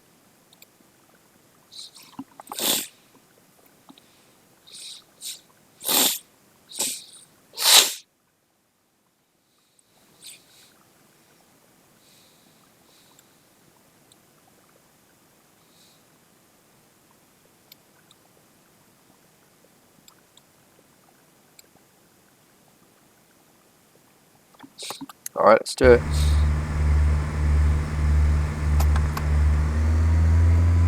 Full power. Heading mode.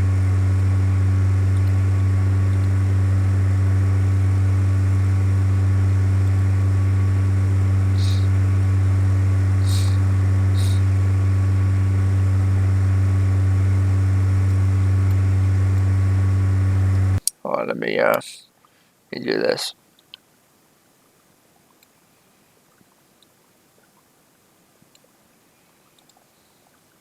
150.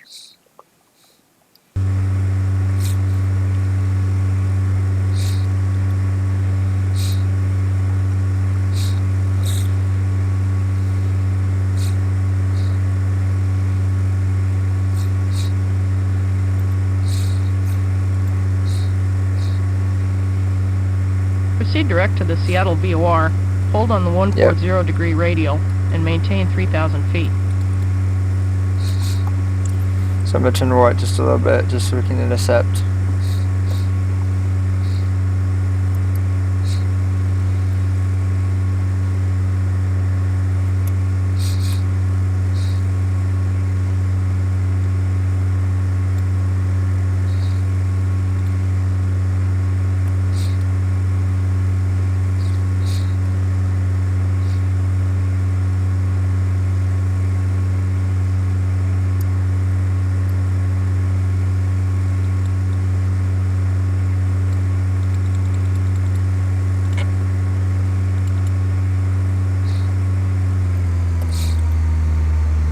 Switch to nav.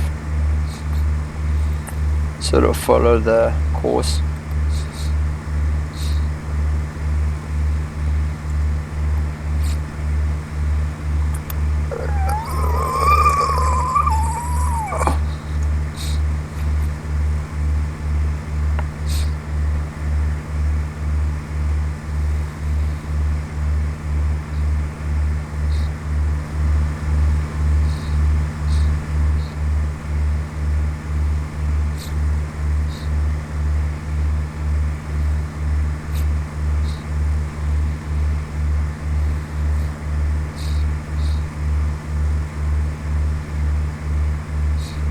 So we're 3 nautical miles away.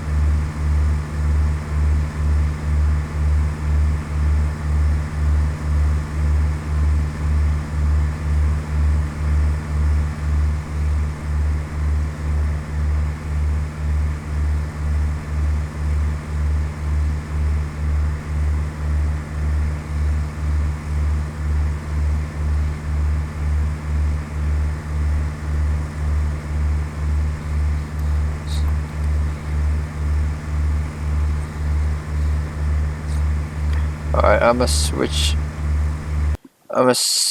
the heading to 110 because I believe this is a teardrop entry.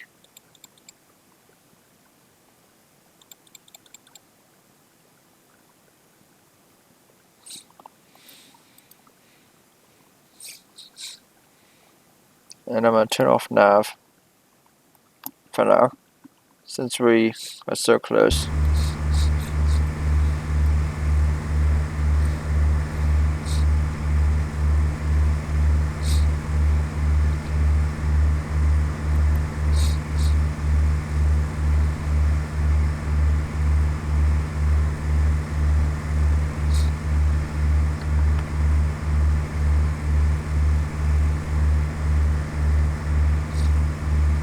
past the BOR.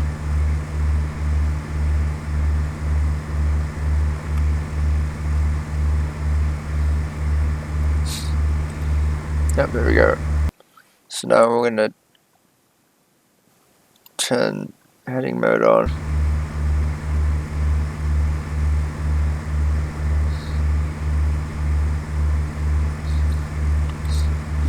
Got a stopwatch ready.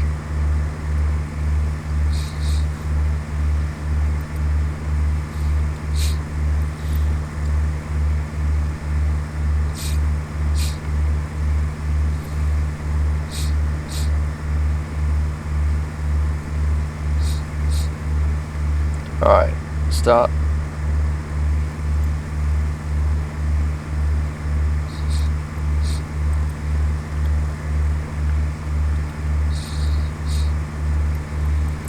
So when I do the inbound turn and shit like that, actually I need to set this to 140, oh, 320, sorry.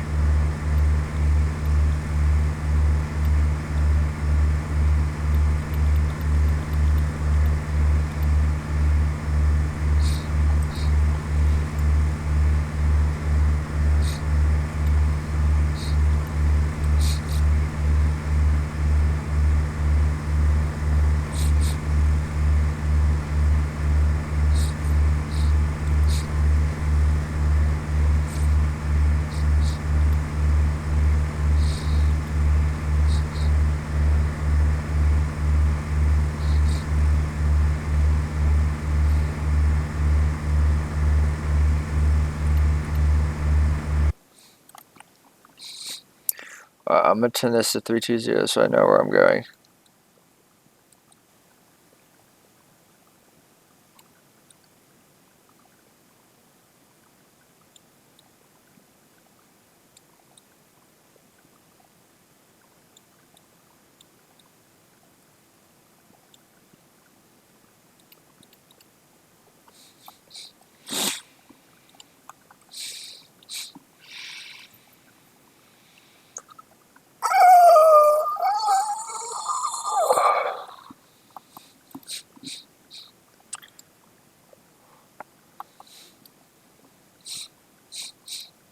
Alright, so now, standard rate to the right.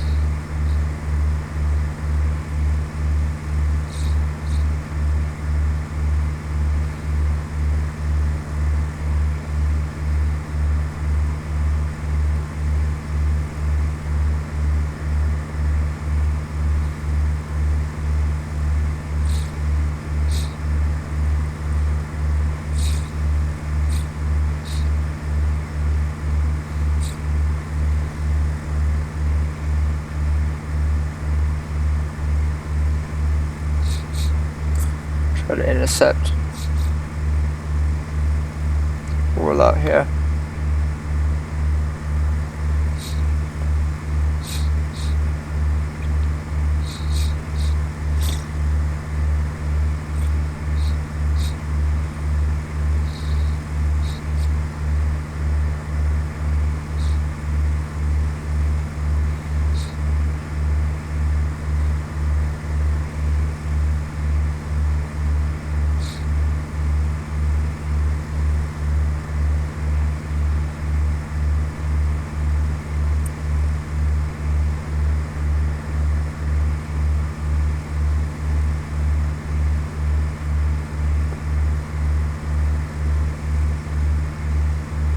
There we go.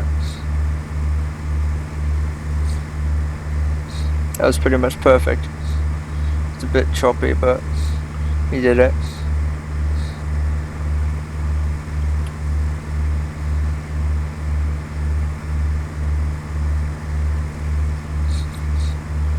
And once it turns, that was pretty much perfect. once it moves, which is about to move now.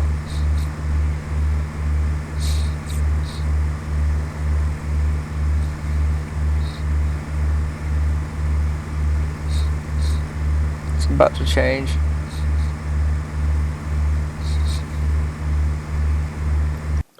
Let me set this to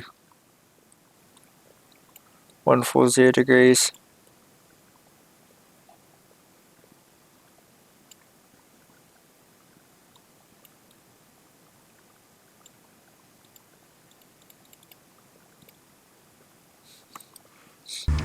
It's about to change.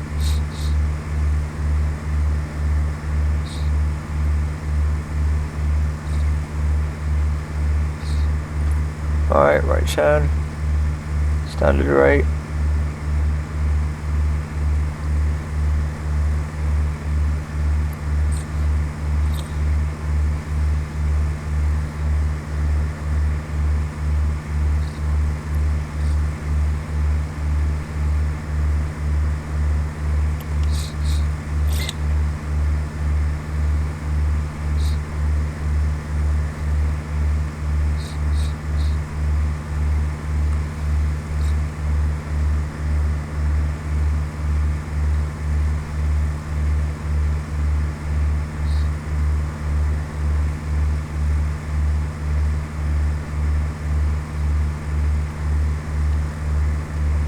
Roll out.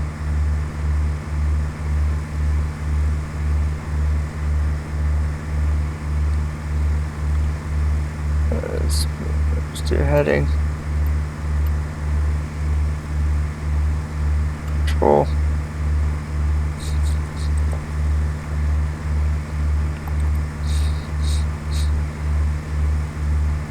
This is really hard.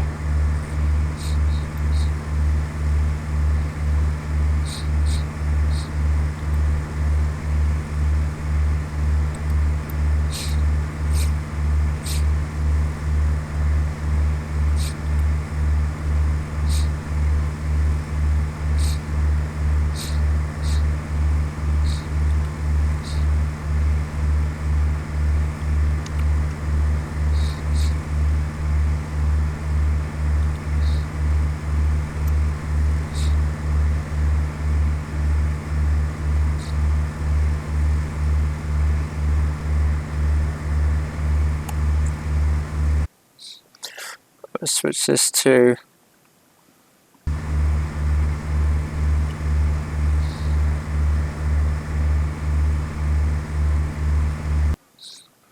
alright.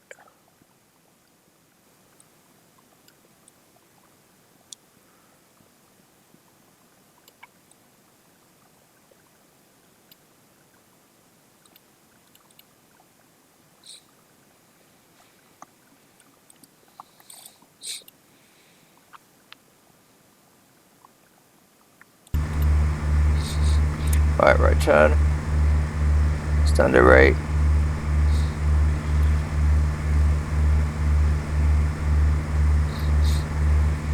See if we can do this. So we're in the holding pattern. We've been in the holding pattern, but see if we can do this one a couple more times.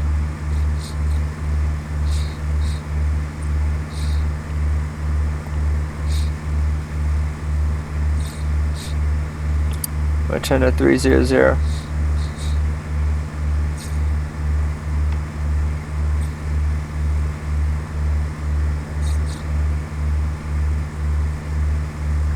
Oh, I need to turn to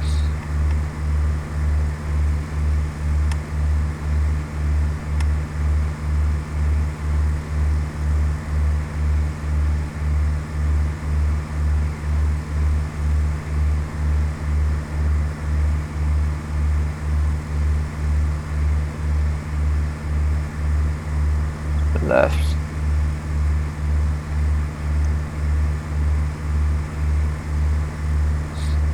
There we go. We're on course. Turn right. Turn right, turn right, turn right, turn right, turn right, turn right, turn right, turn right, turn right, turn right.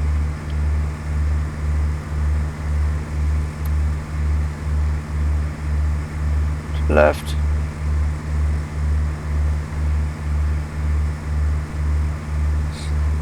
There we go. There we go. We did it, guys. I think. Do it again. We have to do another holding.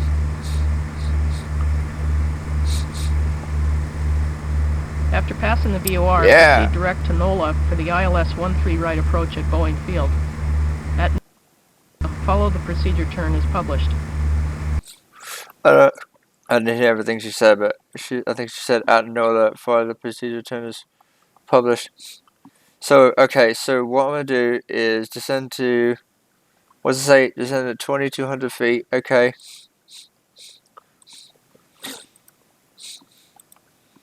Come on.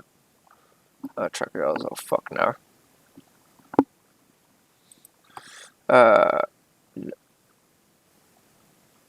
No, just a bit.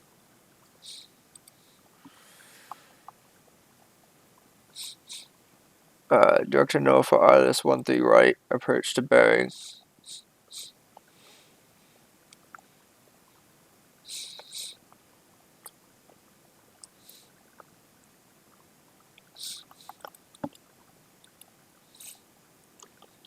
Alright, so let me do this properly here. 200 feet. That's a foot per minute descent. I'm gonna turn heading on.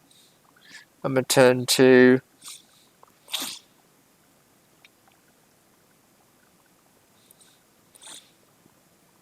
let's see. Let's look at the chart. Chart says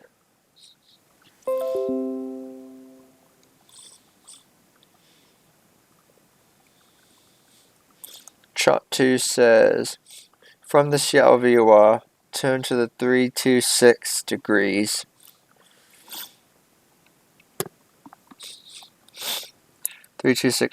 So I'm gonna do 3. I'll just do 330, make it easier. And then I'm going to turn this OBS to 130 degrees, which is the ILS, as we're doing ILS approach now.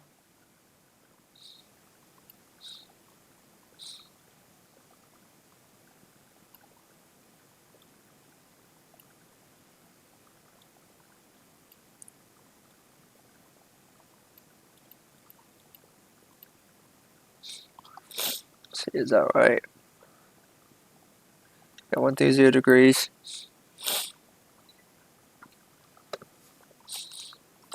And then tune ILS frequency, which is 110.9.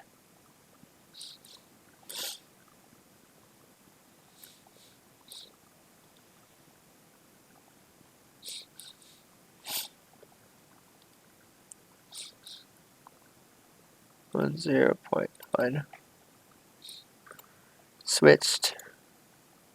There we go. Alright, let's do it.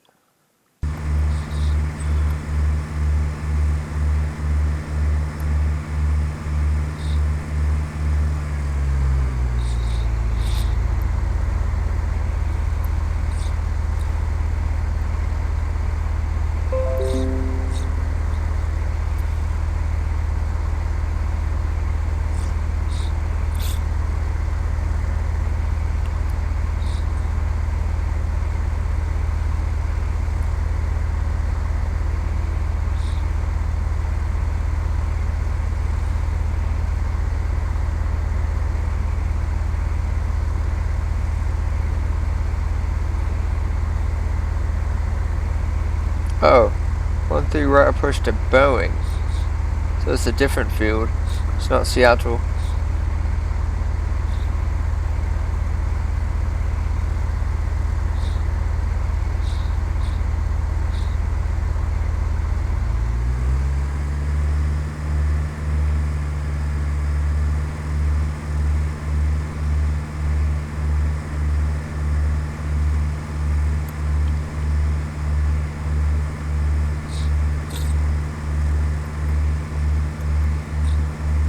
So we're going to be on this until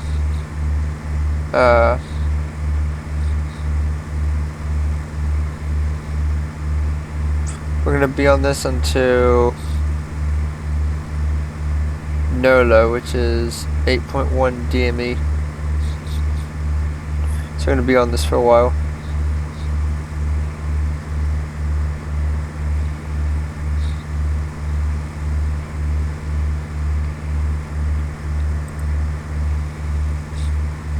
Let's look at the GPS.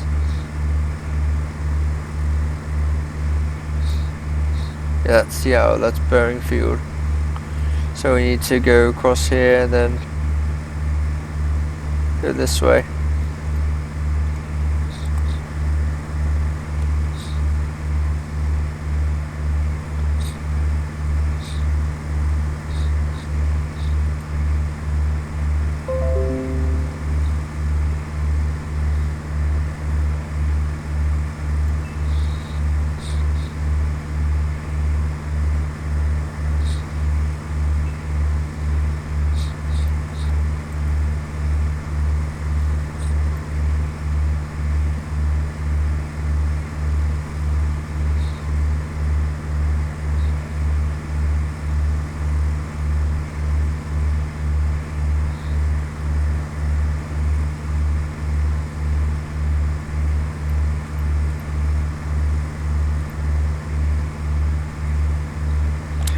at 326.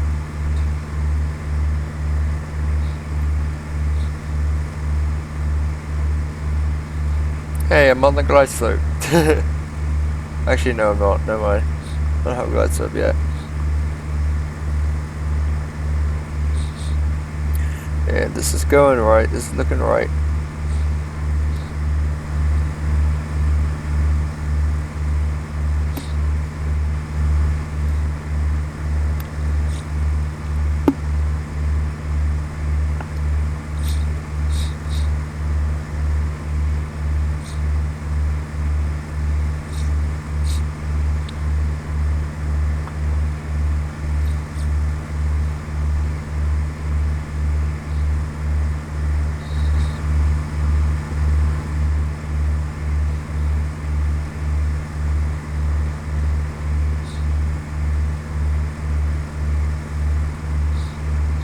That holding pattern was a bitch. That was an absolute bitch.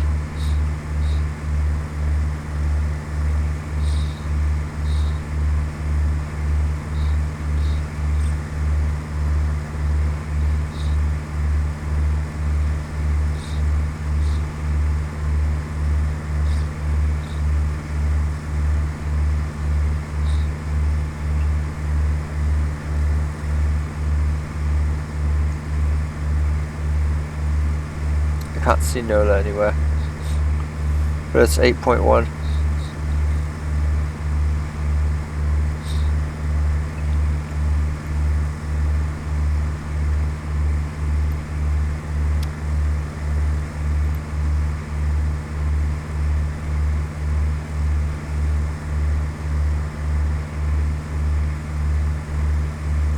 Oh, let me get close to the screen. Is that NOLA? No. Oh, NOLA's right there. Okay.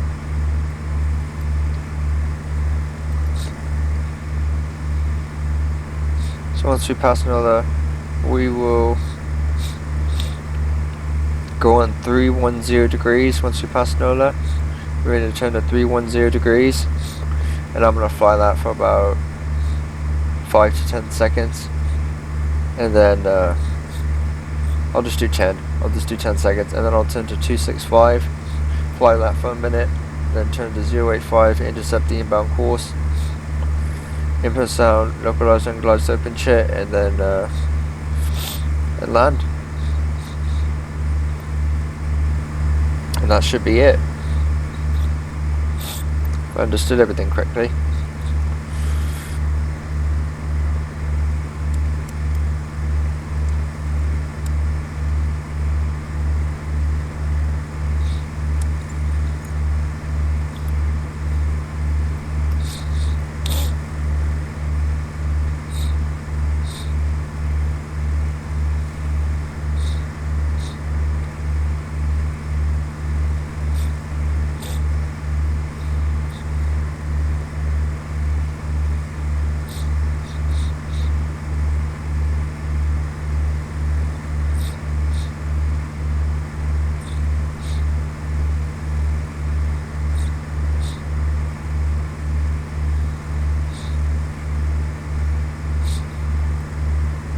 looking for 8.1. We're almost there.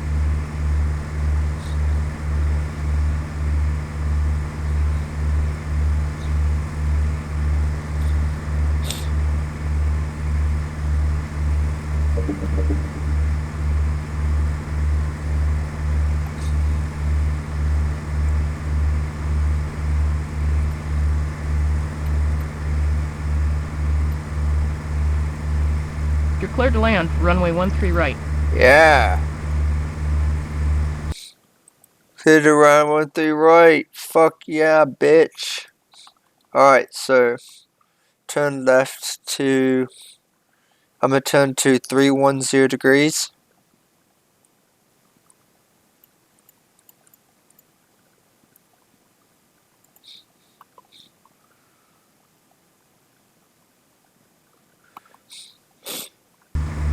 Do 10 degrees. Put that for about 10 seconds.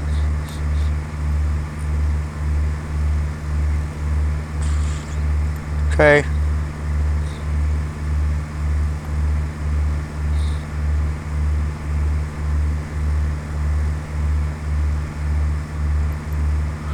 Alright, now I'm going to turn to 265. 65 degrees. For that for a minute. Can't believe I'm doing everything properly. Drunk at that.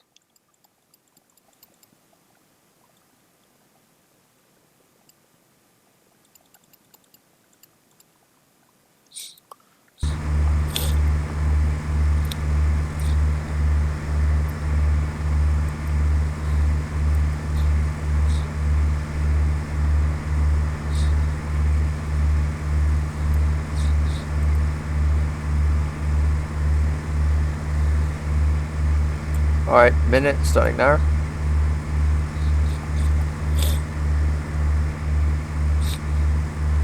This is the procedure turn, folks, that I'm doing right now. And I'm not flying that ILS by myself. I am fucking. This took way too fucking long. I'm going to definitely use the approach mode. Have it plane do it for me, because fuck that shit. I'm not gonna fail at this point.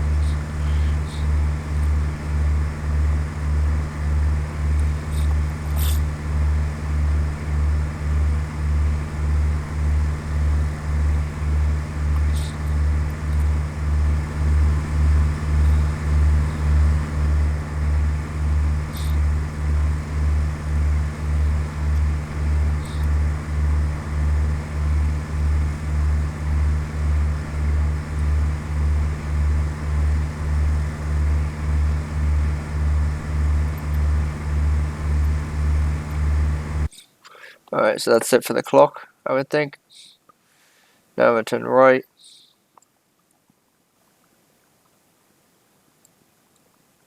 To. What is that? 085.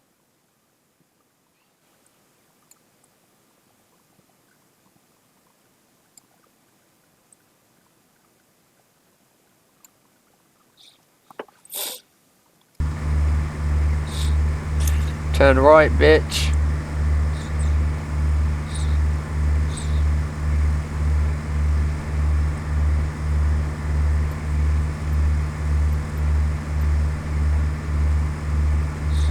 So 85.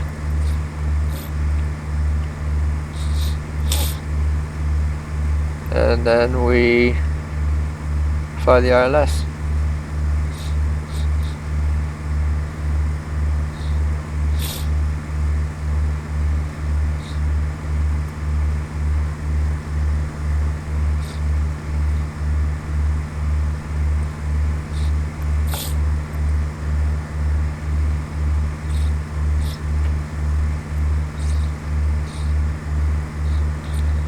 We're gonna wait till we start getting an indication.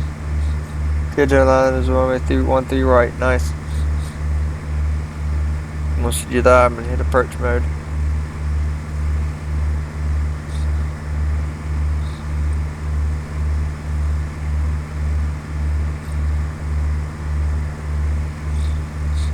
see the localizer coming up. I'm gonna hit him. I'm gonna do the approach mode.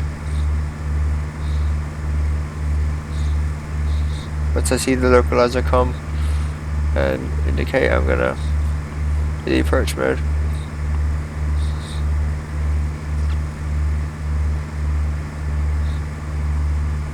There we go, approach.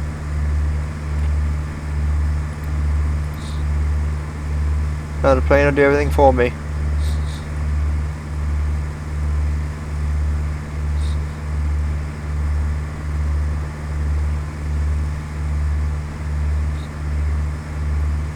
Is that looking right?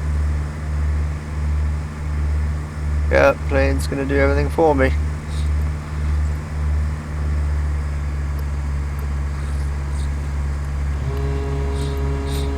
Flaps down.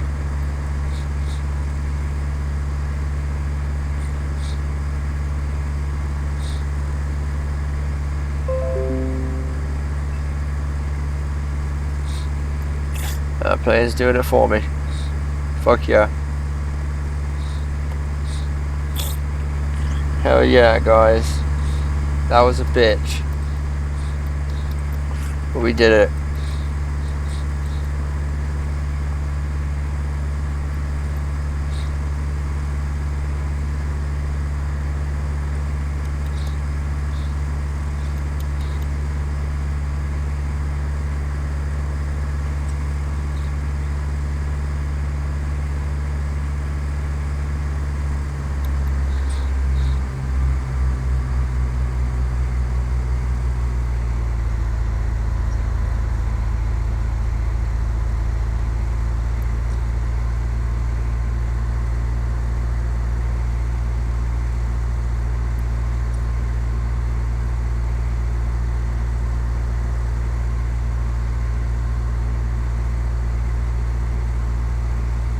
It's having some trouble.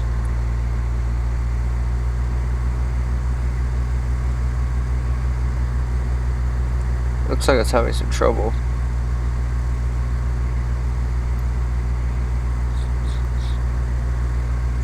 On the right, okay.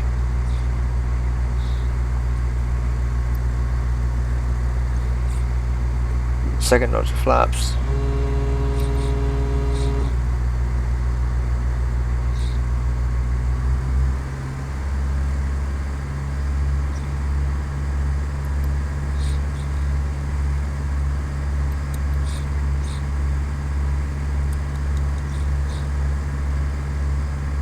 We're 6 miles out.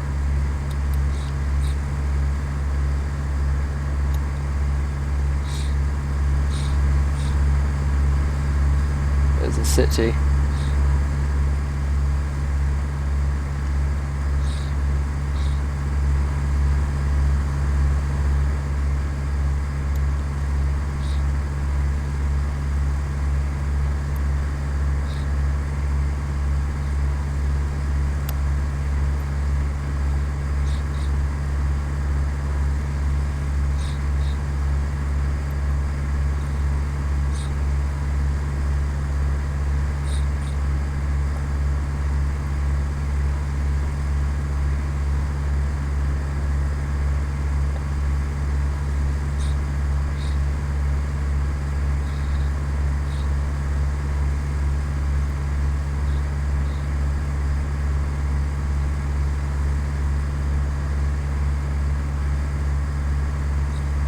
There's the runway, I see it. Front unlock the flaps.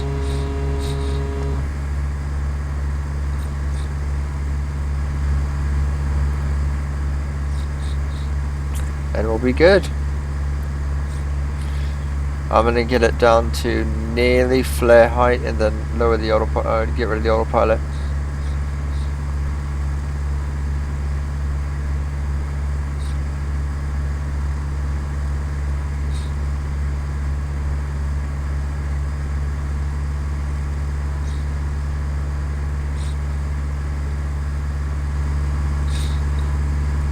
Look at that, guys. Instrument check ride. Drunk.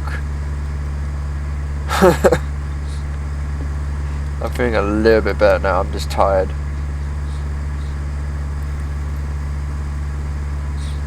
Who would have thought of doing it drunk and I did it properly?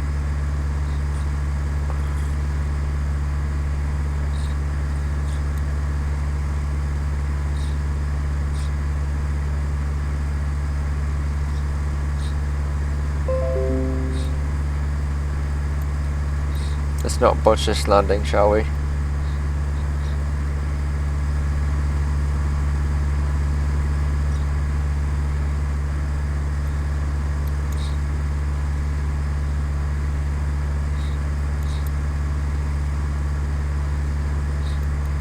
Right there, that's all the way in.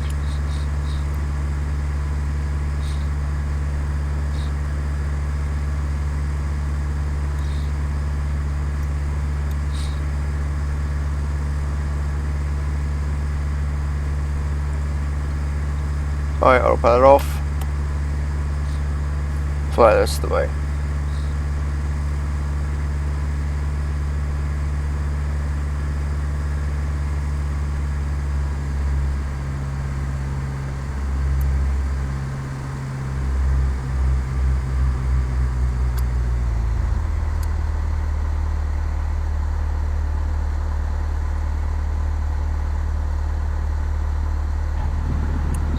Break.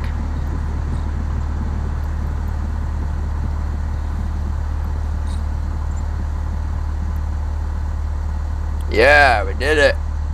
Fuck yeah.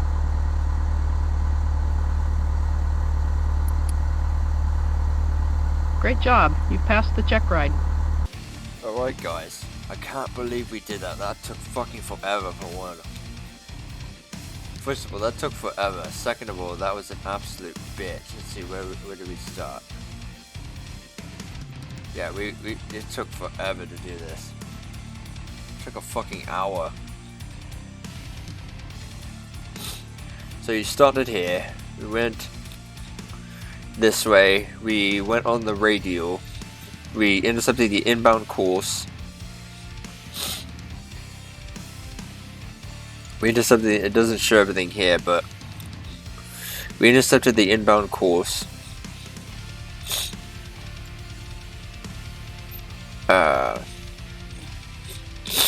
We intercepted the inbound course, and then we to do the VOR, and then we just flew that all the way in, and then what we did was we went here, did a missed approach.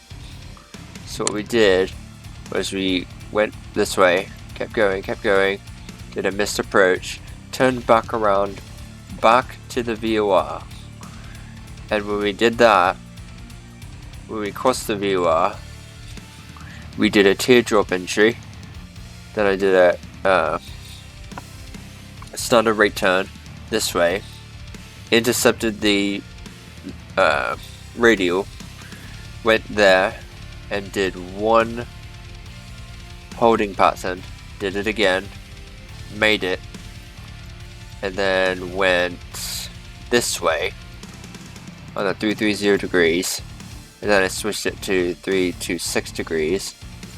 We passed NOLA, and when I passed NOLA, I turned, did a procedure turn, 1 minute this way, turned right, 1 minute that way, and then went this way, intercepted the localizer to Boeing Field as an alternate and landed.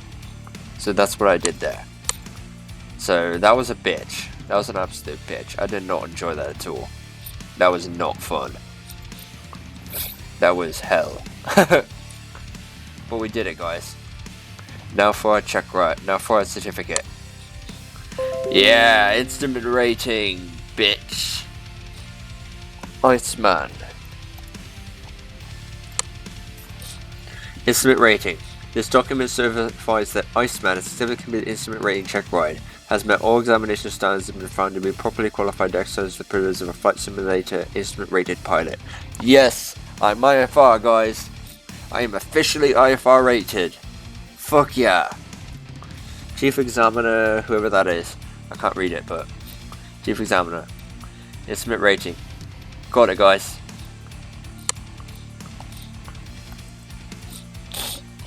So yeah, that's it guys. That's all for instrument rating. That was an absolute bitch. The check ride was absolute hell. If you guys try the check ride and you can't do it even with autopilot, I don't blame you, because that was a fucking headache. Like, I know I was drunk and everything.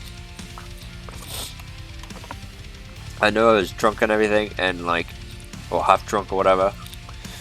And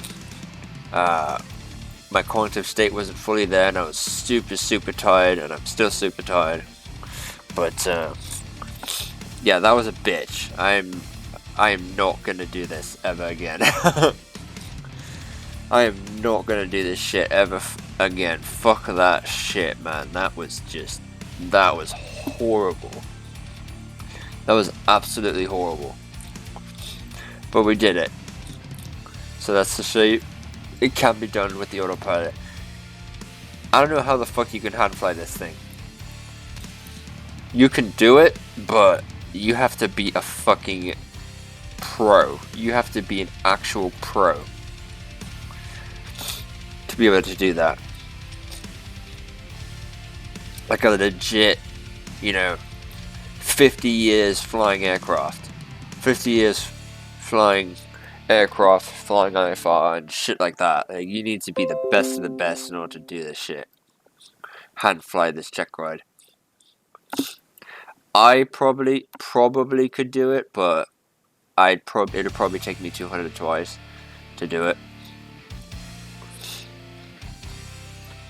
So you need to be really good with your controls and your scanning.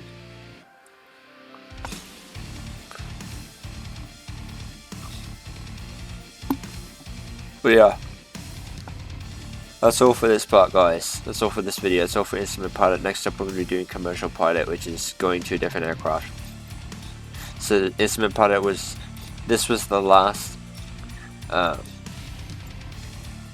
This was the last certificate or whatever regarding the Cessna 172. Now we're going into different aircraft. We got a Baron, I believe, here, and then a 737 here.